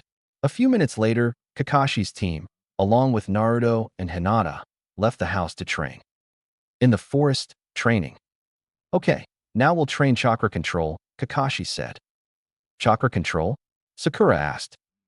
Yes, we all know how to use chakra. However, you don't know how to use and manage it properly. By doing this exercise, you'll last longer in combat, and then be able to learn new jutsus faster, Kakashi explained, and Naruto wondered what kind of exercise it could be. Now we're going to climb trees, said Kakashi, and Naruto sweated a little. Kakashi and I-san, don't tell me you brought your team on an A-rank mission without even teaching them proper chakra control, Naruto asked, and Kakashi actually felt sorry for not teaching more personal skills. Don't worry, Dobe. We already know how to climb trees, Sasuke said, and Sakura agreed. Naruto just shook his head, knowing that Sasuke didn't understand the point of the exercise. Actually, I focused more on team drills. You know how Sasuke and Kiba act. They're both reckless and tend to jump into situations without thinking, Kakashi said as Sasuke and Kiba frowned. Wait, you called Kakashi-sensei and I-san. I thought you didn't have anyone, Sasuke asked. He's not actually my blood brother, but we're both orphans and consider the same person our father, Naruto explained, and Hinata raised an eyebrow. She knew who Naruto's father was, which meant Kakashi must have been close to the fourth Hokage. Enough talk. I want you to focus chakra in the soles of your feet and climb the tree. When you can walk to the top twice in a row, we'll continue, Kakashi explained. What do you mean by walking through the tree? Sakura asked in her infinite wisdom. Let's do this, Naruto said, and started walking toward the tree. When he got close, he simply placed one foot on the trunk and began to climb it. Everyone on Team 7 except Kakashi was shocked to see Naruto walking upright. "Oh, Naruto, you already know this control exercise," Kakashi said, and Sasuke gritted his teeth. "Dope, how do you know how to do that? I demand you teach me," Sasuke said, but Naruto ignored him. He already knew Sasuke too well from the academy. Sasuke believed everyone should be grateful he let them breathe. "Didn't you listen to your sensei?" he asked rhetorically. "You need to channel chakra to your feet and run up the tree." "Exactly. Take these kunai to mark your progress." "Hinata, I assume you already know how to do this?" Kakashi asked, and Hinata nodded. "Hey, Hinata-chan, look at me. I'll do this in less than an hour," Kiba began to boast to her. "Kiba, I already told you I'm with Naruto-kun. If you opened your eyes, you'd see there are other girls besides me," Hinata said, and Kiba frowned. Maybe she was right. "Team, begin. Naruto and Hinata, come with me to the bridge," Kakashi said, and they nodded and started walking across the bridge to protect Tazuna. You could never be sure if Zabuza would try a surprise attack. On bridge. Everyone on the bridge was working peacefully. It was a bright, sunny day, and the air was quite warm thanks to the ocean breeze. Kakashi was reading his usual orange book and laughing like a maniac. Naruto just sweated whenever he saw him take the book out. Hinata was simply leaning on the bridge, gazing at the ocean, while Naruto seemed to be working on something. Kakashi raised an eyebrow and decided to see what he was doing. "Hey, little brother, what are you doing?" Kakashi asked, drawing Naruto's attention. The blonde boy had his palms slightly apart and seemed to be channeling lightning chakra between them. "I'm working on a jutsu I'm creating. If it works, it'll be huge," Naruto said, smiling, and Kakashi raised an eyebrow. Naruto reminded him of himself when he was young. After graduating as a jonin at the age of 13, he had already created his own jutsu. "That's not so easy, you know," Kakashi said. "You'll never know until you try," Naruto replied. Naruto decided to take a break and help out on the bridge. "Hey, Tazuna," Naruto shouted, which caught the old man's attention. "I'm tired of doing nothing. Can I help?" he asked. "The more the merrier," Tazuna replied. But before he could continue, Naruto made a cross with his fingers and said, "Shadow Clone Jutsu." And out of nowhere, 100 clones appeared. Kakashi's eyes widened at the sheer number the blonde boy could create. Hinata simply said it was a normal scenario during training. "Okay, Tazuna, tell them what to do," said Naruto, and Tazuna just nodded, dazed. "And Naruto, how can you do so many?" Kakashi said, still shocked. "One side effect of being a Jinchuriki is that you develop enormous chakra reserves." Kakashi gave her a meaningful look and pointed towards Hinata. "Don't worry, she knows everything about me, including my legacy," Naruto explained, and Kakashi sighed. Work on the bridge went extremely well with the help of Naruto's clones. If they continued to help, the bridge would be finished in 2 weeks. Later that day, Tazuna's house.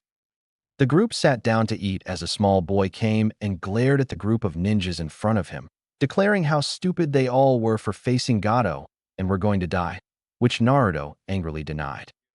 "What do they know about pain?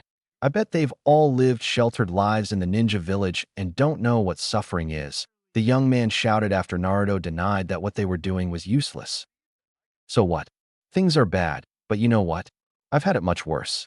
You still have a mother who loves you and a grandfather, a house to keep you warm, and food every night. You don't know what it's like to be hated by your own village for something beyond your control. You don't know what it's like to be punched and kicked out of stores and forced to rummage through garbage for food. You think your life is bad? Fine, but don't just sit around and wallow in it. Do something to change it. Don't be a coward. Kakashi-sensei, I'm going to clear my head." After saying this, Naruto hurried out the door. Hinata got up and quickly followed him. "Kakashi-sensei, Naruto's life couldn't have been that bad, right? He must be lying to get attention," Sakura asked. "No, Sakura, everything he said is true. Naruto was taken from the orphanage at the age of 3 and lived on the streets for months before I found him and brought him before the Hokage. The Hokage gave Naruto an apartment, but he had to learn everything on his own. He was constantly beaten and kicked out of stores. That's the censored version," Kakashi said, leaving the group in the room stunned. Even Hinata. She was expelled from her own clan when she was 8 years old because her father considered her too weak and unworthy to be the clan's heir. Luckily, they found each other, Kakashi said, and everyone began to see them in a new light. They were brave children who didn't back down. Tazuna's Hokage, rooftop. Naruto left the house and went to the rooftop to look at the dark sky. He needed to forget his argument with the spoiled brat. A few moments later, Naruto saw Hinata approaching, but he didn't say anything. Hinata walked over to Naruto and sat beside him, resting her head on his shoulder. Neither of them said anything as they continued to gaze at the stars in comfortable silence, until Hinata decided to break the ice. "You know you shouldn't blame him. He's just naive," she said, trying to calm Naruto down. "It's just that. We all suffer. Me for being a Jinchuriki, you for being expelled by your family, even Sasuke for having his entire clan murdered by his own brother. Compared to us, he had a good life," Naruto replied. "It's true that we suffered, but not everyone has the strength to move on and forget the past. If it weren't for you, I'd probably still be the same shy, weak girl I was. You were the one who gave me strength. Look at Sasuke. He's driven by hatred, which has made him obsessed with revenge," she said. "You're one of a kind, Naruto-kun," Hinata continued. "People who know you draw strength from you. You are my beacon of hope. You just need to be that for that child too," she said. "I'll do my best, Hinata-chan," he replied with a small smile, pulling her closer to him. "Now that I think about our lives, you need to take me on a date," she said. Naruto was caught off guard, but she had a point. In a relationship, it was common for couples to go on dates.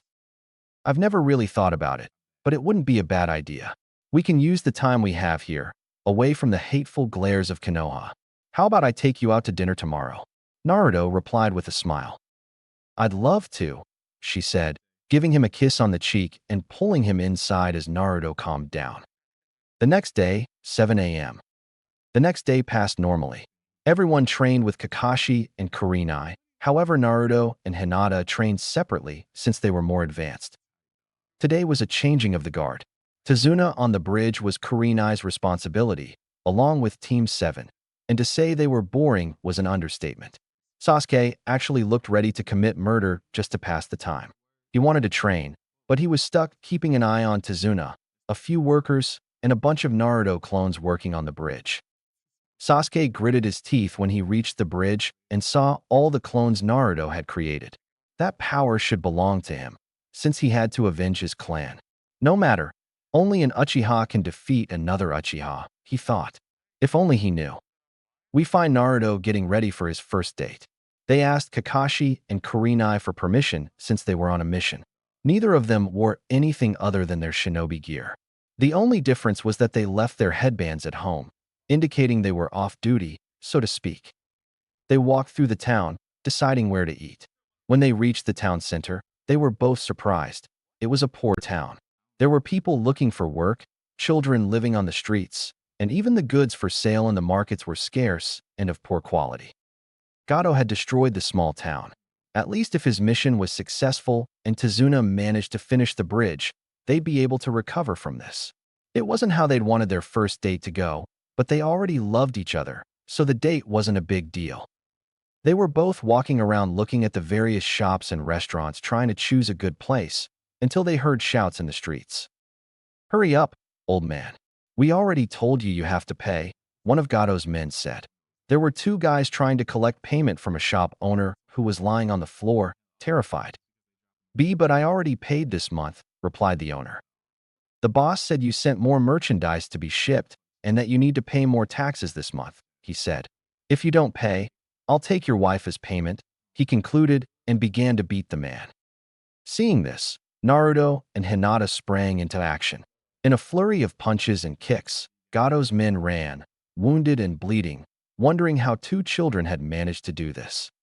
"Kuchios no jutsu," Naruto said, and after the smoke cleared, they saw a small, one-tailed black fox.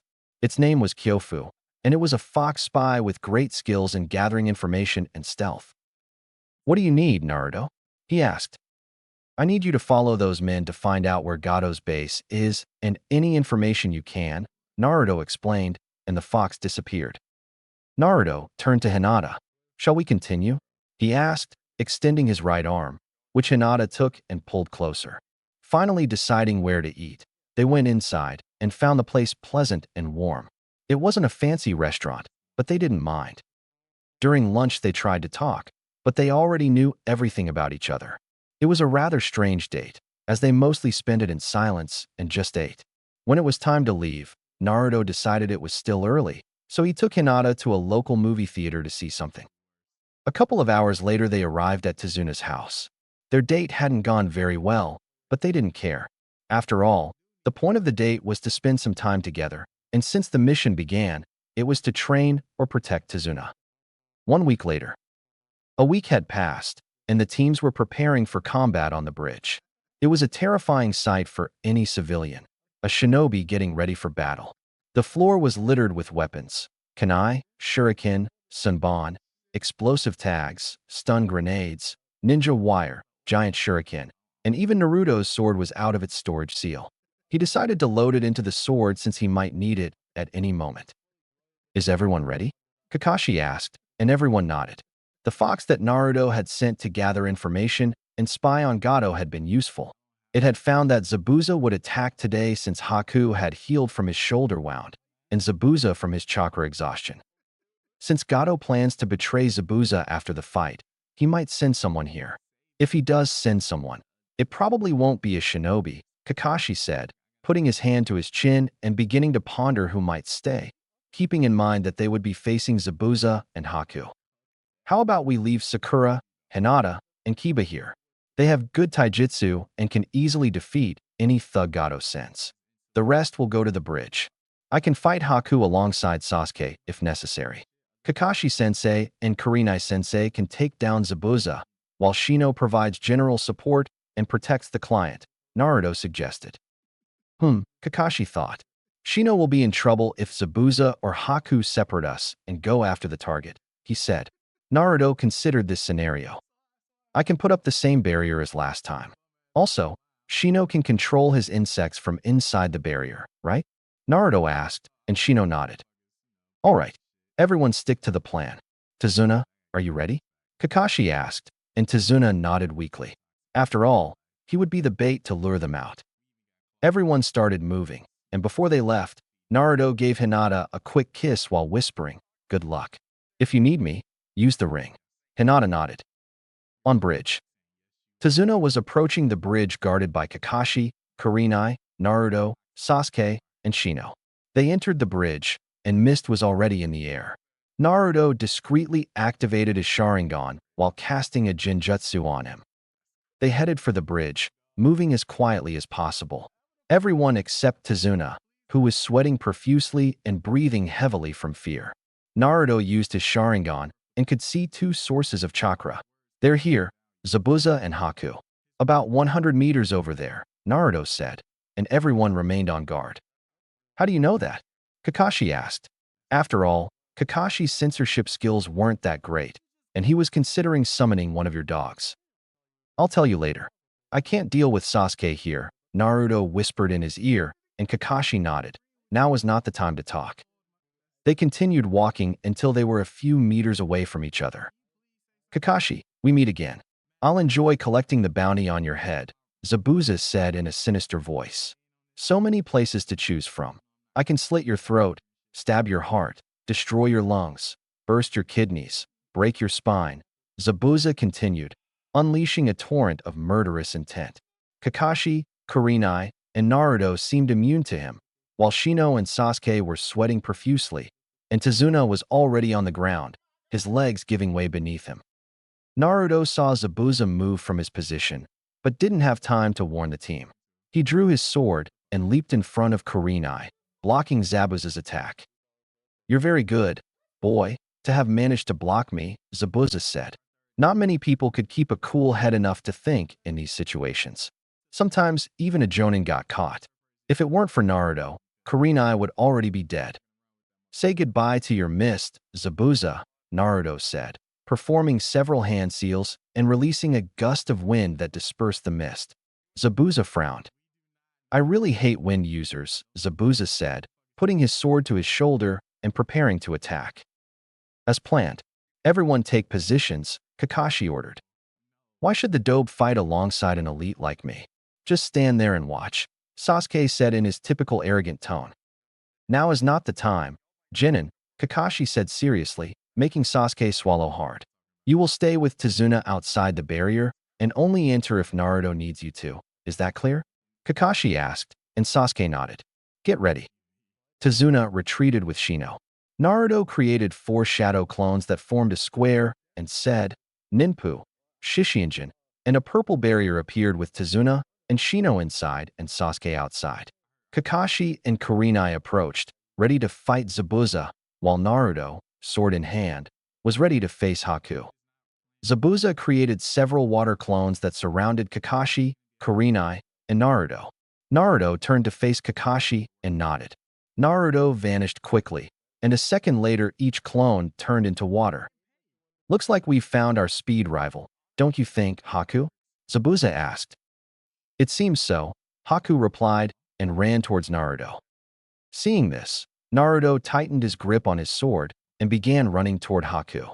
They collided mid-run and began exchanging blows, neither gaining the upper hand. Naruto easily blocked every attack, yet he couldn't land a single one. They were at a standstill. Naruto was blocking Haku's kunai with his sword. Haku, having one hand occupied, began using hand seals with one hand, and upon finishing, he said Sensatsu Suisho, and immediately needles of water formed from the water clones and began to rain down on Naruto. Upon seeing this, Naruto knew he didn't have many options to avoid it and decided to test his new eyes and the power he had learned to wield. He transformed his eyes into the Manjikyu Sharingan and said, Kimui, authority of the gods. Naruto made his body intangible, and everyone watched in fascination as well as fear as each needle passed through him, emerging on the opposite side. It's not possible, Haku said. You're not a Bunshin. I can feel your chakra and your sword is pressing against my kunai, she explained. It's one of my most powerful jutsus, Naruto said with a grin. He used this moment of distraction to deliver a powerful kick to Haku's chest, sending her flying. She landed on the ground near Zabuza. Zabuza was still wondering how the boy had managed to do that, especially since he had also outpaced Haku. You're too good to be a Jinin, Zabuza said.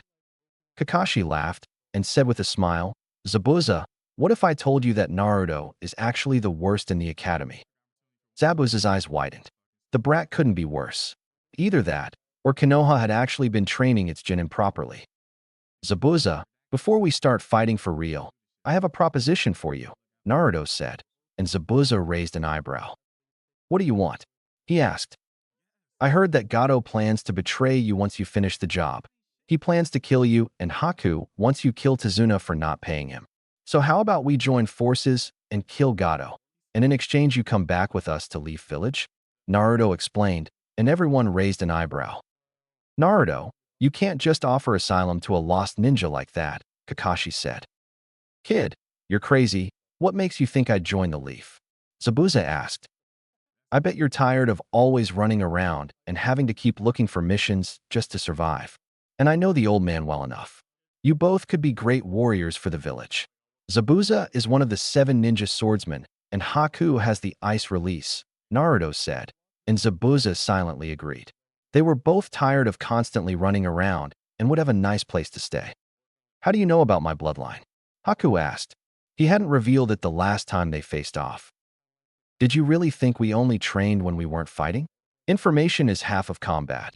So I sent a fox to spy on Gato's warehouse, and he found out about your training, Naruto explained, and they both frowned. A jonin being spied on without realizing it. Be that as it may, I still have a reputation, and in my place, it's all I have. We'll fight, and if Gato shows up to take us out, then we'll join forces, and then I'll decide whether we go to Leaf, Zabuza said, and Naruto nodded. If Zabuza was lying, he couldn't know, and he would be destroying his reputation if he betrayed his client. Immediately, Haku began forming hand seals and said, Makyu Hyushu, demon ice mirrors. Ice mirrors began to form around Naruto, trapping him in an ice dome. Haku walked to one of the mirrors and stepped into it, as if he were nothing more than a reflection. Inside the ice dome. Inside the dome, Naruto could see that Kakashi and Kurenai were already fighting Zabuza. Even if the two of them faced him, Zabuza wasn't a pushover. Naruto needed to finish the fight so he could help them. Sasuke was nearby, and he knew that if they needed help, he could join the battle. Uchiha pride and all. Funny, Naruto was an Uchiha. But even though he was proud of his blood, he was never arrogant about his power. Naruto focused on his battle and noticed that every mirror around him reflected Haku. He saw that each Haku held 3 Senbon needles in each hand and was ready to attack. Naruto's eyes widened as he realized Haku was much faster now. If he didn't have the Sharingan to keep up with her movements, he would need to resort to higher-level attacks. Haku looked at Naruto in surprise. "You're the first one to even dodge my attack when they're trapped in this jutsu." Naruto just smiled. Haku continued his relentless assault, shifting from mirror to mirror as he hurled countless Senbon needles at Naruto. This went on for several minutes, with Naruto simply dodging every single Senbon needle without even needing his Kamui. "How are you dodging my attacks?" Haku shouted, finally losing his temper. "You can't win. This jutsu uses a lot of chakra and you're almost empty," Naruto said simply. "Shut up." Haku yelled and grabbed Naruto as fast as she could, but Naruto's Sharingan could still track her perfectly, seeing every movement of her muscles in slow motion as she charged. Naruto seized the opportunity and grabbed her hands, throwing her toward one of the mirrors. Suddenly, a kunai with an explosive tag landed near where Haku had landed. The tag detonated, and Haku braced himself for the impact, taking little damage. Naruto looked toward who had thrown the kunai and realized that Sasuke was inside the dome. "What are you doing here?" Naruto asked. "I thought Adobe would need help," or Sasuke with his classic, arrogant smile. Haku seized this opportunity and threw some Senbon needles at Sasuke. Naruto noticed the Senbon needles heading toward Sasuke and didn't have enough time to reach him, so Sasuke was struck by them and fell to the ground. Naruto's eyes widened, and he rushed to his side. Naruto saw it and noticed that the Senbon hit them in the neck in a non-lethal area, and by using his Sharingan, he noticed that his chakra network was still active, so Sasuke was only in a state of fake death. Naruto decided to end the fight and said Ketan, "Gakakyu no Jutsu," and threw a fireball at one of the mirrors thinking it would be destroyed, but, to his surprise, the ball hit the mirror, but remained as if nothing happened. "You can't defeat my technique with such a low-level attack," Haku said. "Let's level up then," said Naruto, and he made a single clone, and they both used hand seals. Katan, Goryuka no Jutsu Daijo Naruto. Futon, Daitapa, said the clone. The combination of rank B fire release and wind release resulted in a massive fire dragon that charged through the mirrors. Haku tried to pump more chakra into her technique, but it wasn't enough. The dragon's pressure, coupled with the tremendous heat, caused the ice dome to shatter, sending Haku crashing to the floor, sore and burned, her mask shattered. "Forgive me, Zabuza-sama, I cannot defeat this boy," Haku thought as he coughed up a little blood. Naruto approached him cautiously, still wary of the possibility of further attacks. He formed hand seals and said, "Chakra seal." Placing his hand on Haku, he blocked his chakra and bound it with wire. He then went to check on the other's fight. Outside the ice dome, a few minutes earlier, Kakashi and Kurenai were about to face Zabuza. Kakashi raised his headband and revealed his Sharingan. "Sharingan again?" Zabuza mocked. "Be proud, Zabuza, you're the first enemy to see it twice," Kakashi said and began using hand seals. "Fire release, great fireball technique," Kakashi said, sending a fireball towards Zabuza. He didn't even flinch. Using hand seals, he said, "Water release." Water release, creating a wall of water that blocked the fireball and formed a cloud of steam around them. Kakashi rushed towards Zabuza and began using taijutsu. It was a misstep, as Zabuza was stronger, being accustomed to using his greatsword. Kakashi threw a low kick, causing Zabuza to jump. Kakashi tried to use this to his advantage by striking Zabuza, but Zabuza blocked it. Zabuza then jumped back just in time to block a barrage of shurikens thrown by Kurenai. "Water release, water dragon technique," Zabuza said, sending a large water dragon toward Kurenai. She was trapped on the floor and thrown against the wall, momentarily incapacitated. "Kurenai," Kakashi shouted and rushed over to check on her. When he got close, she was regaining consciousness. They both devised a battle plan to take down Zabuza when suddenly they heard an explosion coming from the ice-like realm. Naruto, they both thought. But what the two of them, along with Zabuza, saw was a huge torrent of fire erupting from the dome, with Haku flying to the ground and Naruto simply walking out of the ice dome, which was now almost completely destroyed. The brat managed to defeat Haku. He's no ordinary genin. He must be at least Jounin level to defeat Haku without even getting hurt, said Zabuza, watching Naruto tie up Haku and head towards their fight. "Do you need help?" Naruto asked, not a little tired. His enormous chakra reserves weren't even slightly empty. "Sure." Kurenai came out hurt. "Let her rest a bit while she gets ready," Kakashi said, and Naruto began to sink into the ground. "How many jutsu does he know? He's a genin fresh out of the academy. And so far I've only seen high-level Katon and Futon Jutsu and low-level Doton Jutsu," Kakashi thought. Something was off. Zabuza kept his guard up. If there was one thing he knew, it was that he couldn't underestimate the blonde boy. He had easily defeated Haku. Suddenly, he sensed a presence behind him and turned around, but he was too slow. Naruto emerged from the floor and right behind Zabuza. In his hand, a blue ball of chakra Rasengan, said Naruto, whipping the condensed blue chakra ball at Zabuza until it turned into water.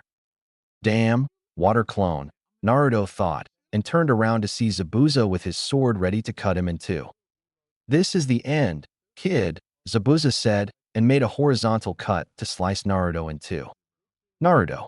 Kakashi shouted. Naruto activated his Kimui again. He had to admit it was an amazing power, and it most likely confused the enemy into madness. Zabuza watched as his sword passed through Naruto, leaving his body without even a scratch. As the sword left him, Naruto uppercut Zabuza and jumped back, near Kakashi. Zabuza regained his balance. "What the hell is that attack?" Zabuza asked, growing angry. He had never seen anything like it. "That's something I know, and you should find out," he said boastfully, making Zabuza even angrier. Suddenly a tree began to grow behind Zabuza and trapped him with its branches. "Megan, Jabaka Satsu," said Kurenai, causing the tree to grow and keep Zabuza in place, with no chance of escape. "You're too dangerous to be allowed to live. What I'm going to show you is my personal jutsu," Kakashi said, beginning to gather a large amount of chakra in his right hand.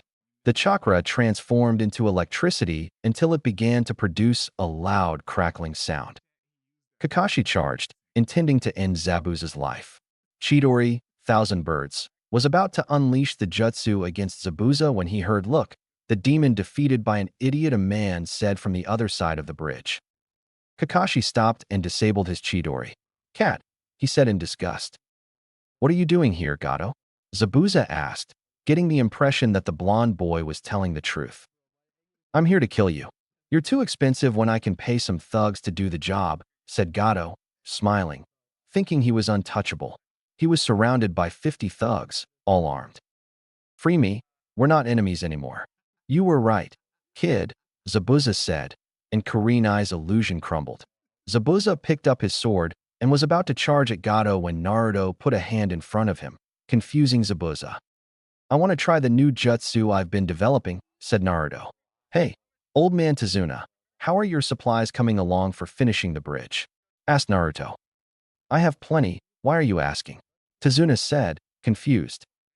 "Kakashi-sensei, Kurenai-sensei, Zabuza, you are about to see my first creation." "Look closely," said Naruto, and everyone wondered what he was going to do, even Sasuke, who had woken up a few minutes ago. "Do you really think you can defeat all of us?" one of the thugs said. Naruto smiled.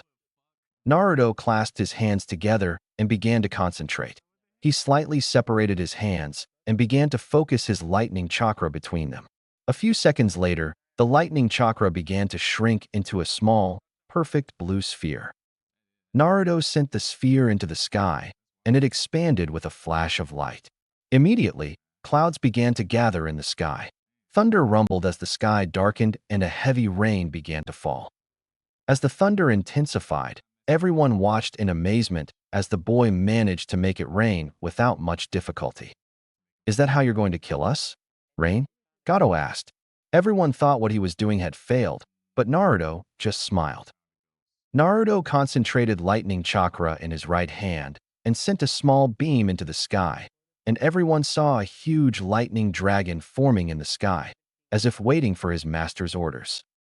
Watch closely, Naruto said, lowering his hand and ordering the dragon to attack. Lightning release. Kirin, Naruto said. The dragon left the sky and charged at Gato and his thugs with such speed that everyone could only see a glimpse of the lightning before the bridge where Gato was standing exploded with tremendous force, so much so that everyone had to gather chakra in their feet to avoid being blown away. Everyone watched in awe at the power of such a jutsu. When the dust settled, nothing remained where the thunderbolt had struck. Where Gato and his thugs had stood, there was now a gaping hole. Even the bridge itself was destroyed. So much power, Kakashi said, seeing everything through his Sharingan. That technique was easily S rank. Perhaps I should go to the leaf. I wouldn't want to be on the other side of that, Zabuza thought. That power should be mine. With it I could easily defeat my brother. Yes, that power will be mine, Sasuke thought as he watched in amazement the enormous lightning strike. What the hell are these shinobi? They can't be human, Tazuna thought with fascination and a little fear. Great, my technique worked, Naruto exclaimed happily, and everyone turned to look at him with their eyes fixed on him. Congratulations, pup, said Kurama. It's over. Gato is more than dead, Kakashi said, and as he saw Naruto laugh, he added, So, Zabuza, what do you think about Naruto's proposition? Kakashi asked, and Zabuza began to think. He was tired of this life, and if he went to the leaf, perhaps he could see that attack again. The lightning dragon was beautiful. I'll go with you. I'm tired of this life. Besides, I wouldn't want to be on the other side of that, Zabuza said, pointing at the huge piece of bridge, and Naruto smiled. By the way, congratulations, Naruto. It's a powerful jutsu, easily S rank, said Kakashi, happy that he had inherited his father's talents. And the best part is that its chakra consumption is almost non-existent. Since the dragon is powered by the natural electricity of the sky, Naruto replied, and Kakashi nodded. Perhaps you can teach me, Kakashi said. You need a very high affinity for lightning since you need to manipulate the very essence of electricity and gather it in the sky. But if you have it, I would be happy to teach you. Nisan, said Naruto. Nisan, Zabuza asked. We're not actually brothers, but we're close enough, Naruto said. Dope. I demand that you teach me that jutsu, Sasuke said, walking towards Naruto. No, he replied simply. What do you mean by no? That power should belong to me, to an elite Uchiha, Sasuke said. The reason I won't teach you is because you have the wrong goals, revenge and lust for power, Naruto said and walked away, leaving a furious Sasuke behind. The council will hear about this, Sasuke thought. Okay, everyone, let's go home. Tazuna, you can work in peace now that Gato is dead. It'll probably be a few days since Naruto decided to blow up the bridge, Kakashi said, giving him an annoyed look. Naruto just scratched his head. A few days later, everyone was at Tazuna's house, packing to leave. The bridge was complete, and the land of waves was beginning to recover from Gato's tyranny. Haku became friends with Naruto and Hinata because they shared a similar background. They were hated and persecuted for what they contained, be it a demon or a bloodline. Haku recovered very well, thanks to Naruto summoning a healing fox to assist in her treatment. Zabuza gave Naruto some advice on his swordsmanship. Zabuza was surprised to learn that Naruto was an Uzumaki, masters of the sword. Kakashi almost fainted when he found out about Naruto. Retrospective. They had all arrived at Tazuna's house after the battle. They decided it was a good idea to leave reinforcements at the house, since two thugs had attacked and tried to kidnap Tsunami and Inari. Kakashi called Naruto, and they both left the house, heading towards the forest. So you want to explain to me how you were able to see Zabuza and Haku in the fog? Kakashi asked. I know I can trust you, Kakashi-sensei. My father never told you this. In fact, I don't think he ever told anyone other than my mother, Naruto said, activating his Sharingan. Kakashi's eyes widened when he saw a three-tomo Sharingan in place of Naruto's eyes. How can you have the Sharingan? Neither your father nor your mother were Uchiha, Kakashi said. Actually, my father was an Uchiha. I just didn't tell anyone. Did you ever wonder how he could be so fast? It's true he used the Flying Thunder God technique, but a normal person without any bloodline wouldn't be able to react in time at those speeds, Naruto explained, and Kakashi wondered why he had never realized this. How many people know you're an Uchiha? Kakashi asked. So far, it's just the old man, Hinata, Shino, Kurenai-sensei, and you. I'm happy I didn't tell anyone since I woke you up when I was 5. Otherwise, I might have joined the Uchiha clan in the grave, Naruto said, making Kakashi tremble. Oh, one more thing, Naruto began. I copied your Chidori since it's lightning, and that's my primary affinity. Do you mind if I use it? Naruto asked, scratching his head. I have no problem with that. Besides, the Chidori was created to be used in conjunction with the Sharingan, so it serves you well, Kakashi said. I wonder why Sensei never told me, Kakashi said aloud. It's probably because of who his father was, Naruto said, and Kakashi raised an eyebrow. My grandfather was Uchiha Madara, Naruto said, and Kakashi froze upon hearing the name. How is that possible? He asked. Madara didn't die in the fight against Hashirama, and a few years later my father was born, Naruto said. Wow, with blood like that and the way he is, Naruto will be extremely powerful, Kakashi thought. You know the council will be all over you when they find out, right? Kakashi asked. Don't worry, I've already studied law and politics. I know I'll need them someday, Naruto said, laughing. That's why I asked the old man not to put me on your team. I knew Sasuke would be with you so you could train his Sharingan when he awakens it, and someday I'll have to use it, and I don't want to always have to cover it with a Jinjutsu, he explained, and Kakashi nodded. I can just imagine the council's faces when they find out, Kakashi said, laughing.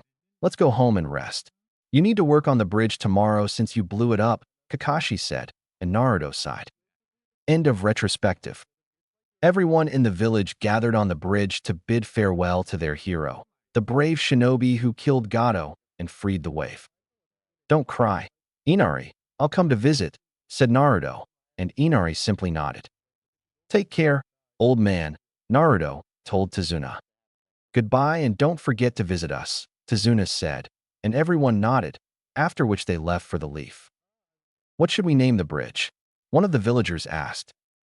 How about the Super Grand Tazuna Bridge? Said Tazuna, and Tsunami hit him on the head. How about the Great Bridge of Naruto? Since he was the one who killed Gato and convinced Inari of what he loves, Tsunami said, and everyone agreed. The Great Bridge of Naruto, Tazuna said as everyone left. Hokage Tower, one day later. They were all in the Hokage's office, giving him the mission report. Since the group consisted only of shinobi, they managed to reach Leaf Village much faster, even though they had to stop a few times so Sakura could rest. Naruto has the same talent as his father, the Hokage thought as he read about the lightning attack. He turned to the lost ninja in the room and began massaging his temples. You give me nothing but paperwork, Naruto-kun, said the old man. How about this? You let Zabuza and Haku join Leaf Village, and I'll tell you how to defeat the paperwork, Naruto said.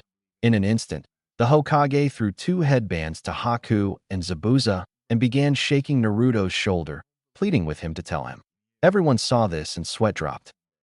2 words, Naruto said, and the Hokage concentrated. Shadow clone, he said. The Hokage calmly stood up from his chair, opened a drawer, and took out a piece of paper that said hit here. He placed the paper on the table and began banging his head against it. Stupid, stupid. I'll allow it. Zabuza, since you're a lost ninja, you'll have a 6-month probation period, said the Hokage and nodded. Haku, since you have no affiliation with any village, you can join a team at the next graduation. What do you think? He asked. Actually, Hokage-sama, I'd like to become a combat medic. I have a good knowledge of poisons and medicinal plants, she said, and the Hokage thought. Very well, you can start at the hospital. I'll have someone teach you the basics, but you have to be on a Genin team in advance at least to tune in to be able to dedicate yourself to it full time, the Hokage explained, and she nodded. Everyone can leave, said the Hokage, and created 3 clones to do the paperwork. Naruto-kun, how about I treat you to some ramen? Said the Hokage, and Naruto started jumping and shouting ramen, ramen. This village is crazy, Zabuza said, and Haku nodded. The week following their return from the mission to the wave passed without incident. The Hokage granted them the week off to train and rest, in addition to undertaking the occasional D-rank mission. During this week, Naruto and Hinata trained their Kenjutsu with Zabuza, and Hinata trained her Suiton ninjutsu. Besides training with Zabuza, they also did their regular training with Kurenai-sensei, but there wasn't much she could teach them. Haku started at the hospital, learning the basics of medical ninjutsu. She was really skilled at it. Naruto also trained Hinata, as she began to show an affinity for lightning. With his training, she began to develop a new style of taijutsu that was quite lethal. One small touch, and it was all over. This new style could be considered an improvement on his modified gentle fist. It was around 4 p.m., and both Naruto and Hinata were relaxing on the couch, engrossed in a kissing session. Naruto was on top of her, planting kisses all over her neck, which made her giggle. She decided to return the favor and switch positions, taking the top spot and kissing him deeply on the lips for a few seconds, leaving him dizzy. Suddenly, there was a knocking on the door, and Naruto grimaced because their time alone was being ruined. I swear I'm going to kill whoever is knocking, Naruto muttered after getting up and going to the door. Naruto turned to look at her with a malicious smile that made her tremble. He opened the door and saw a masked ANBU standing there. Yes? Naruto asked. The Hokage demands your presence in the council room, the ANBU said, taking his arm and preparing to lead him away. Naruto removed his arm from the grip. We'll be there in a moment, Naruto said in a cold tone, his blue eyes looking menacing. The ANBU nodded, and Naruto closed the door and returned to Hinata, who was waiting for him. I'm sorry, Haim, but the council wants to see me. Do you want to come? It's fun, he asked, smiling. Sure, let me get a coat, she replied. She grabbed a coat, and they both left the house. Once outside, they used body flicker technique to reach the Hokage Tower. Hokage Tower, Council Room. Naruto and Hinata arrived at the tower and headed towards the council chamber. When they arrived, they found an ANBU outside the doors, guarding them. The ANBU opened the door and entered. The civilian council immediately began to disapprove, and he simply dismissed the idea. Hayashi was giving Hinata a death glare, wondering what she was doing there. What are you doing here, Hinata? He asked. Can't I be here with my boyfriend? She replied and kissed him on the cheek, which earned her a look of disgust from Hayashi and the civilians. Disgusting. How can you associate with the one from? Hayashi didn't finish because a kunai was thrown by Naruto that embedded itself in the wall near his head, cutting some hairs and causing the man to freeze. Careful, Hayashi-sama. I wouldn't want you to break Hokage-sama's law, Naruto said, smiling. The Hyuga clan was always known for remaining cool, no matter how stressful the situation. Everyone's eyes widened. If he'd wanted to, he could have killed him right there. No one saw him draw his kunai. You dare attack me. I can kill your precious girlfriend here with just the lift of 2 fingers, Hayashi said calmly. You can try, but you'd fall to the floor dead before your fingers even made the tiger seal, Naruto said calmly. Is that a threat? Hayashi said as his eyes narrowed. No, just a warning. If you do anything to hurt her. In this case, they could call it the Hyuga massacre, except I'll only kill the main house since they're all arrogant, Naruto said, and everyone gasped. Hayashi simply frowned. He would have his revenge, but not now. How can you have weapons here? The ENBU should have made sure no weapons were allowed in here, Hayashi said. The Hokage watched the interaction with fascination. Here was a 14-year-old boy infuriating the council. It amused him immensely, and he simply watched. Look at these little things, Naruto said, showing his wristbands. In these wristbands, I have some storage seals for kunai, shuriken, and sunbon. It's much easier than carrying a bag, and besides, it's not my fault the ANBU didn't inspect them, Naruto explained. Furthermore, I don't understand why they prohibit having weapons here, but allow shinobi to be without restrictions on their chakra. Chakra is a shinobi's ultimate weapon. Without it, we'd be no different from civilians, Naruto said. and everyone pondered his words. He has a point, you know? Shikaku asked rhetorically, and some nodded. That's not why we called you, a civilian said. Before we begin, may I ask what Sasuke is doing here? Naruto asked, and everyone looked at him, wondering how he managed to sense his chakra. Sasuke stepped out of the shadows, smiling. How did you know I was here, Dobe? He asked. Everyone seems to keep forgetting that I'm a censor, Naruto said and sighed. Hey, old man, he couldn't finish. Show some respect to the Hokage, Brad, Hayashi said. Well, Hokage-sama, I was wondering what the reason was for summoning me, Naruto said. I'd like to know too, replied the Hokage, looking at the civilian council, who were somewhat nervous. We're here so Naruto-san can teach Uchiha-sama the lightning jutsu he used on the last mission, a civilian said, and Naruto looked at him reluctantly. I'm sorry, but I'm not going to teach it to you. It's an S-rank jutsu of my own creation, so it belongs to me, and only I can choose who to teach it to, Naruto said, and the civilians erupted in protest. Naruto simply waited for them to calm down. You should be proud of teaching Uchiha-sama, said the Banshee. Her name was Mabuki, Sakura's mother. I don't understand you. A couple of weeks ago you were complaining about me becoming a shinobi, and one of you hired two jounin to assassinate me, and now you want me to teach you? Naruto said, and the shinobi side froze upon hearing that they had tried to assassinate him. Could you clarify the attempted murder, Naruto-san? Asked Aburame Shibi, who is Shino's father and the current head of the Aburame clan. The night after the Genin graduation, a civilian council member named Tuno Kanta hired two jounin to kill us. They managed to break into my house during the night and tried to stab us. However, I sensed them and we killed one of them, while we subdued the other and handed him over to the Hokage, Naruto explained. Should we kill? Shibi asked. Hinata lives with me, Naruto explained, and Hayashi thought his daughter couldn't sink any lower. Then the one who hired them was executed for attempted murder of a leaf shinobi, Naruto explained.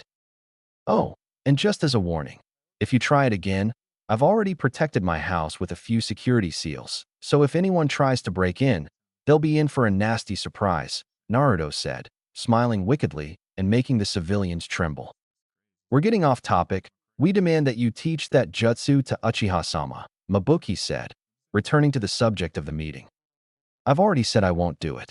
It's my creation, for example, Naruto said, turning to Hayashi. The Kaiten technique doesn't require any kind of bloodline, so anyone could learn it. Why don't you teach it to all shinobi? Naruto asked. That technique is a secret of the Hyuga clan. How do you know about it? Hayashi asked. Haim said Naruto, and Hinata stood in the middle of the room and began to spin to form a low-energy Kaiten so as not to destroy anything. How dare you use a technique from the head house of the Hyuga? Hayashi roared as he stood up. He had finally lost his temper and raised his fingers to activate Hinata's cursed seal. Seeing this, Naruto rushed forward at blinding speed and slammed both hands into Hayashi's chest, saying paralysis seal, and applied a seal that stopped all of Hayashi's movement, freezing him in place. Suddenly Anbu appeared in the room with drawn swords, pointing them at Naruto's neck. Everyone's eyes widened at the events that had transpired just moments before. The Hokage was simply enjoying himself. Naruto's speed was phenomenal, as was his hand-eye coordination. Only a skilled master could apply such seals with their bare hands.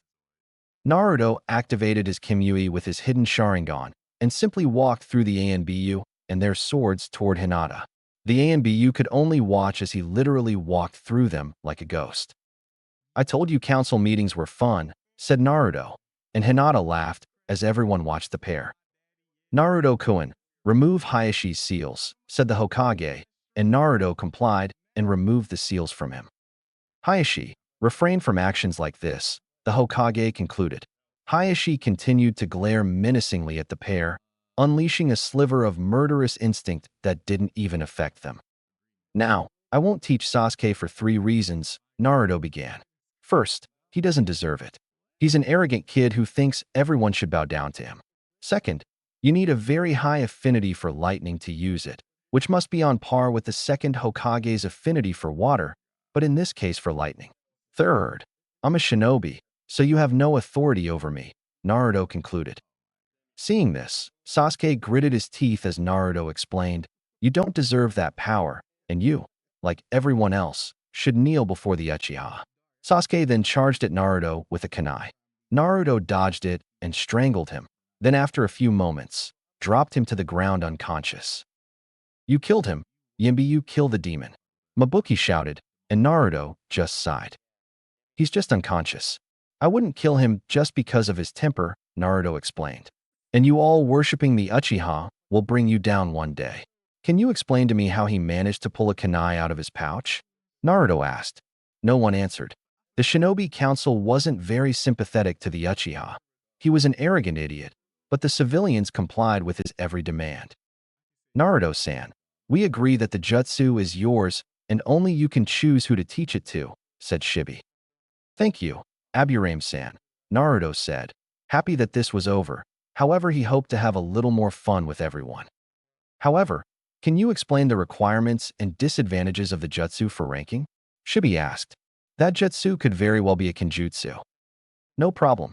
First, whoever uses the attack must have a great affinity for lightning because you need to draw energy from the Earth's electromagnetic field.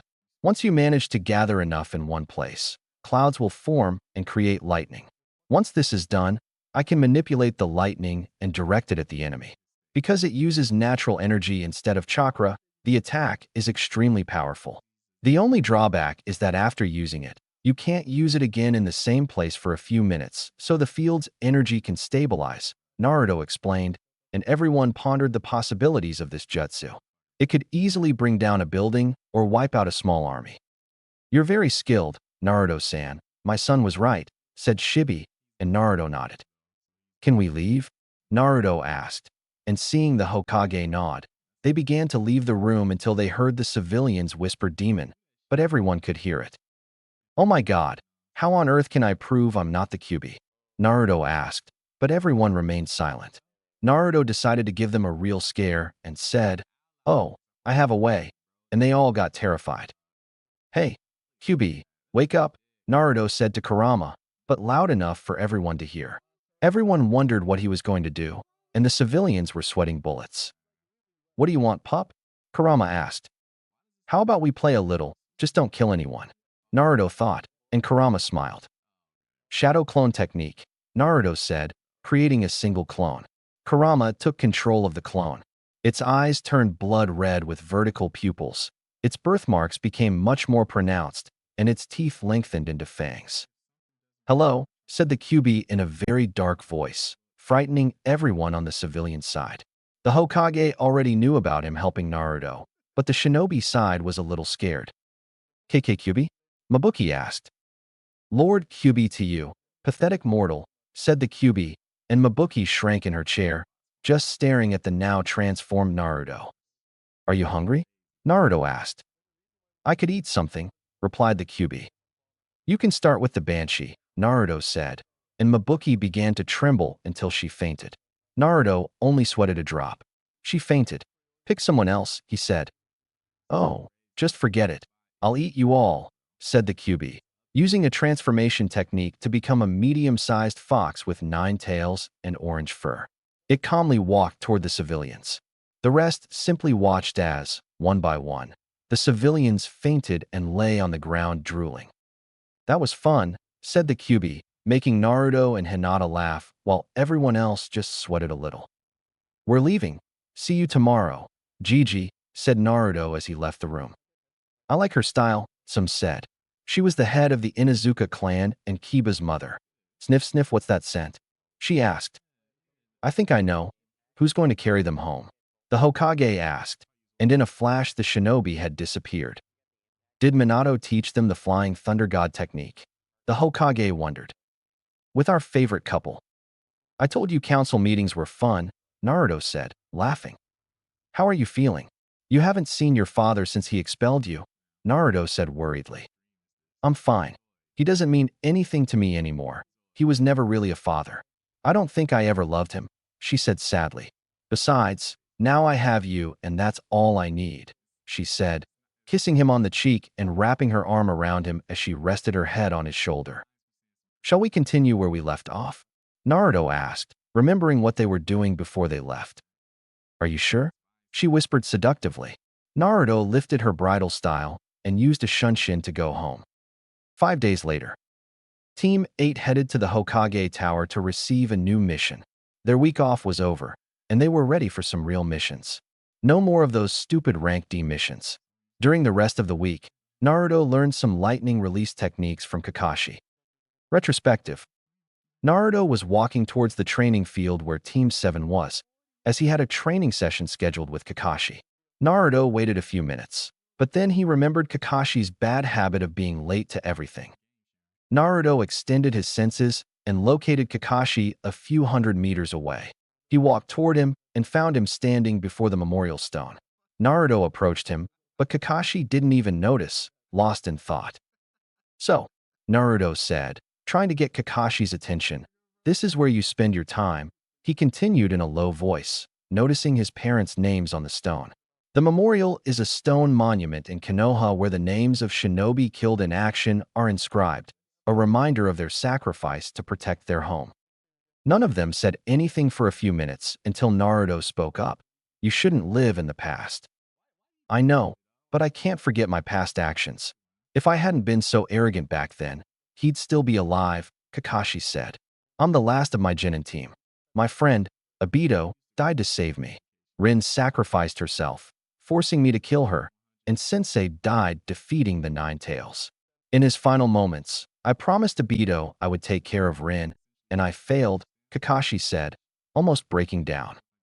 "You can't protect everyone, even I know that. The only thing we can do is try with all our might.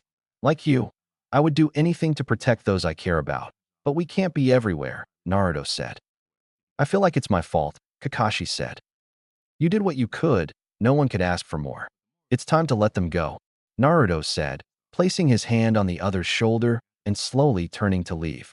It would be best to leave him alone after their talk. Perhaps he's right. I've lived in the past long enough, Kakashi thought as he looked at the stone one last time. "I promise, Sensei, that I will do my best to protect and guide your son," he thought as he smiled and walked towards Naruto. "Naruto, wait. I think we have a training session," Kakashi shouted, making Naruto stop and turn towards him. "I think my talk did some good," Naruto thought. "Let's begin. I'll teach you some lightning jutsus. I have quite a few of them," Kakashi said, raising his forehead protector and showing his Sharingan. "Kakashi-sensei, why can't you disable your Sharingan?" Naruto said. "It's because I'm not an Uchiha, and I can't cancel the chakra flowing to the eye," Kakashi explained. "Perhaps your eye is forcibly consuming chakra to remain active," Naruto thought for a few seconds and said, "I can apply a seal to your eye that will completely cut off the chakra and allow you to see normally, but still reactivate the Sharingan." "Really?" Kakashi asked incredulously. If he could do it, it would be a good thing. He hadn't seen anything with his left eye in years besides battles.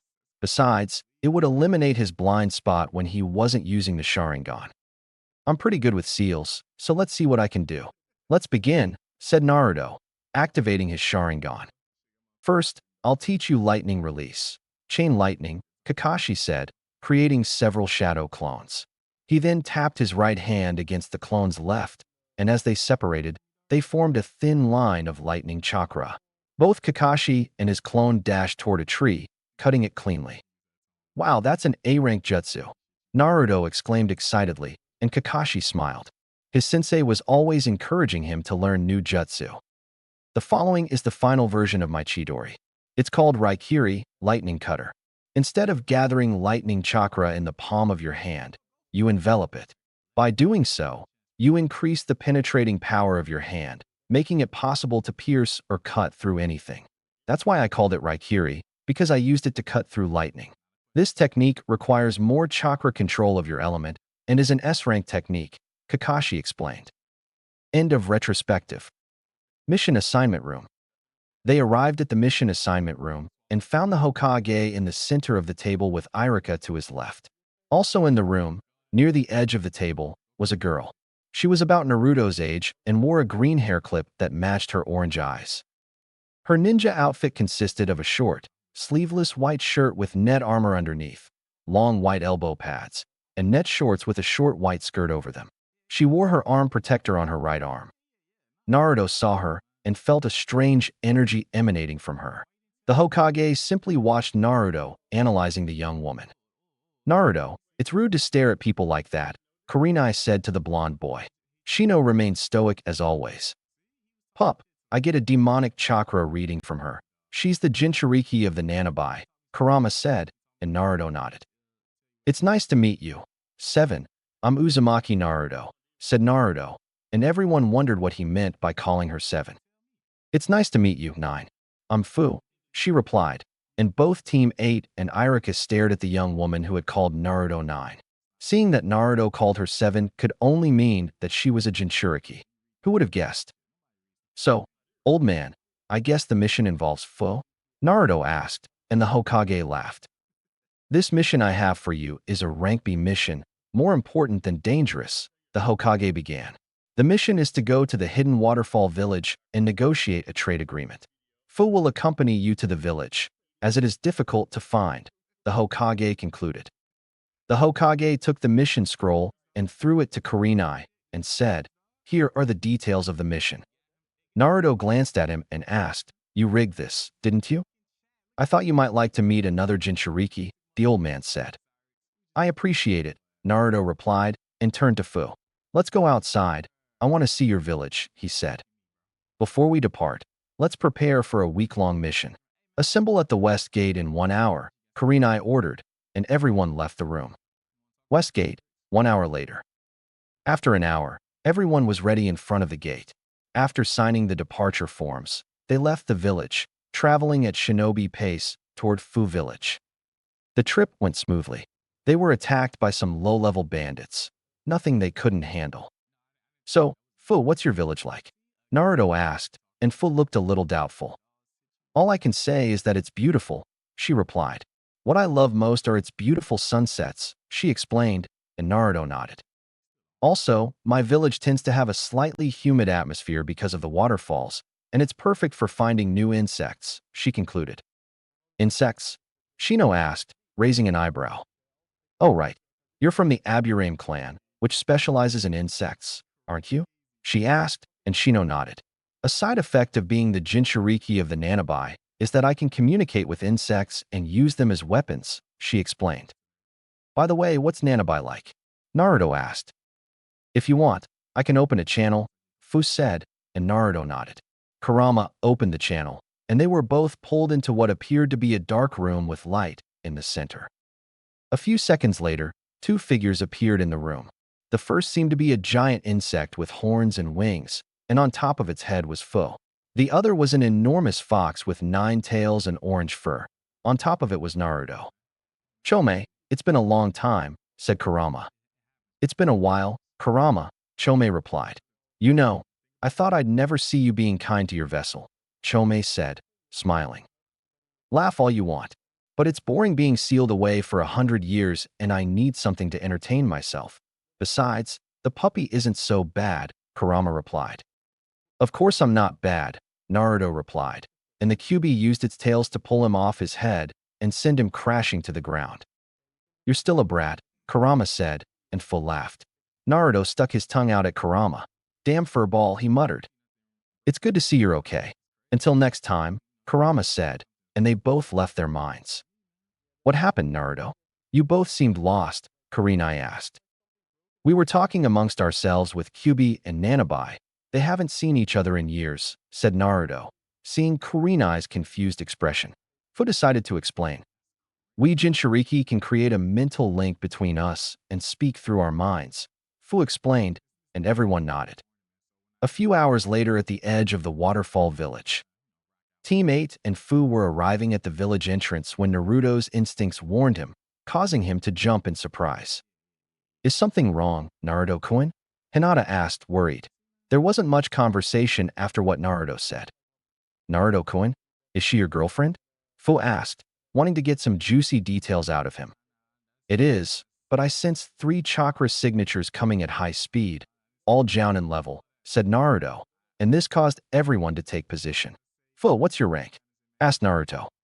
I'm Jinin level on my own, but if I use the Nanabai's chakra, I'm around Chunin level, but I can't control more than 2 tails, she explained, and Naruto nodded. They may not be enemies. However, let's take precautions, said Naruto, and Kurenai took charge. Since there are 3 Jounin, we'll need to split up. Naruto, can you take care of just one? Kurenai asked, and Naruto nodded. I have a few tricks up my sleeve, and if necessary, I can use the Kyuubi's chakra, Naruto replied. Then, Naruto, you'll take care of one. Hinata and Shino will take care of another, and Fu and I will take care of the third, Kurenai ordered. Moments later, 3 figures emerged from the trees and landed in front of Team 8 and Fu. The figure in the middle appeared to be the leader and wore a sleeveless, full-body suit, primarily black with light purple sides. He had green hair and purple eyes. The other 2 wore the same outfit, consisting of a black full-body suit with a short-sleeved purple shirt and a black belt over it. Their faces were completely covered by black masks that revealed only their eyes. However, all 3 shared a haitayat, a type of headband, with a musical note design. Who are they? What do they want? Kurenai asked, keeping her guard up. My name is Rokushu Aoi, and we're going to take her away, she said, pointing at Fu. As she said this, everyone formed a defensive line around her. Aoi joined Odo instead of Aim. Rokushu Aoi, you are a Nuke from the Leaf Village, said Kurenai. What do you want from me? I don't recognize the symbol on your haitayat, Fu asked. We are from the hidden village in the Sound, and we love you for being the guardian of the Ayu no Mizu, Hero's Water, Aoi said, preparing to take her by force if necessary. Hero's Water? Naruto asked. Fu was somewhat reluctant, but decided to tell them since they were likely to help her. The water of the hero is a special liquid that exists only in our village and is considered a forbidden drink. When consumed, the water grants the user a massive increase in their chakra. The water multiplies chakra output tenfold. However, it reduces lifespan. Our ancestor used it to defend our village when needed. The reason they want me is because I am the guardian of the spring, Fu explained, and Team 8's eyes widened. Multiplying chakra output tenfold is a great power. But no power comes without a price. You're not going with them, Fu, Naruto said and took a step forward. A brave genin, isn't he? Aoi smiled and drew his sword. Naruto's eyes widened as he saw the sword. That's the Raijin no Ken, lightning god's sword, Naruto said, and Kurenai wondered how the second Hokage's sword ended up in its position. Enough of this. If you don't hand over the girl, we'll take her by force, Aoi said. We won't let him get away, so we'll fight. Kurenai-sensei, I'll take care of Aoi with the sword. My affinity should be good against him, Naruto said. He channeled chakra into his storage seal, and in a burst of smoke, his Chikudo appeared in his right hand. He channeled lightning chakra through it, and it began to spark with a blue light that surrounded it. Naruto versus Aoi. The group split up until only Aoi and Naruto remained. They looked at each other before making any move. You have a lot of courage to face me in combat, but with this sword I am invincible, Aoi said, smiling. Naruto shook his head. You're too confident. No shinobi is invincible. There will always be some weakness or mistakes we make. Aoi charged forward, intent on killing the irritating blonde. He slashed downward, attempting a swift strike.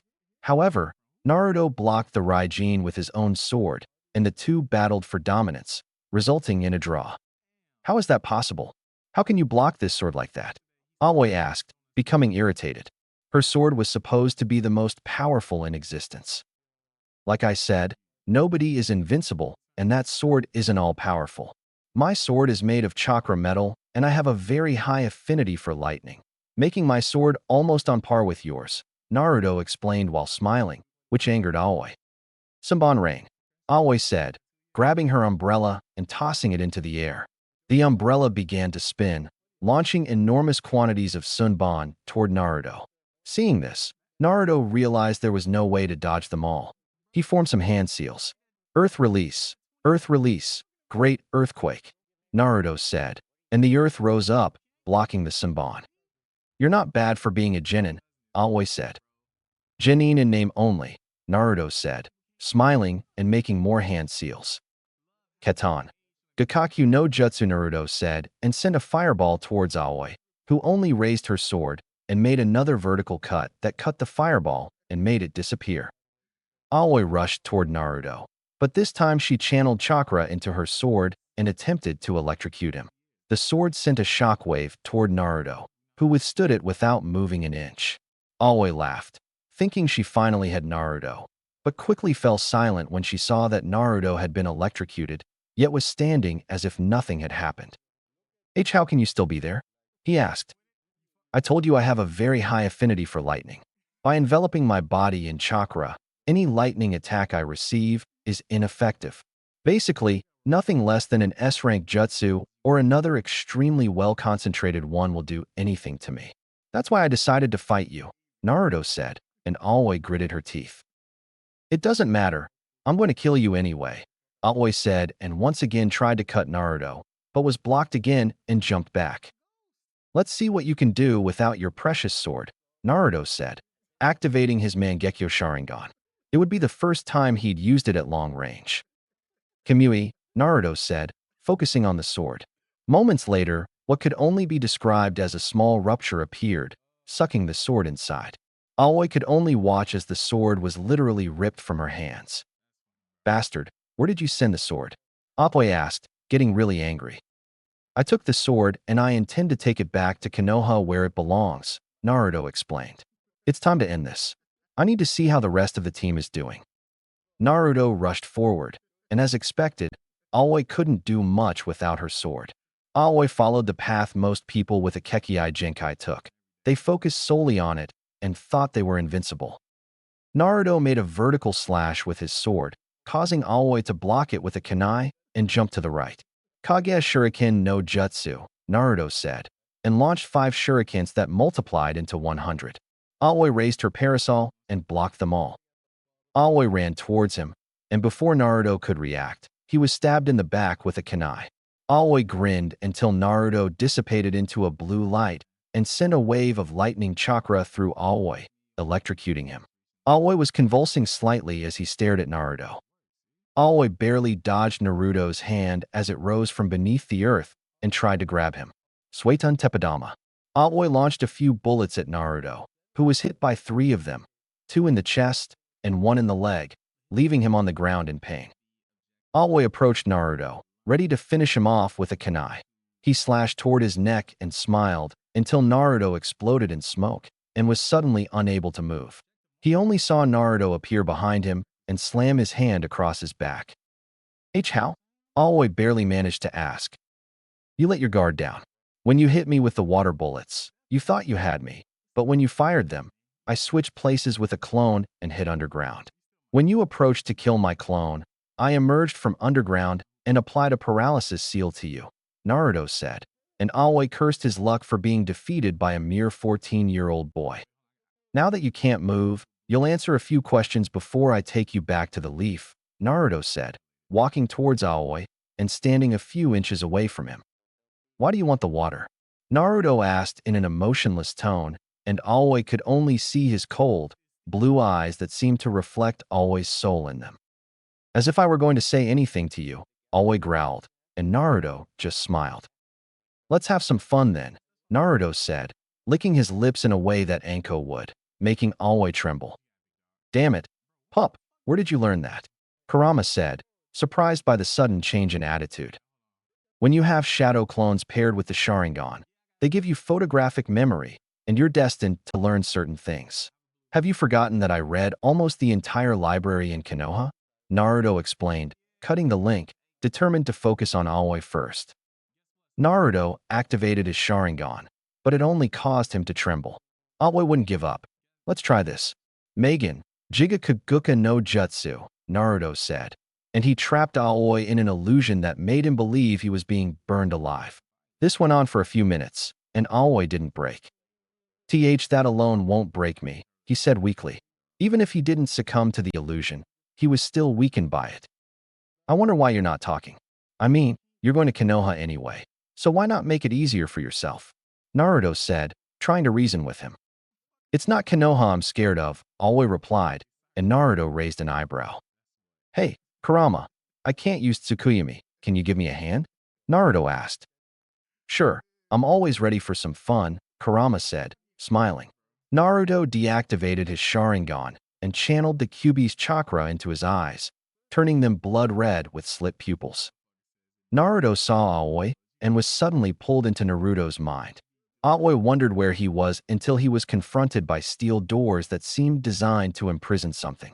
However, that thought made him tremble when the doors were fully opened. Aoi looked inside only to see two blood-red eyes glowing in the darkness. The eyes grew larger as a figure approached. A few seconds later, the figure revealed itself to Aoi, causing him to freeze in place. In front of him was an orange fox with 9 tails, twitching.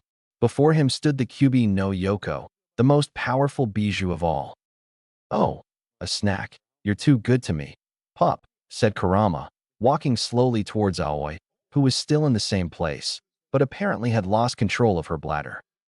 "I told you I wasn't a bad person," Naruto said simply, seeing Aoi get wet, literally. Kurama approached Aoi, licking his fangs and ready to devour him. "Okay, I'll tell you everything I can know," Aoi stammered, unable to control her body at this moment. "It wasn't that difficult, was it?" Naruto asked rhetorically. "Why do you want the water?" "It was a mission. Our village leader made it a priority to get water. But I don't know what he wants it for," Aoi replied quickly. "I see. Who is the leader of your village?" Naruto asked. "Orochimaru, the snake Sannin," Aoi said, and Naruto raised an eyebrow. Orochimaru founded his own village. "Interesting. I'll tell the old man when we get back," Naruto thought.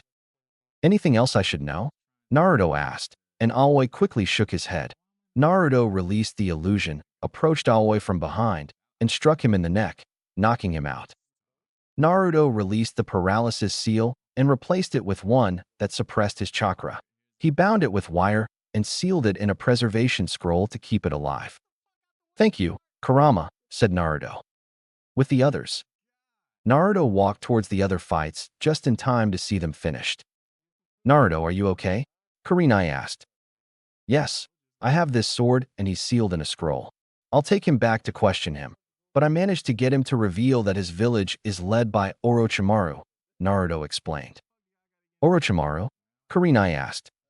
"Yes, we'll let Gigi know when we get to the village," said Naruto. "How is everyone?" "We're fine.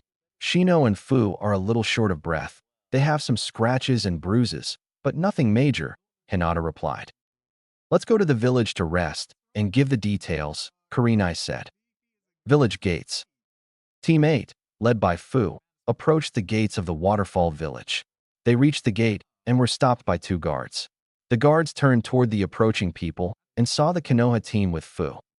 "So you're finally back?" One of the guards asked Fu, clearly displeased. She frowned, but nodded. The team saw this and weren't happy about it, especially Naruto. "My name is Yuhi Kurenai. I'm here with my team, Aburame Shino, Hyuga Hinata, and Uzumaki Naruto, for negotiations," Kurenai said, handing over the scroll with the Hokage's seal. "Welcome to the village of the waterfall," the same guard said, and allowed them to pass. They walked toward the center of the village where the leader lived. The team seemed to notice that Fu was receiving the same hateful stares and the occasional insult that Naruto received in Konoha. "It seems you're not very popular here," Naruto said sadly. "It's the fate of all Jinchuriki. We are treated badly, but there are even people who see us and not the beast," Fu explained. "I don't understand why people can't see the difference between a scroll and a kunai. They're human beings just like the rest of us," Hinata said. Naruto laughed, but his laughter was full of irony, which earned him confused looks from everyone. "Jinchuriki, it's the power of human sacrifice," Naruto began. "I've thought about it a lot, and the more I do, the more I realize we're not human," he said, and everyone gasped. Even the Kyuubi and Nanabai were listening. Naruto assumed a thoughtful pose before continuing. "The moment the bijou are sealed inside a human being, whether a newborn or an adult, we are bound to them until the end of our lives. Because if you remove the bijou from the host, the latter dies," said Naruto, and again he received gasps of surprise. "It's strange, the bijou and its host. We don't need them and we can't live without them. The moment they're captured, they become part of us," Naruto said, and everyone stopped walking, simply listening to the blonde boy. "If we combine our forces, we're unstoppable, and yet a piece of paper with ink can incapacitate us, making us strong but fragile. Once we're bound, each host gains abilities that no one with a Kekkei Genkai can achieve. Our chakra begins to change to adapt to the Biju's demonic chakra, making it stronger than that of other humans. So, as you can see, I'm not the beast, but I'm not the same human who came into this world either, Naruto concluded, and no one said a word. Everyone started walking and thinking about what the blonde boy had said. Is it true? Fu thought. The puppy is right. The moment we were bound to you, you became something more, because you are not us, but you are different from the others. Even I didn't know that, Chome said. Pup, and here I thought you were nothing more than a brat, Kurama said, laughing. To think you could pull something like this, Kurama added, but Naruto just nodded without saying anything. Everyone continued on their way, thinking about what the blonde boy had said. Waterfall Tower. They reached the center of the village and stopped in front of what they assumed was the waterfall tower. They could see stairs winding around a tree, which was actually a building. They headed towards the tower and stopped in front of two red doors that, according to Fu, led to the office of Shibuki, the village leader. They knocked and heard someone say, "Come in." Team 8 and Fu quickly complied, opening the doors to find themselves in a modest little office. There were a few bookshelves, a small armchair, some paintings, and at the back, a desk with Shibuki behind it, working. Shibuki had black eyes and long, dark brown hair. He wore a forehead protector symbolizing his status as a shinobi. He wore gray pants, a green shirt, and ninja sandals. "Oh, Fuchan. Welcome," Shibuki said, smiling. Apparently, she was one of the people who treated Fu well. "Yes, mission accomplished, Shibuki-sama," Fu replied and stepped aside so that Team 8 could introduce themselves. "Thank you for receiving us, Shibuki-sama," Kurenai began, bowing. "My name is Yuhi Kurenai, and this is my team, Aburame Shino, Hyuga Hinata, and Uzumaki Naruto," she said, and everyone bowed in respect. "It's nothing. I trust the trip went well?" Shibuki asked, noticing a bit of doubt from the Konoha team. "What happened?" he asked. "We were attacked by Konoha's Nukenin, Rokushu Aoi, along with two other Jounin. Apparently, they're from a new hidden village that was recently founded in the land of rice. He was after me, and his goal was to steal the hero's water. Fortunately, we managed to win. Aoi was captured, and the other two were killed," Fu explained, and Shibuki put his hand to his jaw, processing the information. "Do you know why they want her?" Shibuki asked. Naruto took a step forward and began to explain. "I interrogated their leader, Aoi, and apparently their village is called the Hidden Sound Village, and its leader is Konoha's Nukenin Orochimaru, the Snake Sannin." "This is troubling news," Shibuki began.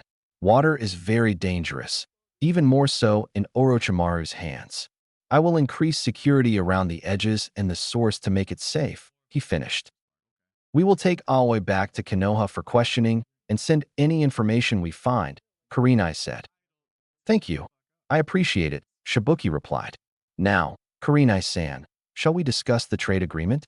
he said, and Kurenai nodded. "Fu, escort them back to the hotel until we finish our talk," Shibuki said.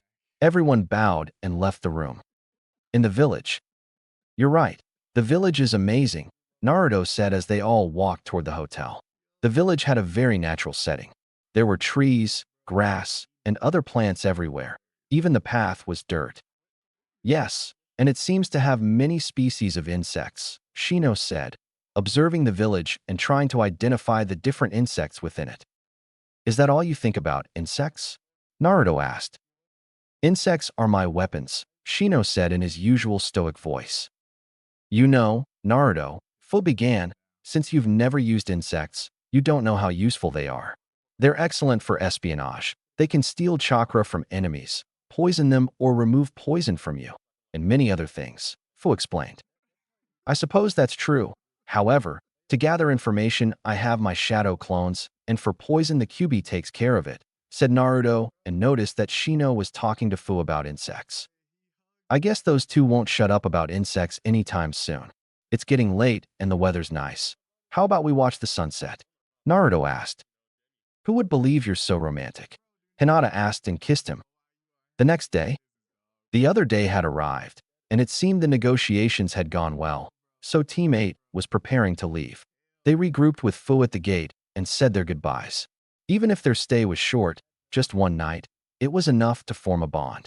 After all, Naruto, being a Jinchuriki, had become good friends with Fu, and she, in turn, with Shino. Don't become strangers, try to visit us, Fu said. Of course, we'll do our best, Hinata said. Hey, Fu, I have a gift for you, Naruto began, and everyone raised an eyebrow. Here, Naruto said, handing her a three-pronged kunai. This is a very special kunai. If you need help or just want to talk, throw it on the ground, and I'll be there in a flash, Naruto explained with a smile. Fu gladly accepted it, as there weren't many people who were kind to her. Thank you, Fu said and watched as they left and disappeared into the distance. With Team 8. A few hours had passed, and Kurenai could not contain her curiosity. Naruto, I have a question, Kurenai said. Shoot, replied Naruto, who already suspected what was happening. The kunai you gave Fu. That wasn't a normal kunai, Kurenai said, practically demanding an explanation. That kunai contains the Shiki formula for the Hiraishin no Jutsu, Naruto explained, not revealing too much information to see his sensei's reaction. The Flying Thunder God technique. But that's the technique of the fourth Hokage, Kurenai stuttered, stopping and looking at Naruto. Looks like you figured it out, said Naruto. I can use it because it's my legacy. Minato Namikaze was my father, said Naruto, and even Shino was surprised, finally losing his stoic expression, which was replaced by one of surprise. How is this possible? Kurenai asked. What do you mean? Naruto began. Didn't your mom give you the lecture? He asked, making Hinata and Kurenai blush. Idiot, Kurenai replied, hitting him on the head. The old man named me Uzumaki after my mother because my father had many enemies, mainly from IWA. I believe I'm strong enough to protect myself and everyone I care about. So maybe I'll ask the old man to announce it when I become a Chunin, Naruto explained. And to think I never noticed, blonde hair and blue eyes. Only the fourth Hokage had that particular combination, she replied. Don't worry.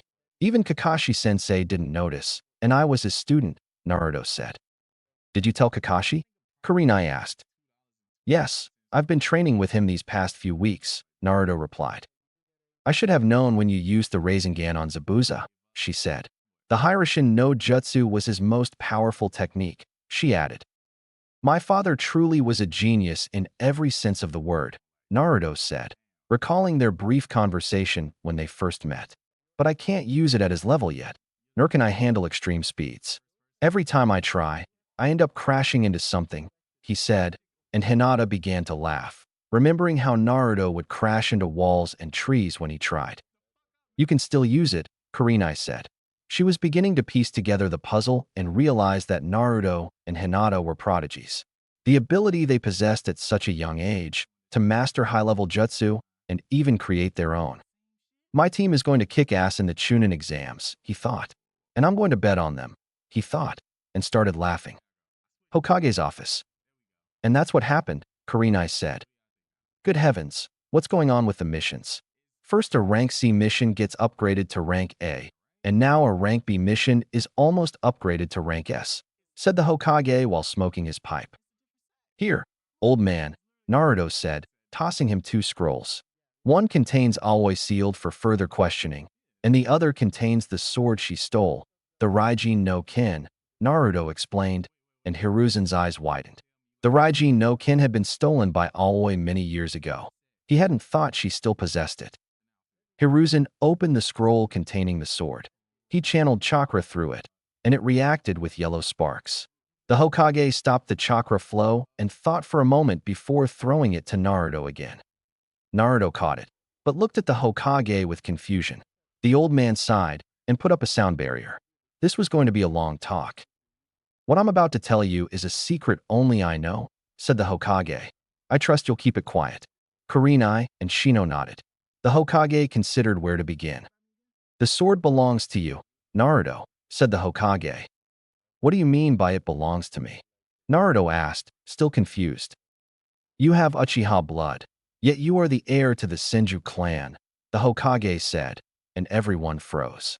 The sound of a needle hitting the floor could be heard. Everyone on Team 8 watched Naruto, who was still processing what the old man had said. What? Naruto asked in a quiet voice. You know that your mother was Uzumaki Kushina and that she came from the land of whirlpools, right? He asked, and Naruto nodded. I'll start from the beginning. Hashirama Senju and his wife, Uzumaki Mito, had 2 children, a boy and a girl. The girl was named Senju Tsunade and is well known as the Slug Sannin. Later in life, Tsunade had a daughter named Senju Kushina. However, due to the war, the Senju clan was decimated, leaving only Tsunade and Kushina to rebuild it. Because they were women and didn't want to be used as a baby factory, they faked Kushina's death, which resulted in the birth of Uzumaki Kushina, the Hokage said. You know the rest, the Hokage concluded. Kushina married Minato and I was born, Naruto said, and the Hokage nodded. Naruto remained silent for a few minutes, reflecting on what he had learned. Wait, what about everything I found about the Uzumaki clan at my father's mansion? Naruto asked. I chose the name Uzumaki because they were cousins of the Senju clan. During the wars, the Uzumaki clan was destroyed, but your mother and father went to the village hidden in the whirlpools and saved what they could. That's one of the reasons why your father was so good at Fuinjutsu, the Hokage said, and Naruto nodded until he remembered Tsunade. Tsunade is still alive? Did she abandon me? Naruto asked, not really wanting to know the answer. Hinata approached him and took his hand. No, the Hokage began. Tsunade lost everything she had. Her boyfriend and brother died in the war. And when the Ninetales attacked, her daughter died too. She wasn't in the village at the time, but she heard the news and escaped. I tried to find her, but I couldn't. She probably doesn't know that Kushina had a child, the Hokage explained. Naruto frowned for a few minutes, thinking about it. Then I'll find her and bring her back to the village, Naruto said with his trademark smile.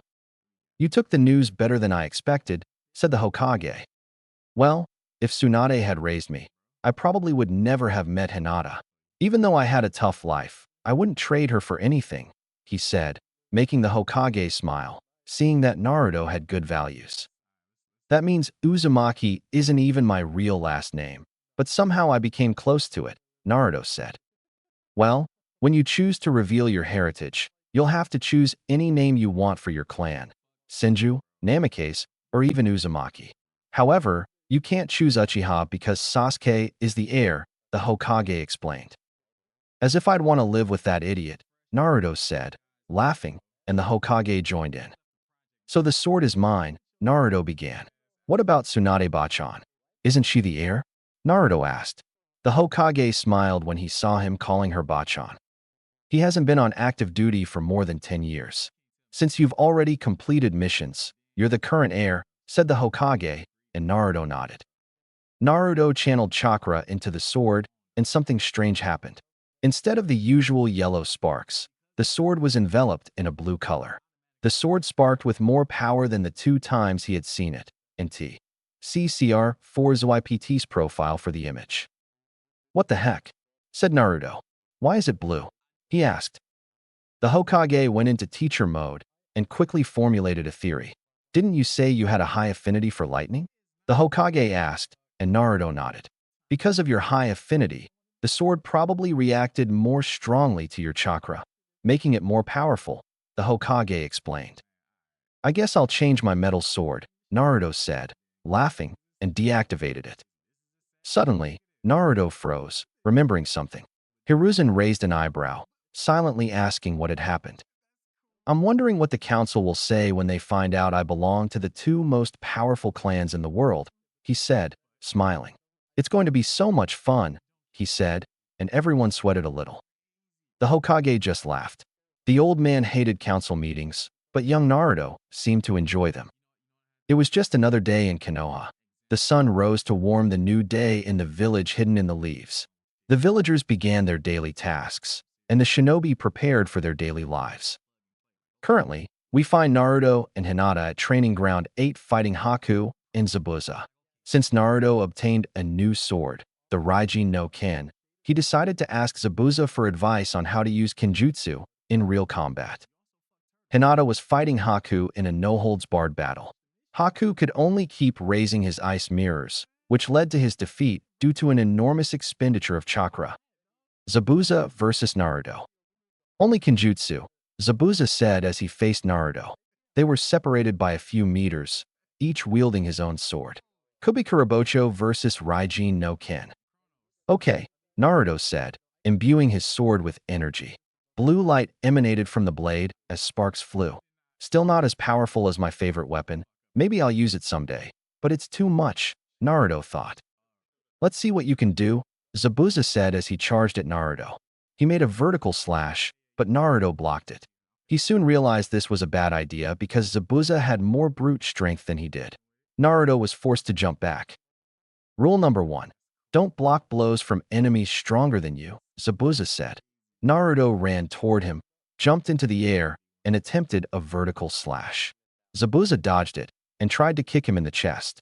Naruto blocked it and grabbed his leg to throw him into the air. Zabuza quickly regained his balance and landed gracefully on the floor. Not bad, Brad. But if you want to beat me in Kenjutsu, you need more strength, Zabuza said. I could always beat you in speed, Naruto said, smiling and deactivating his gravity seals. Zabuza saw his body glow slightly and got ready. Naruto vanished in a flash. Zabuza instinctively raised his sword just in time to deflect an attack that would have decapitated him. Naruto disappeared again, and this time Zabuza dodged out of the way just as Naruto plummeted from the sky, slashing vertically. I'll grant you that. You're fast, but that alone isn't enough. I have years of experience, Zabuza said, readying his sword once more. He charged with impressive speed and exchanged a few blows with Naruto. However, Zabuza couldn't maintain his speed, and using a large sword didn't help. You can't maintain that speed against me, Naruto said and continued blocking his attacks, quickly changing his position and keeping Zabuza on the defensive, who had already had enough of this. He relaxed to focus his senses and realized that an attack was coming from the right. He raised his sword, but instead of simply blocking, he pushed hard, causing Naruto to lose his balance. Zabuza took this opportunity to quickly reposition himself with his sword at his opponent's neck.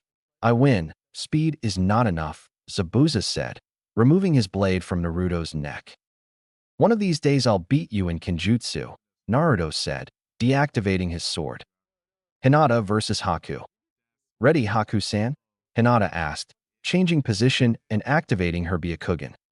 Always, Haku replied, taking some sunbon and placing 3 in each of his hands.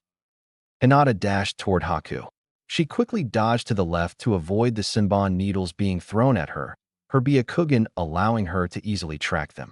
Hinata closed the distance and attempted a gentle fist strike to Haku's chest. Haku ducked and delivered a low kick. Hinata leaped and attempted a flying kick, sending Haku tumbling to the left. They both ran towards each other and exchanged a few blows. Haku quickly realized that she was no match for Hinata in taijutsu. Hinata simply dodged all of her attacks, as if she were dancing. Haku tried another direct punch to the face. However, Hinata dodged it, and with a chakra-infused blow managed to close some tenketsu on Haku's wrist, who surrendered in taijutsu and jumped back, rubbing his hand. Haku began making hand seals and said Sensatsu Suisho and sent countless senbon towards Hinata. Hinata said Kaiten and began spinning, creating a blue dome of chakra that completely blocked the senbon needles. Haku used that time to force chakra into his tenketsu to open them, painfully. Hinata was primarily a water user, as it was the first affinity she trained. Since there wasn't a lake nearby, she decided to turn the terrain to her advantage. She quickly formed some hand seals and shouted Sueton, Swishuha, water release, pumping water from her chest and expelling it through her mouth. In a few seconds, the training field was flooded. That might have been a bad move, Hinata-san. With so much water, it's much easier for me to use my ice techniques, Haku said, but Hinata kept watching her and preparing for her next move. Ice release, flying ice fragments, Haku said, and as Hinata began to spin, however, she wasn't blocking anything. Haku spun and the water rose up around him. Suddenly the water surrounding her began to freeze and thousands of ice fragments scattered from it. I can't maintain the Kaiten long enough to block all of those, Hinata thought, and began making more hand seals. She stopped and said, Suetun, Suijin Hiki. Water began to rise from the ground and envelop her, blocking all the ice fragments. However, Haku continued to send more, and Hinata had to do something. I've got it, she thought. I hope this works. I haven't completely mastered it yet. Hinata remained inside the water dome as the shards continued to arrive. She concentrated and suddenly released a vast amount of lightning chakra that radiated from her body and dispersed through the water, electrocuting Haku. That was surprising. I didn't know you could use the lightning element, Haku said, trembling slightly. I discovered it just a few weeks ago, Hinata said as she released her protective dome and said Suedun.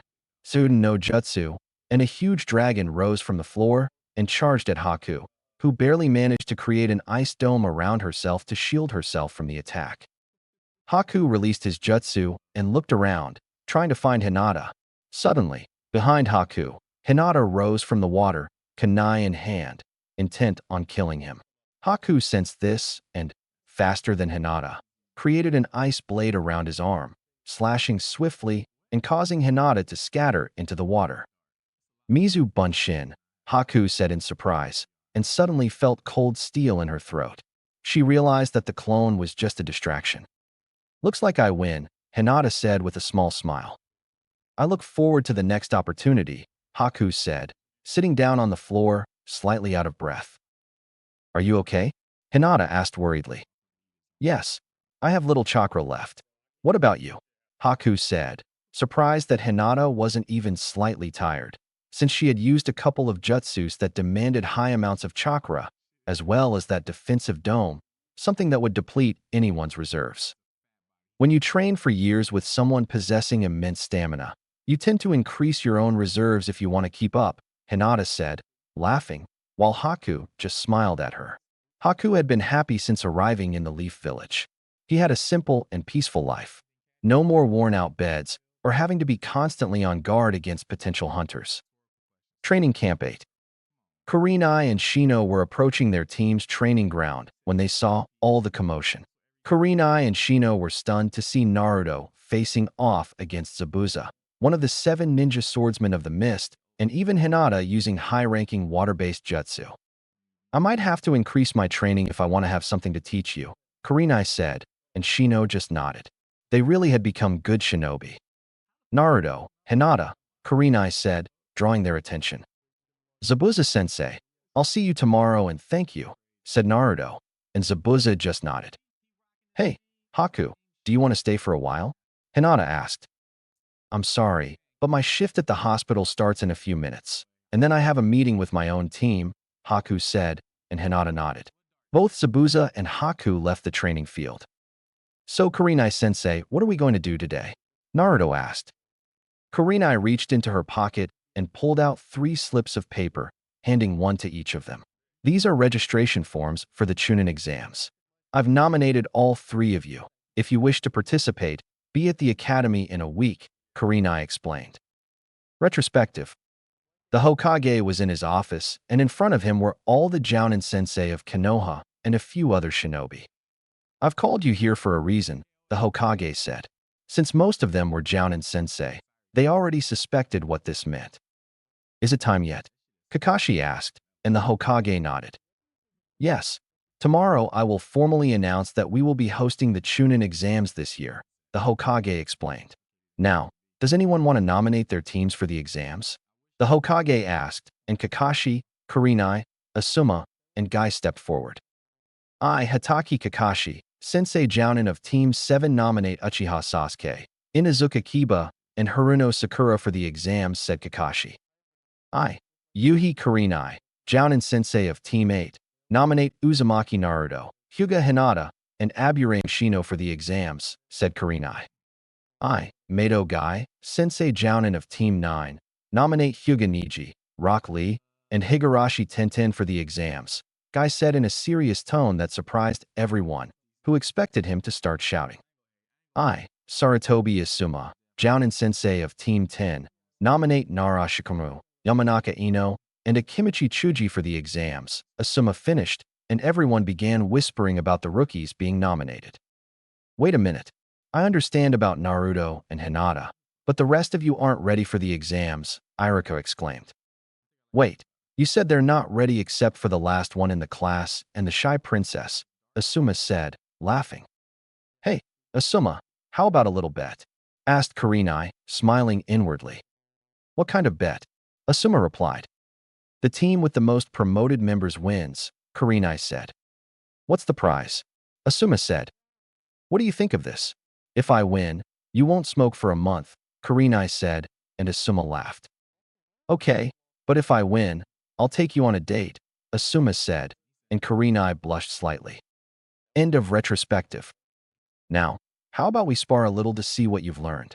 I already saw you against Zabuza and Haku, but more training is never a bad thing, Kurenai said, and only then did she wonder if it was a good idea. Okay, Kurenai-sensei, you against me, Naruto said, and Kurenai swallowed. Naruto was a chakra monster, and his taijutsu was pretty good. She'd have to rely on her genjutsu and hope it was enough. How wrong she was. Can I use everything? Naruto questioned, and Kurenai wondered if she was going to make it out of this alive. Sure, as long as I get out alive, she said, and Naruto laughed. Get ready, Kurenai-sensei, Naruto said and ran at blinding speed, colliding with Kurenai, who hadn't expected him to be so fast. They both slid across the battlefield until they came to a stop. Damn, sorry Kurenai-sensei, I forgot I deactivated my gravity seals, Naruto said while laughing and helping Kurenai to her feet, who was still dizzy from the impact. You should consider that a taijutsu move, Kurenai said, rubbing her head. It felt like she'd been hit by concrete. Here I go, said Naruto. Fire release, great fireball technique, he said, sending a fireball toward Kurenai, who jumped out of the way, formed hand seals in the blink of an eye, and began to vanish into thin air. Seeing this, Naruto activated his Sharingan. Behind him, a tree appeared and wrapped itself around him. Kurenai appeared in the tree with a kunai ready to stab Naruto. However, Naruto used the counter genjutsu using his Sharingan, and the illusion changed. Now Naruto was the one in the tree ready to kill Kurenai. Upon seeing this, Kurenai bit her lip to quickly shatter the illusion. It was broken, and Kurenai ducked just in time to avoid a horizontal slash from the Raijin no Ken. Naruto saw her duck and adjusted swiftly, planting a powerful kick to her chest. She was able to block it, but the force was enough to send her reeling across the floor. Kurenai recovered and threw a couple of shurikens towards Naruto, who had his Sharingan activated and saw that some of them had no chakra, so he realized that they were an illusion and quickly dispersed them. Kurenai-sensei, genjutsu is useless against me. Even the most powerful one is insignificant, said Naruto. Naruto, just because you have the Sharingan doesn't mean you're immune to everyone, Kurenai scolded. It's not because of the Sharingan, since I'm on good terms with the Kyuubi. He can disrupt the flow of my chakra, which dispels any illusions, Naruto explained, and Kurenai cursed her luck. There was no way she could win now. She had to catch him by surprise. They both stared at each other, waiting for their opponent to make the first move. Neither wanted to go first. Suddenly, Naruto grabbed a few shurikens and threw them, saying Kage Shuriken no Jutsu, and 5 shurikens multiplied into 100. Naruto made more hand seals and said, Futon, de Tapa. The shurikens gained incredible speed and hurtled toward Kurenai. She didn't have many options to dodge them, so she used Kawarimi on a nearby piece of wood. She recovered and searched her surroundings just in time to jump out of the way of a hand that emerged from the ground and tried to grab her. As she jumped back, a presence appeared behind her and said, Katsu. Naruto's clone exploded, sending Kurenai crashing into a tree and leaving her somewhere between conscious and unconscious. Naruto appeared behind her with a kunai at her neck. Congratulations, Naruto. You're more than ready for the exam, Kurenai said weakly. She had almost no chakra left, and her clothes were destroyed by the explosion. You're not in good shape, sensei, said Naruto, biting his thumb and slamming his hand on the floor, after which he said Kuchios no Jutsu, and Kagura appeared. Kagura, can you heal Kurenai-sensei? I was a bit rough in the fight, Naruto said, smiling foolishly and scratching the back of his head. A little rough? You almost made her fly, said the QB, laughing. It was just an explosive clone, and it wasn't fully charged, Naruto replied. You're lucky, otherwise you would have killed her. She didn't stand a chance against someone like you. You have better taijutsu. Your ninjutsu is ridiculous, and even if you can't use much jinjutsu, you're immune to it, Kurama explained, and Naruto just nodded. Naruto and Kurenai walked back to the middle of the training field to see Hinata kneeling on the ground, healing an unconscious Shino. What happened? Kurenai said as she rubbed her ribs, which were still a little sore. I used a water jutsu, and Shino didn't have time to dodge it and collided with it, knocking him out, Hinata explained. Naruto and Kurenai sweated at the way she said it, so casually. Okay, you can go. I'll take Shino home, Kurenai said, and everyone left the training grounds. Kanahashi Center. Naruto and Hinata walked peacefully through Konoha. They noticed that the looks Naruto received were somewhat different. They showed more fear than anything else. Hey, Haim, is it just me, or are the looks more subtle?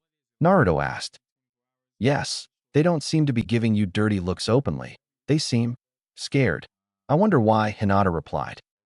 Maybe it was because of my antics during the council meeting, Naruto said, laughing, and Hinata joined in. What do you want to do? She asked. I'm a little hungry since I had 2 fights.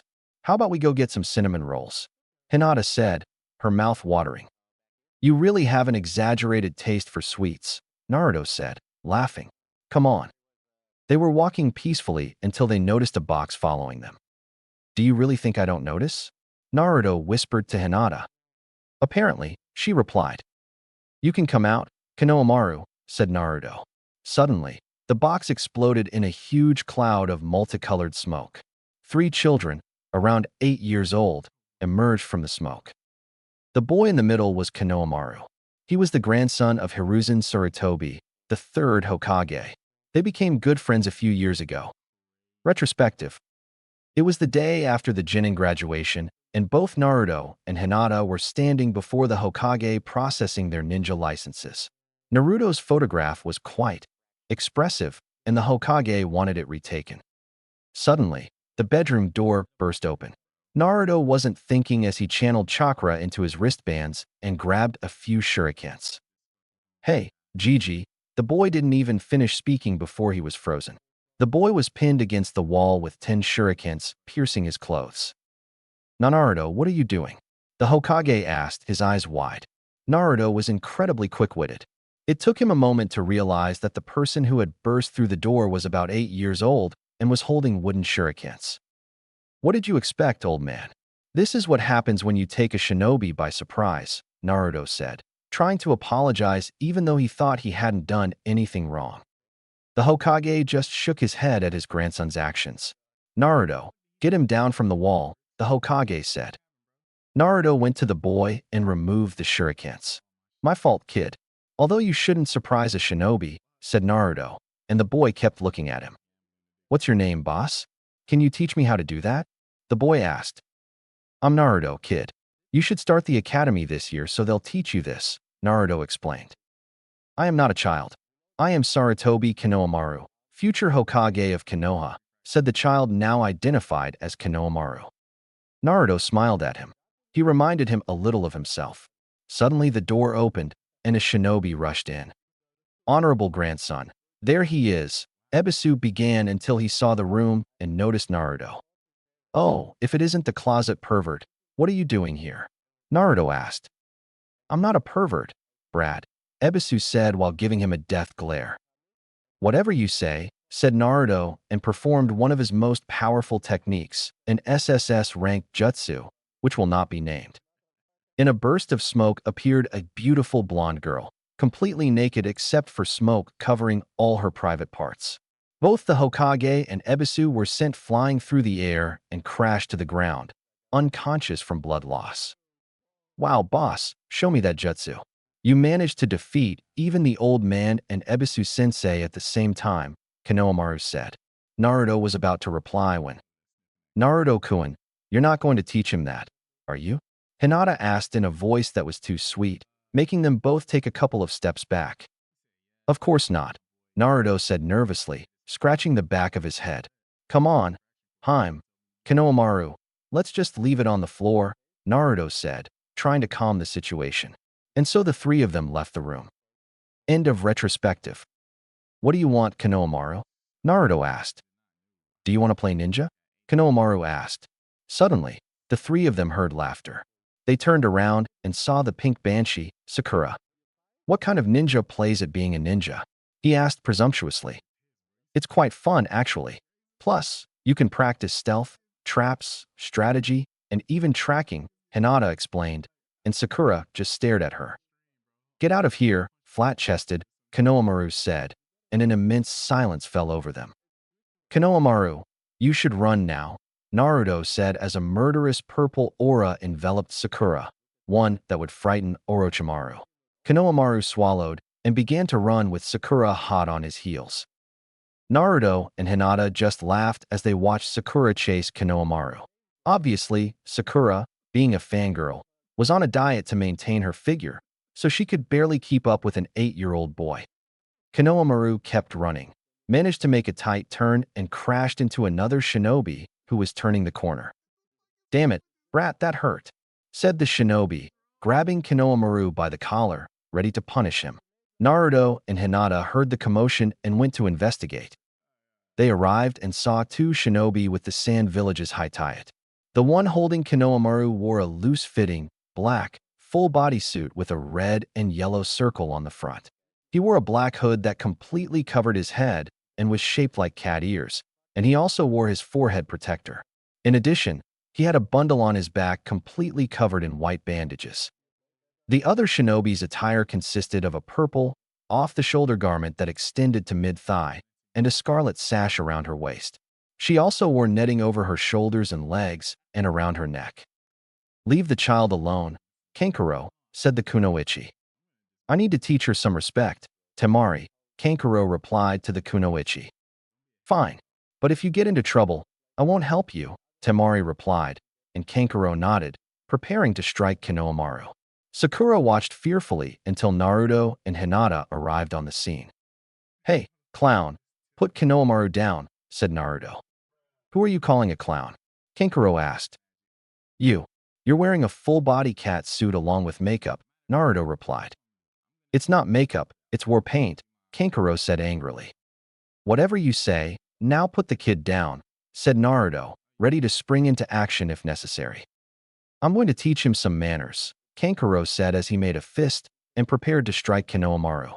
Both Naruto and Hinata vanished in an instant.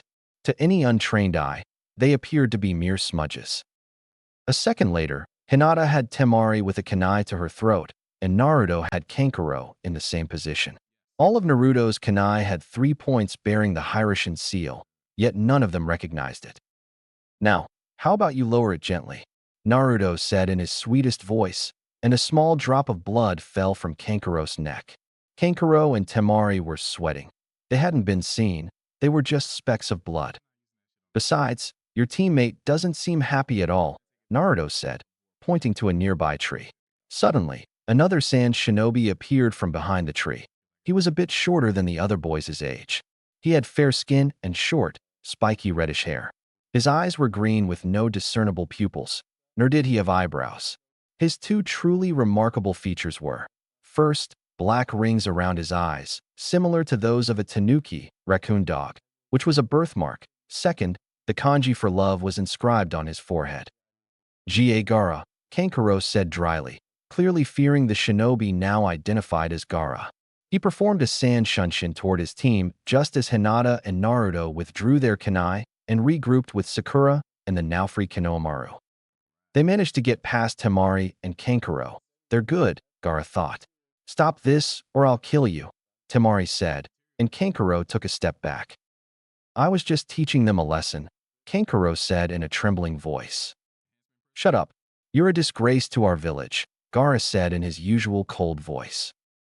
You know, Naruto said, drawing the redhead's attention.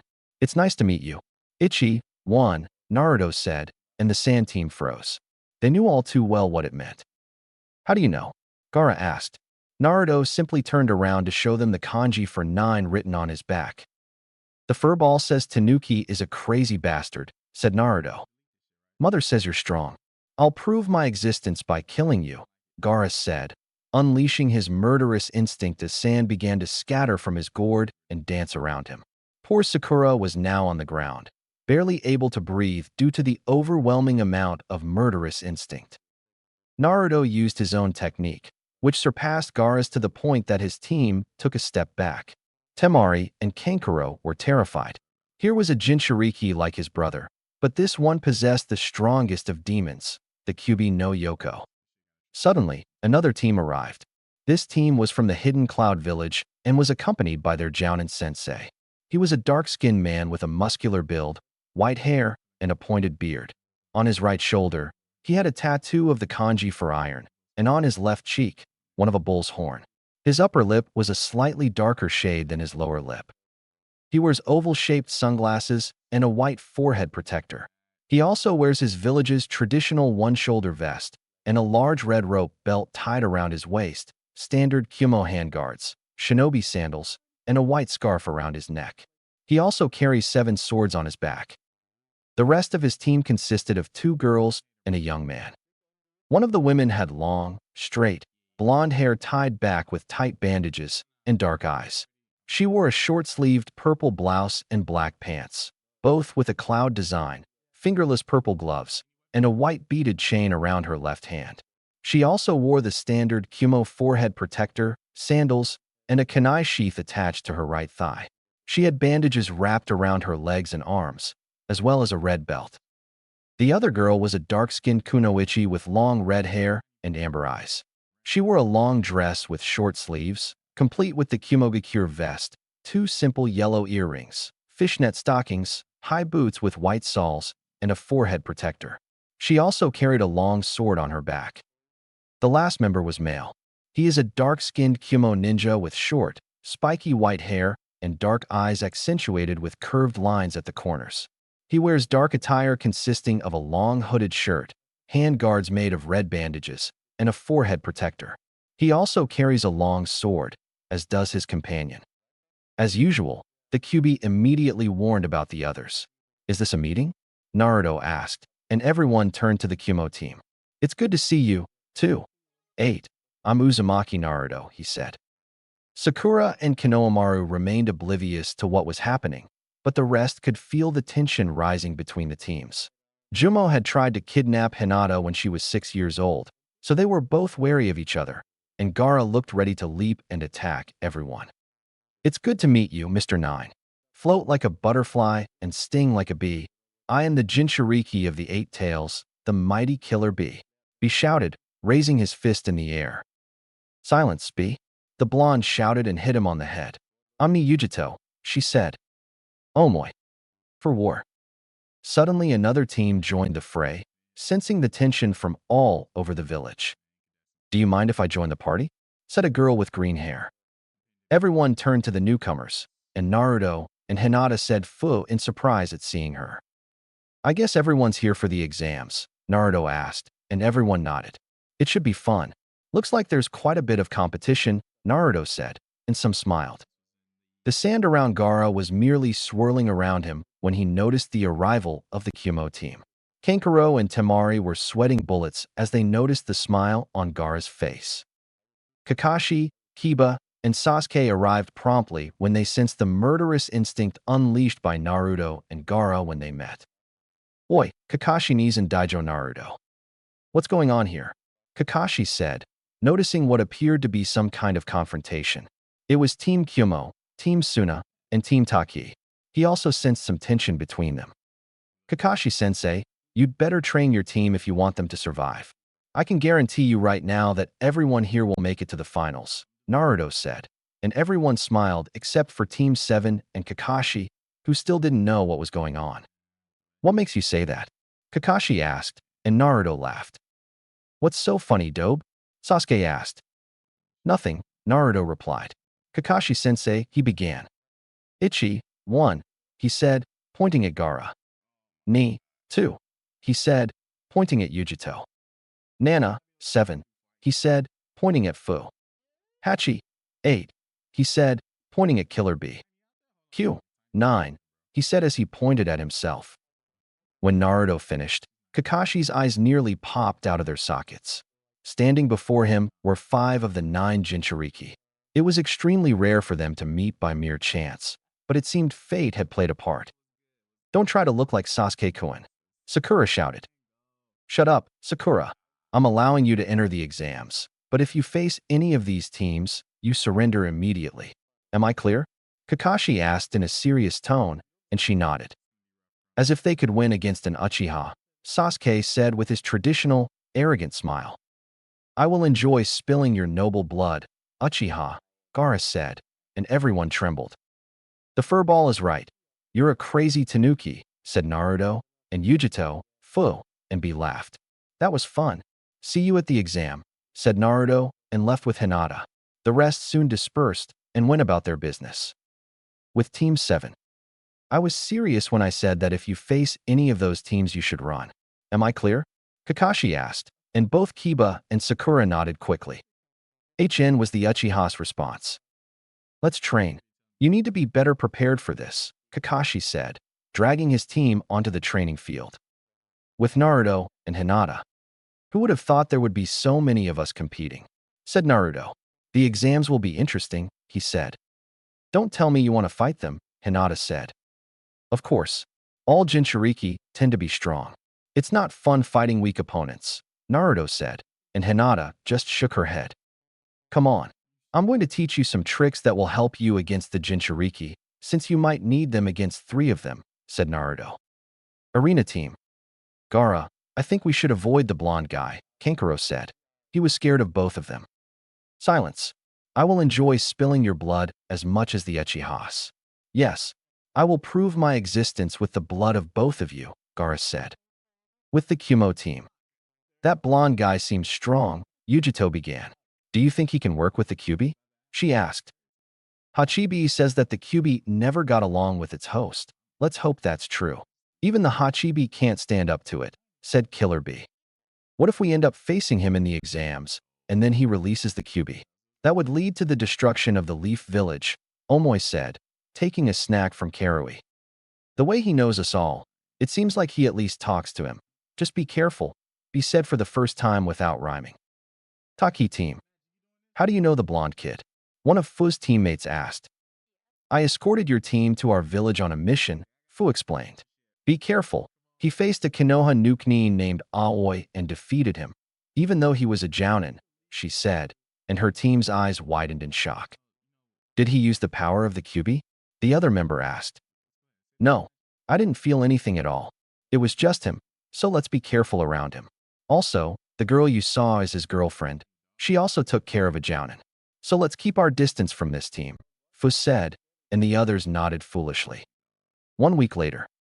Naruto and Hinata were at home getting ready to go to the academy to start the exam. They both had new wristbands with storage seals for shurikens, senbon needles, kunai, and swords.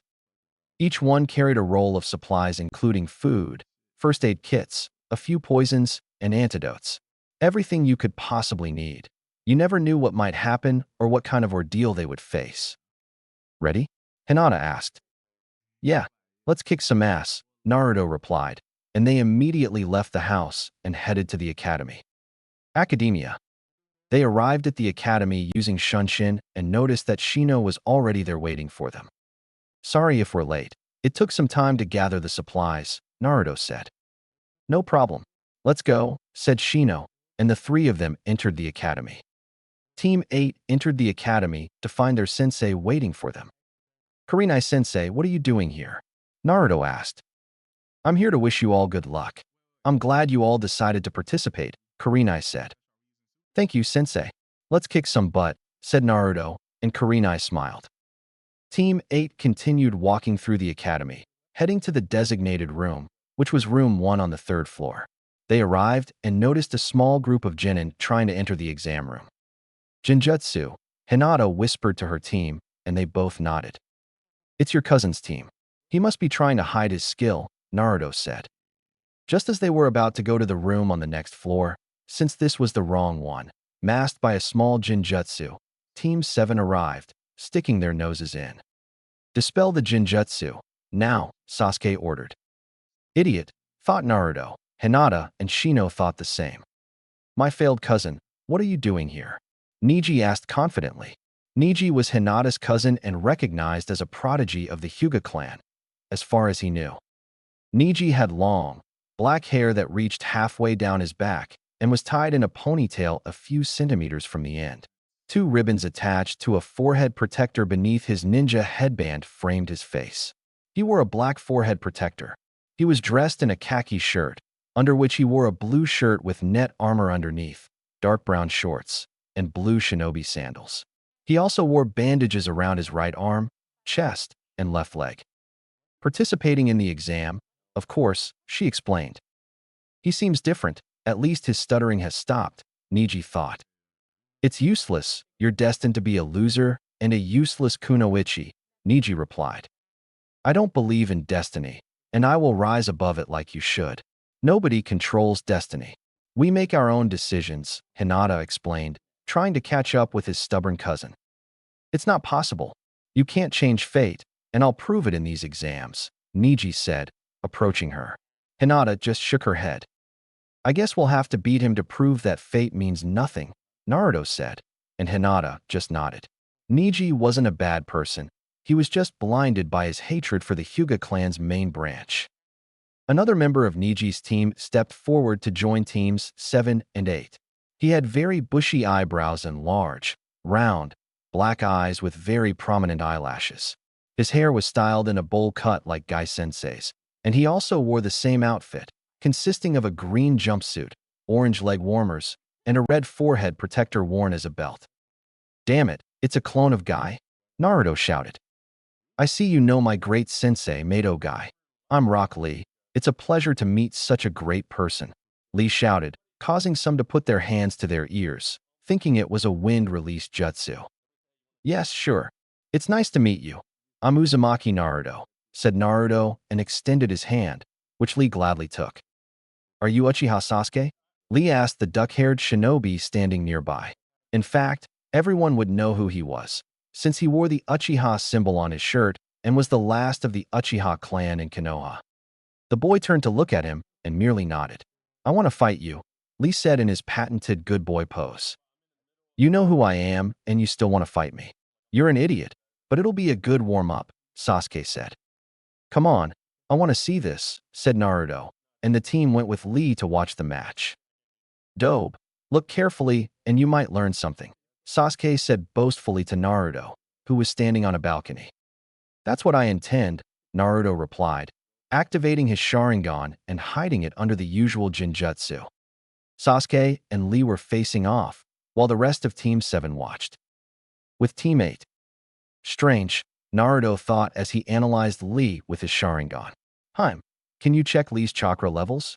Naruto asked, and Hinata nodded, activated her Byakugan, and gasped. I don't think he can use chakra. His circulatory system is too small. He probably can't mold it, Hinata explained. Lee was basically a civilian. That's what I thought. If he can't use Jinjutsu or Ninjutsu, he can only resort to Taijutsu, so he must be good, said Naruto, and he watched the fight begin. Sasuke versus Rock Lee. Sasuke charged forward and tried to strike Lee. However, Lee vanished just as Sasuke's punch was about to connect. Sasuke regained his balance just in time to see Lee in the air about to spin and say Konoha Senpu, Leaf Whirlpool, making an attempt to kick Sasuke, who ducked to avoid it. Seeing that Sasuke dodged his attack, Lee put his hand on the ground and tried to perform another spinning kick. Sasuke saw it and knew he wouldn't be able to dodge it, but he tried to block it. Lee, however, was faster, and his kick connected with Sasuke's face, sending him tumbling across the floor. A good opponent gives me the opportunity to do this, Sasuke said, looking at Lee. With Team 8. Oh, Sasuke managed to activate his precious Sharingan, said Naruto, 2 Tomo in each eye, not bad. Sasuke versus Rock Lee. With these eyes I am invincible, Sasuke smiled arrogantly. So that's the Sharingan, Lee said and prepared to continue the duel. Sasuke charged forward, confident in his superiority. Lee did the same, but managed to slip past his defenses and positioned himself beside Sasuke. He bent down and kicked him in the chin, sending him flying through the air and crashing to the ground again. Sasuke got up, wondering what was happening, and ran back toward Lee. They clashed, but Lee won every fight, often sending him tumbling across the floor. Sasuke's Sharingan was ineffective. With teammate. Well, Sasuke doesn't stand a chance, said Naruto. Isn't the Sharingan capable of tracking him? Hinata asked. The Sharingan can track Lee, however Sasuke isn't fast enough to position himself in time to block the attacks. Even if Sasuke can clearly see Lee's attacks, he can't defend against them. That's one reason why I train my body and use gravity seals. The Sharingan alone isn't all-powerful, Naruto explained.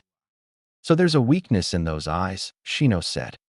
The weakness isn't due to his eyes, but rather the fact that Sasuke's body isn't trained enough to handle those speeds, so he can't keep up.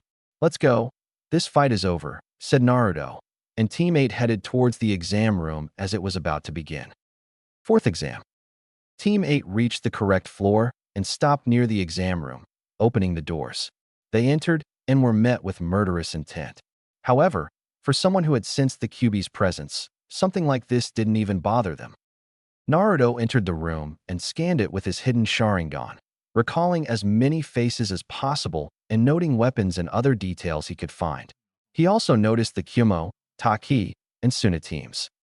Moments later, Team 7 arrived with Sasuke in bad shape. His right cheek was bruised, and none of them knew medical ninjutsu, so he stayed like that. Looks like the whole gang is here, Kiba said as they entered the room and saw Teams 9 and 10. Sasuke, do you want me to heal your face? Hinata asked. Even after everything he had suffered, he was a kind person. This scratch is nothing, Sasuke said. My Sasuke is so strong, Sakura thought as she wandered in her thoughts about healing her Uchiha. Sasuke Kun, Ino shouted as she ran to hug the poor Uchiha from behind, despite Sakura's protests. I thought you weren't coming, Whiskers, a girl said. Everyone turned and saw Yujito walking toward Naruto with her team. Mustache? That's a good name, Hinata said while laughing. Don't you dare, Naruto told him. What are you going to do? Hinata asked mockingly. Naruto simply shrugged and kissed her on the lips, leaving her dizzy. Wow, do I get one of those every time I call you Whiskers? Hinata asked, poking a finger at her chin that made her look really cute. Get a room, Ino said, making them both blush. What bad luck, Yujito grimaced. Cute guys are always taken. Keep quiet, a man said. Everyone turned to look at him. He wore a pair of round glasses. He had onyx eyes and ash-colored hair, which he kept in a ponytail that extended to his upper back, his sideburns framing his forehead. He wore a dark purple turtleneck shirt, a white undershirt, dark purple fingerless gloves with metal plates on the back of the hands, a white wristband worn at an angle, dark purple pants, blue sandals, and a kunai sheath on his left leg. They're making everyone more nervous. They're already acting badly enough, the man said as they pointed at the AIM ninjas present in the room. Who are you? Sakura asked. I'm Yakushi Kabuto, but you guys are rookies, so I imagine you don't know that, Kabuto explained. Have you already taken the exams? Sakura asked. Actually, this is my 7th attempt, Kabuto explained, scratching the back of his head. Man, you must be weak, Kiba said. These exams aren't easy. Perhaps I can show you some information, Kabuto said, pulling a deck of cards from his pocket. These are chakra cards. They react to my chakra signature and reveal the information on them. As you can see, there are teams from every country except IWA and Kiri. As expected, IWA hates Konoha, and Kiri is embroiled in a civil war. I can give you some information on everyone here, he concluded, and Naruto began to suspect something was amiss. How could Kabuto have information on shinobi from other villages? Nevertheless, he decided to test his theories. I want information on Ni Yujito from Kyumo, Sabaka no Gaara from Suna, said Naruto, and Yujito crossed her arms. You could always ask, he said. I know, but you can always lie, Naruto said, and she made a sound of indignation. Let's start with Sabaku no Gaara, the Kazekage's son. His team consists of his brother, Sabaku no Kankuro, and sister, Sabaku no Temari, and their Jounin sensei, Baki. His abilities are well known. He completed 10 D-rank missions, 15 C-rank missions, and 1 B-rank mission. There's a note saying he returned from all of them without a scratch. It seems there are some pretty strong people this year, Kabuto said, and some trembled. Now, Ni Yujito from Kumo. She's on a team with Omoi and Karui, and her Jounin sensei is Killer Bee. Her card shows she has very good taijutsu and ninjutsu, but no talent for jinjutsu. She's completed 10 D-rank missions and 5 B-rank missions. What about the genin and their missions? Kabuto said, and Naruto laughed. Now I want some information about Uzumaki Naruto from Konoha, Yujito said, and Kabuto took her letter. Uzumaki Naruto from Konoha. He's on a genin team with Hyuga Hinata and Aburame Shino under the command of Jounin Yuhi Kurenai, the Jinjutsu lady of Konoha. He's the lowest-ranked genin in the academy with low taijutsu, average ninjutsu, and no talent for jinjutsu. But there's a note that says he created an S-rank lightning release jutsu. Kabuto began, and everyone's eyes widened. Now, missions: 65 D rank, 14 C rank, 1 B rank, 1 A rank, and what the heck? 2 S rank. Kabuto explained, and everyone's jaws dropped. A genin with rank missions was something no one had ever heard of. Naruto glanced at Kabuto. One of those S-rank missions was supposed to be a secret. That kid is a mystery, a mediocre guy, and yet he completed high-ranking missions, Yujito thought. S-rank. How are you still alive? Kiba shouted. Keep quiet. I can't say anything. S-rank missions are secret, and divulging them is punishable by death, Naruto said, and everyone looked at him. But I can explain the other missions if anyone wants a Kenjutsu showdown, he said, smiling. Did you really create an S-rank lightning release jutsu? Yujito asked. Lightning release jutsus were the specialty of her village, and S-rank moves were rare regardless of type. Naruto simply nodded, and everyone was having their doubts. It's true. I saw it, Kiba said, and everyone saw him. It was amazing. He sent a white ball into the sky, and lightning formed. Then, somehow, he commanded the thunder and attacked a bridge, vaporizing everyone around it and killing about 100 thugs, in addition to destroying the bridge, Kiba explained, and everyone looked at the blonde boy, who was becoming uncomfortable and more suspicious of Kabuto.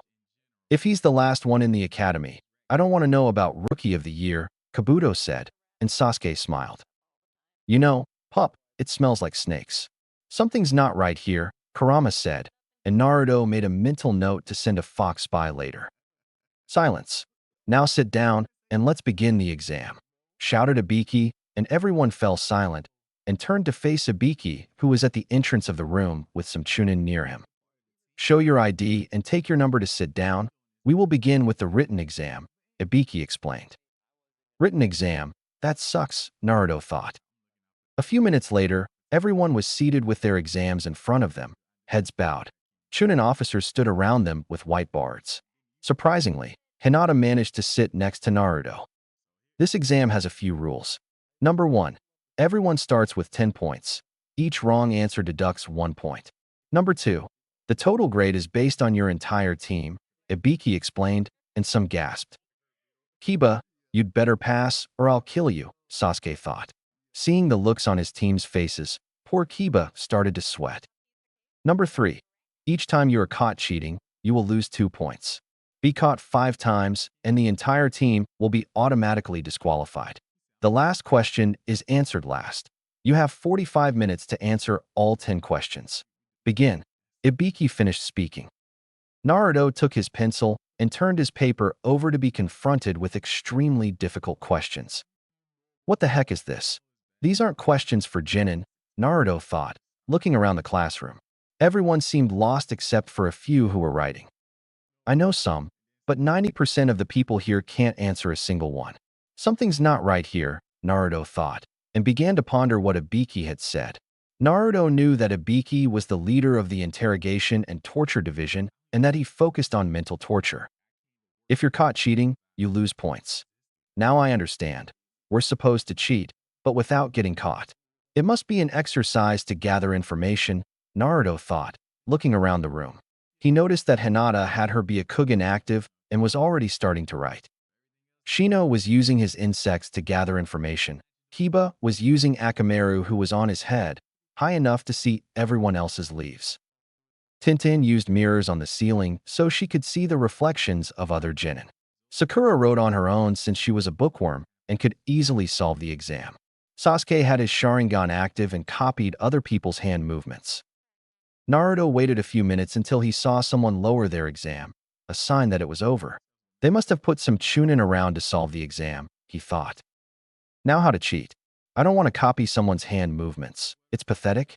I know, Naruto thought, activating his Mangekyo Sharingan and quickly using his Kemui to send his own leaf to his alternate dimension. Naruto focused on the Chunin sheet and used Kemui to switch the roles. He took the sheet from his personal dimension and placed it on the table. He simply erased the Chunin's name and wrote his own.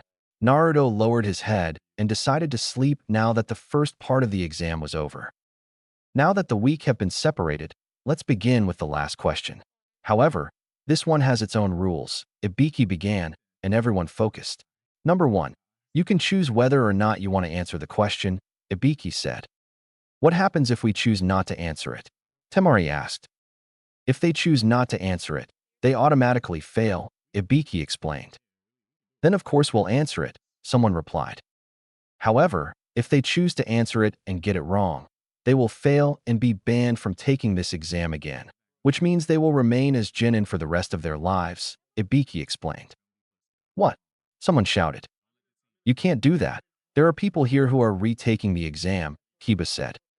I guess you're just unlucky. My exam, my rules. If you don't want to take a risk, give up, Ibiki said, and everyone started thinking, and some left. A few minutes later, Ibiki noticed Naruto was half asleep and threw a kunai that landed in front of him. Naruto didn't even flinch. Wake up, Naruto, Ibiki shouted. Let's just finish this, Naruto began, and Ibiki raised an eyebrow. I don't give up, and I never will. Even if I remain a genin for the rest of my life, I will be the first genin Hokage, Naruto said, smiling. Ibiki looked around the room and noticed that the rest of the genin were somehow inspired by his little talk. If nobody wants to leave, then there's one last thing I have to say. All of you. Pass, Ibiki said. What? Why? Kiba asked. Looks like you've figured it out, Ibiki said, pointing at Naruto. Naruto sighed and began. The first part of the exam was gathering information. If you remember, Ibiki said that if we were caught, we would lose points. That just meant we had to cheat without getting caught. Information is half the battle. The last part was to see if we have the guts to be Chunin. You can't just quit because it's difficult. A Chunin is expected to lead and as such must inspire courage and confidence in their team, Naruto explained, and most of the rookies looked at him as if he had grown a second head. Exactly, Ibiki said until someone broke through the window. Everyone was watching something enter through the window. Suddenly, a woman appeared in the middle of the room. She threw 2 kunai to the ceiling to secure what appeared to be a sign. Referee of the second round, MIT. Anko began shouting, but was cut off by Naruto. Hey, Anko, Naruto said, gesturing with his arm. Damn it, Naruto, you ruined my entrance. Anko yelled. Come on, don't get angry, Anko-chan, said Naruto, emphasizing the last part. I'll kill you later, brat. Now everyone to training ground 44. Be there in 20 minutes or you'll be expelled. Go, Anko said, and everyone hurriedly left the room. Naruto and Hinata only used Shunshin to get there.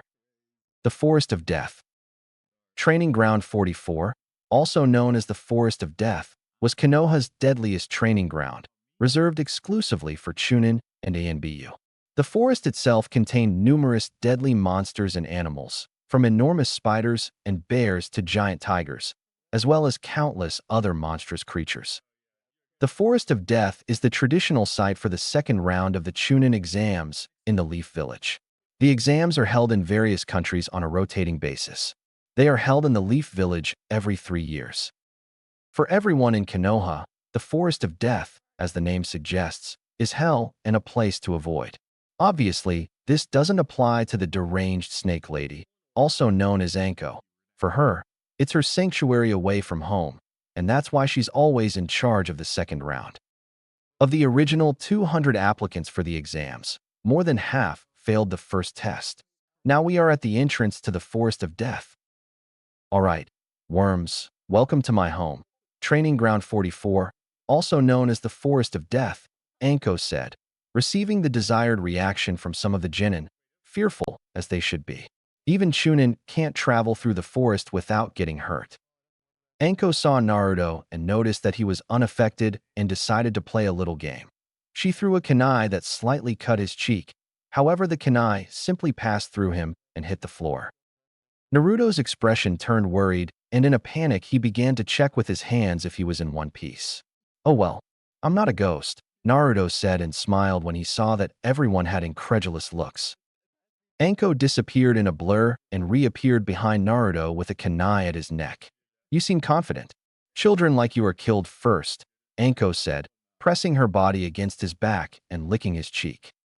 Hinata's eyebrow began to twitch, and just as she was about to use gentle fist on the bitch to draw her away from Naruto, she saw him smile. Naruto dissolved into a cloud of black crows that flew and began to surround Anko. The crows flew toward her and transformed into shuriken that flew toward Anko. Jinjutsu Ki, Anko thought, and she increased her chakra, causing the shuriken to disappear. She looked around and found Naruto not far away, smiling at her. "Jinjutsu, not bad, brat," said Anko.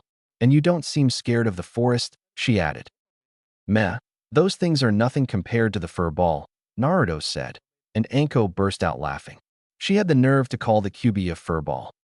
"I told you, I'm not a fur ball," the Kyuubi shouted inside his mind. "You actually are.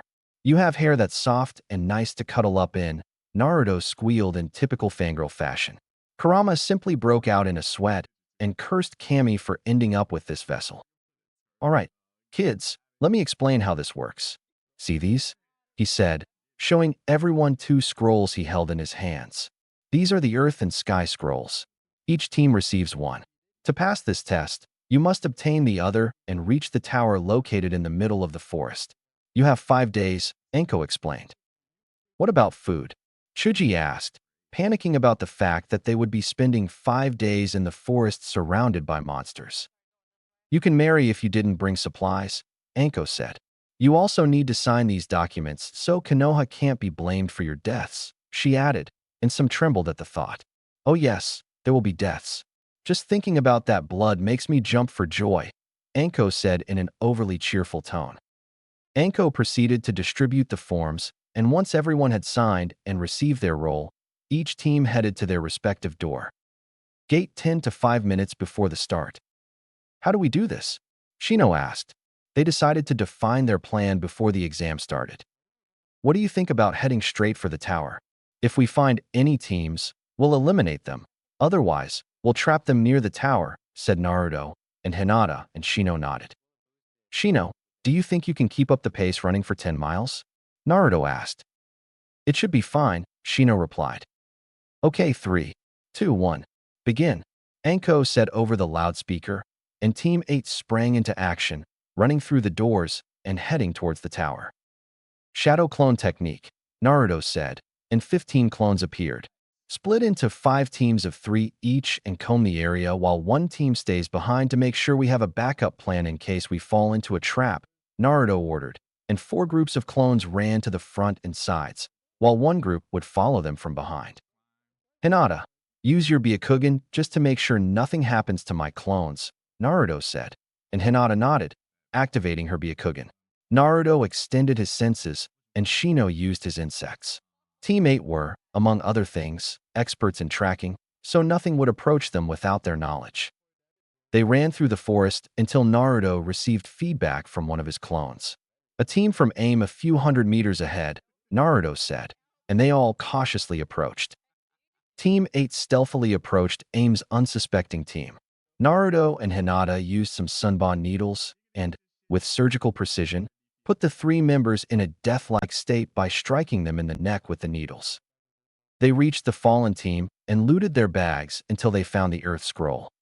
"Good, just the one we need. Let's go to the tower at full speed. If you can't carry me, I'll carry you," Shino said Naruto, and Shino shook his head. They headed towards the tower at full speed when Team 8 sensed a huge increase in chakra. "That's not a Genin and not a Jinchuriki," said Naruto, and the team stopped, searching to find out where it was coming from. I'll investigate. You guys go to the tower. You have my flying thunder god marker if you need help. Once I'm done, I'll teleport to your location, Naruto said. Why? Hinata asked.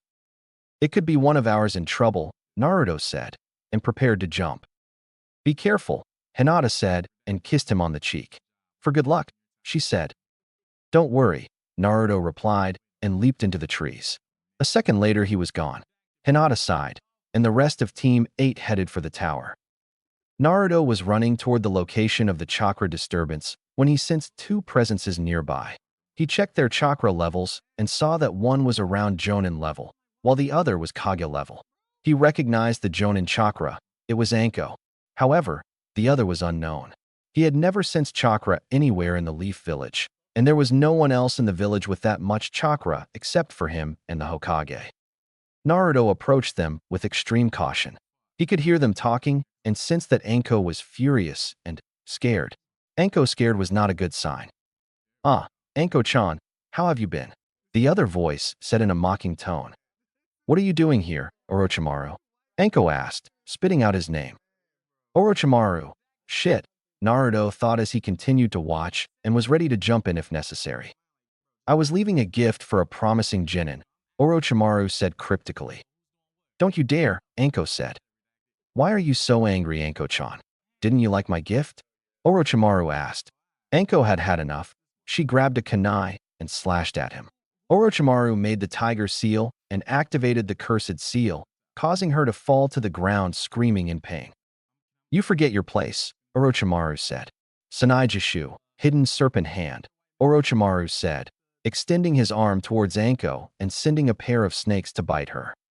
Fire release, fireball technique, Naruto said, sending small fireballs toward the snakes and destroying them. Naruto leaped between Orochimaru and Anko. He approached her and noticed she was clutching her neck in pain. Looking at her neck, Naruto saw a strange, glowing mark. Cursed seal, Naruto thought. Well, a little genin came to the rescue. How cute, Orochimaru said mockingly. Any ideas, Fox? Naruto asked. That snake must be here for a reason. Any real fighting would attract too much attention. Use my chakra as much as you can and try to maintain it, Kurama suggested, and Naruto did as he was told, using the Kyuubi's chakra high enough to attract the attention of any ANBU patrolling the area. The Kyuubi child? Orochimaru thought. Well, if it isn't the Kyuubi child. I suppose I can play for a while, Orochimaru said. Orochimaru, what are you doing here? Naruto asked, trying to buy some time. Snakes tend to be rather slippery. So you know who I am. I'm honored, Orochimaru said, laughing. I'm here to leave a small gift for the Uchiha, he said. A gift? You call a stupid cursed seal a gift? Naruto asked angrily. Stay focused, pup. He's not someone you can mess around with, Kurama said. Of course it's a gift. When I destroy the sound team I sent to kill him, he'll realize the power he can obtain, Orochimaru said.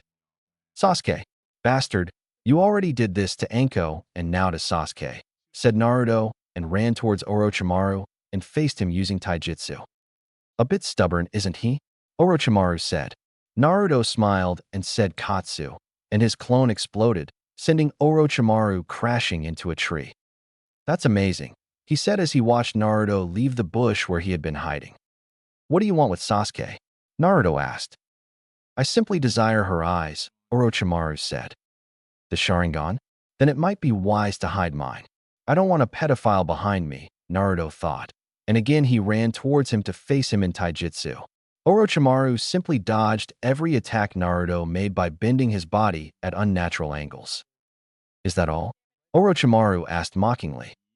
It's time for the big guns, Naruto thought, and took a completely different stance. He activated his Mangekyo Sharingan and concealed it, his face emotionless, while his cold blue eyes stared at Orochimaru. Fire release, fireball technique, Naruto said and launched fireballs that Orochimaru easily dodged. Naruto decided to use a wide-range attack. He created a shadow clone jutsu, and they both said, Katan, Ryuka no Jutsu. Futon, de Tapa. The result was a torrent of fire that swept across a wide area, hurtling towards Orochimaru and incinerating the surroundings. Anko could only watch in awe. There were some jonin who couldn't do that without fainting from lack of chakra. The fire died and Naruto watched as Orochimaru slowly disappeared until he revealed himself to be nothing more than a Kawarimi. Naruto looked around and sensed Orochimaru just in time to jump out of the way of a hand that reached out to grab him. Orochimaru emerged and Naruto appeared behind him. "Raikiri!" Naruto shouted as he rose from the ground and attempted to stab Orochimaru in the chest. Orochimaru hadn't expected this technique from a genin and quickly moved out of the way, but he wasn't fast enough, and the Raikiri managed to slice off his right arm in one swift motion. "This kid is dangerous. If I hadn't dodged him, he could have killed me," Orochimaru thought as he watched Naruto, who showed no signs of stopping. Well, you're quite something. It's a shame you can't be my next vessel," Orochimaru said as he opened his mouth to inhuman proportions and spat out another Orochimaru, leaving his skin behind. "What the hell are you?" Naruto asked, feeling a little disgusted, while Orochimaru spat on himself. "It's been fun, but I have to go. See you later," Orochimaru said, sinking into the floor. He decided to leave as two groups of ANBU approached. Naruto turned to Anko, who had a surprised look on her face. "Are you okay, Anko?" he asked. "Damn, that kid was amazing," Anko shouted, but quickly flinched in pain just as the ANBU arrived accompanied by the Hokage. "Naruto-kun, what happened?" the Hokage asked. He was wearing his battle gear, which consisted mainly of black armor with metal shields on his arms and legs. "Orochimaru is here, and I think he activated the cursed seal on Anko's neck," Naruto said, and the Hokage's eyes widened. "What are you doing here?" the Hokage asked, loud enough for Naruto to hear. "He's behind Sasuke's Sharingan. I think he gave him the cursed seal," Naruto explained, and the old man sighed. His prodigy student had become his biggest mistake. "Take Anko to the hospital," said the Hokage, and the ANBU disappeared. "Naruto, do you have the scrolls?" he asked, and Naruto nodded. "But I'll go after Sasuke. Orochimaru sent a sound team after him to kill him," Naruto said. "Very well, be careful. I've already risked too much by interfering with the exams," the Hokage said and left the forest. Naruto made shadow clones and scattered them throughout the forest as far as they could to find Sasuke. Naruto ran through the forest as fast as he could, covering as much ground as possible. An hour later, he finally sensed Sakura's chakra signature. He could sense Sasuke's, but it was different and weaker. He reached Sakura and saw it was chaos. Sakura was on the floor with her hair cut in half, and she had kunai wounds. Lee was there, but he was bleeding and had some bruises. Team 10 seemed to be trying to fight off the enemy, but they weren't having any luck, and finally Kiba, who was on the floor, was knocked out. "Pathetic, all of you," Dosu said, smiling as he grabbed a kunai and approached Sasuke to kill him. No one could stop him. Naruto used a shunshin in front of him and kicked him, sending him crawling across the floor. Everyone was happy to see that someone had arrived to help, even if it was Naruto. "Another one. They keep coming," Zaku said angrily. Every time he tried to kill the Uchiha, someone got in his way. "Why don't you just leave? You're no match for me," Naruto said, smiling. "I'll wipe that smile off your face," Dosu mocked, folding his arms and revealing his gauntlets. "Melody arm," he said, channeling chakra through his arm. Naruto, whose Sharingan was active, could see sound waves filled with chakra. "This can't be good, Kamui," Naruto thought. Dosu felt the waves travel through the air and hit Naruto, but they didn't affect him. Naruto waited a few seconds and noticed that everyone was looking at him and Dosu. "Are you supposed to do something to me?" Naruto asked, smiling inwardly. The rest of the rookies who were awake saw the blonde boy. Lee was knocked down by that jutsu, and yet Naruto remained there as if nothing had happened. "That gauntlet must be defective. I'll take care of this myself," Zaku said, taking a step forward to end the fight with an attack. "Zankoha, decapitating airwaves," Zaku said, channeling chakra through his arms to send a gust of wind in Naruto's direction. Naruto remained in place and activated his Kamui to let the attack pass through him. As the cloud of sound began to disperse, Zaku saw that Naruto was still standing. "Nice breeze," Naruto said, smiling. Zaku got angry and channeled as much chakra as he could through the pipes that ran under his skin. Zenkyo Kukua, extreme decapitating airwaves, he said, sending a powerful gust of wind toward the enemy. Seeing the gust coming, Naruto realized he had to get Kiba and Sasuke out of the way. He ran toward them and activated his Kamui to protect them. Once the attack was over and the dust cloud settled, Zaku smiled as he scanned the area and found nothing. I blew them to bits, Zaku said, smiling confidently. Raikiri. Zaku turned just in time to see a lightning-covered hand pierce his chest and heart. Zaku let out a muffled scream that didn't leave his mouth as he fell dead to the ground. Dosu and Kin's eyes widened as they watched their teammate fall to the ground, dead. The blonde boy had been toying with them the whole time. He'd killed Zaku with a single attack, and they hadn't even seen him move. If you give us the information, we'll leave you alone, Naruto said, his tone devoid of any emotion. The rookies could only watch as Naruto effortlessly killed the shinobi they'd been having trouble with. Sakura trembled with fear, both from the sound team and from Naruto's arrival. He had killed someone in cold blood, piercing his chest with his own hand. Dosu was trembling as she picked up her roll and put it on the floor, then ran quickly alongside her teammate, Kin. It's great to have you join us, Niji, said Naruto as he sensed Lee's teammates arriving on the scene. What happened here? What did they do to Lee? Niji said, activating his Byakugan and preparing to attack until he received answers. Suddenly, a burst of chakra was felt by everyone in the area. They turned to find Sasuke slowly rising, surrounded by a kind of purple chakra swirling around him. His body was covered in black tattoos. Yes, with this power I can kill him, Sasuke said to no one in particular. He could feel the power coursing through his body. A gift from Orochimaru. Sasuke looked around to test his new powers and quickly made eye contact with Naruto, who was standing near a dead body. Naruto, fight me. I want to test my new powers, Sasuke ordered, and ran towards Naruto to face him in a taijutsu battle. Sasuke-kun, stop this. Sakura cried on the floor. This was too much for her. She had to defend Sasuke and Kiba and was crushed. She saw someone bite Sasuke's neck, leaving a strange mark, and watched as Sasuke seemed to lose control.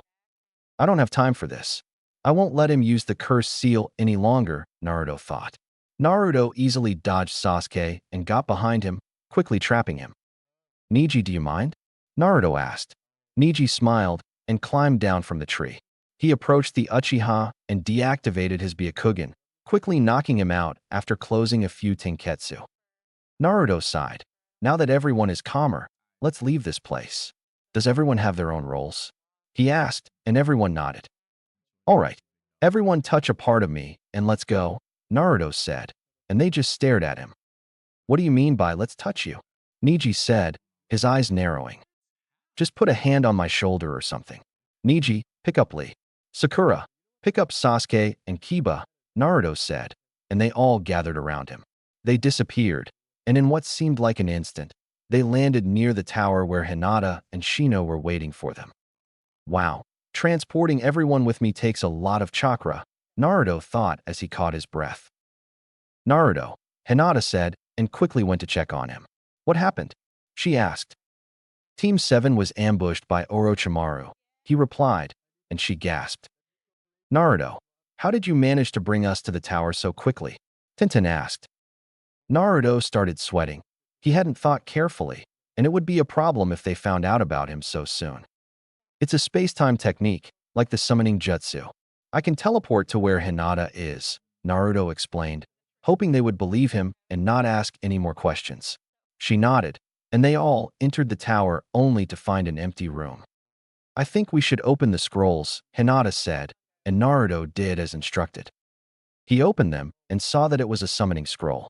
Quick, throw them on the floor, Naruto shouted, and the scroll began to emit smoke. Both rolls of film disappeared into the smoke. As the smoke cleared, a person could be seen in the middle of the room. Congratulations on passing the second round, he said. Teammate realized it was Kurenai. Sensei, they all said at the same time. Let's go inside. You and the rest of the Leaf teams are the second to arrive. Only the Sand team has arrived. You have 4 days to rest and regain your strength, Kurenai said, and led her team to their quarters where they would be staying.